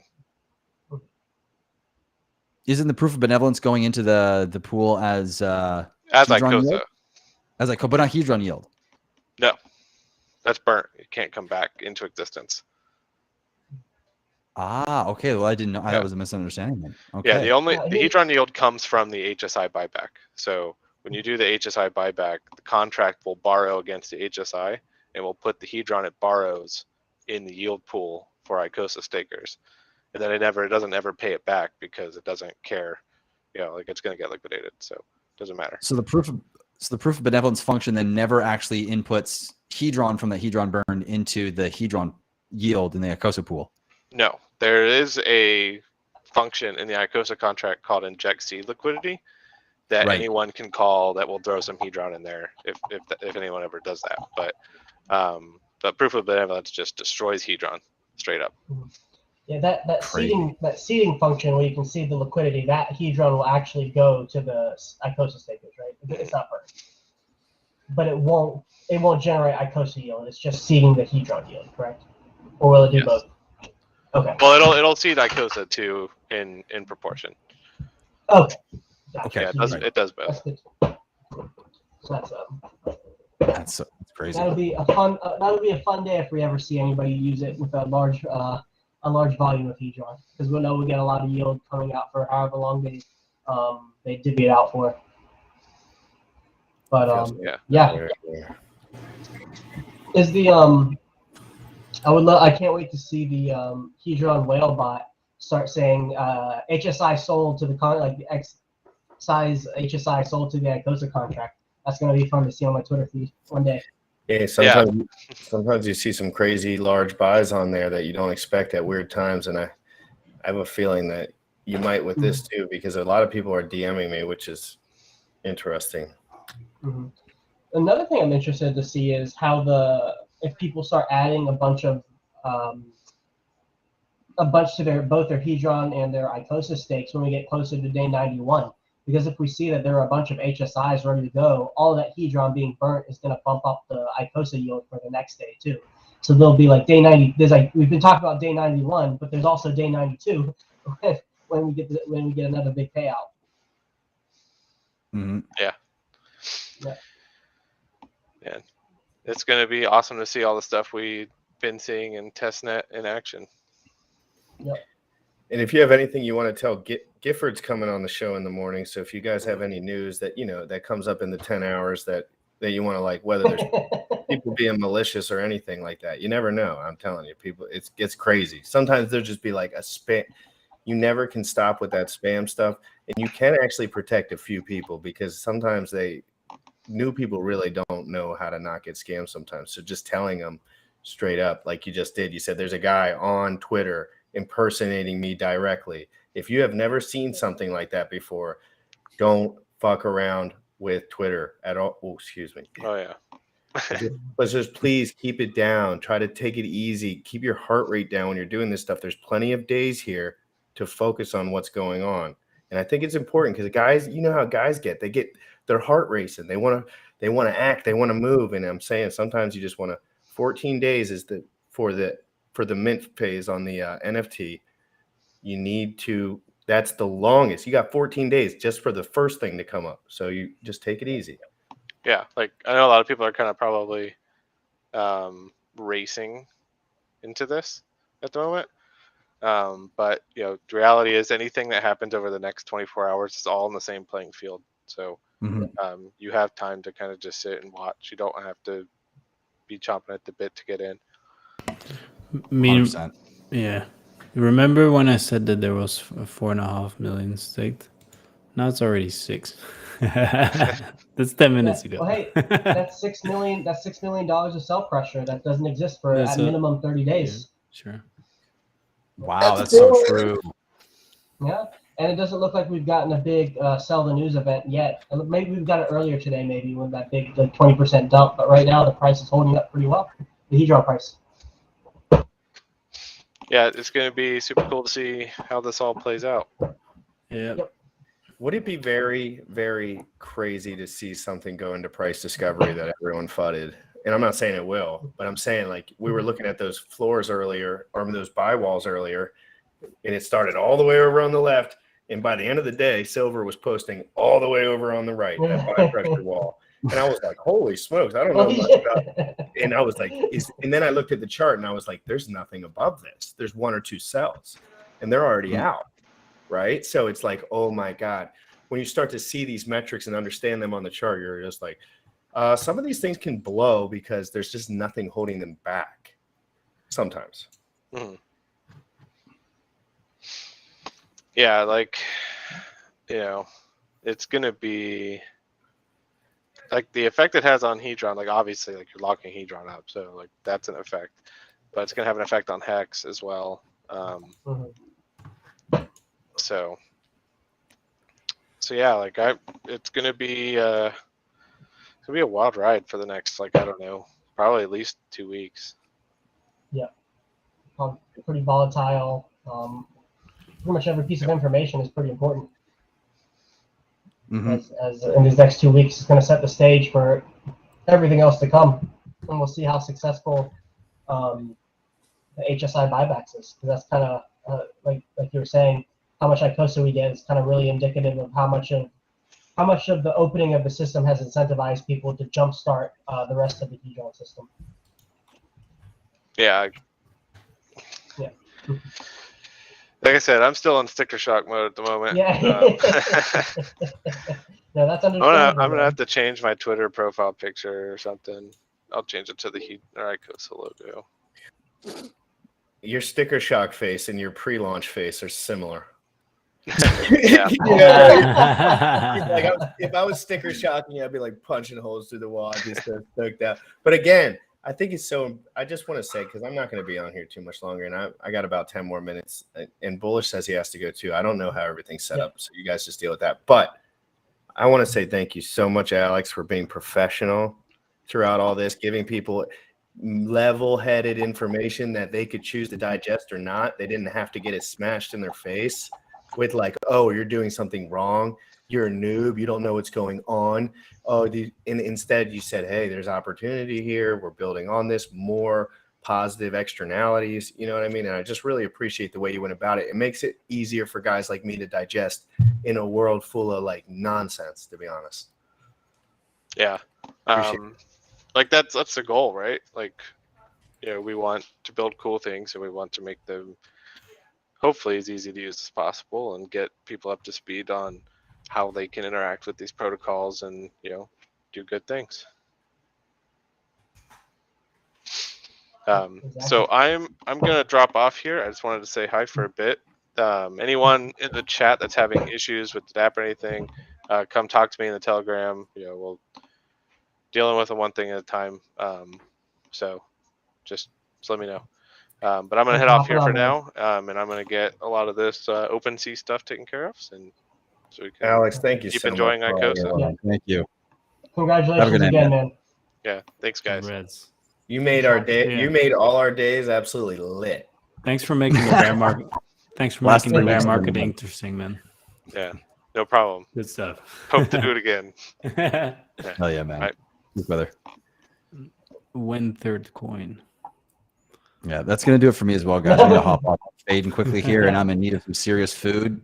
I'm running low on fuel, so oh man, what an exciting time to be alive, though, guys. I'm so glad that we got all to share it together. All of us that have been streaming today, all you guys in chat, everyone that's been here for the last, I don't know how many hours we've been streaming now. Almost 5 hours.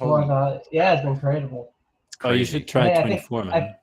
Oh, dude, I don't know how the hell I would do that. I'm yeah. fading at 5 here. No. Like, I need a bigger fuel tank.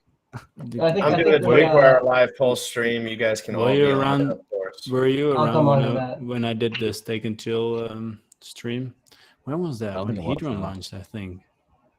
I think it was when Hedron launched. I can't Mhm. remember, but I was just chilling for like 20 hours straight, just on just Oh my playing, God. just playing chill music and just I hanging think out with we've the people. It was good, man. I think I remember that stream. It was pretty cool, man. I can't It do it yet. was really chill. That's nuts. I think we've minted a new subclass of hex streamers, the icosahedron streamers. I think Oh, yeah, for sure. Everybody, We have, actually, yeah.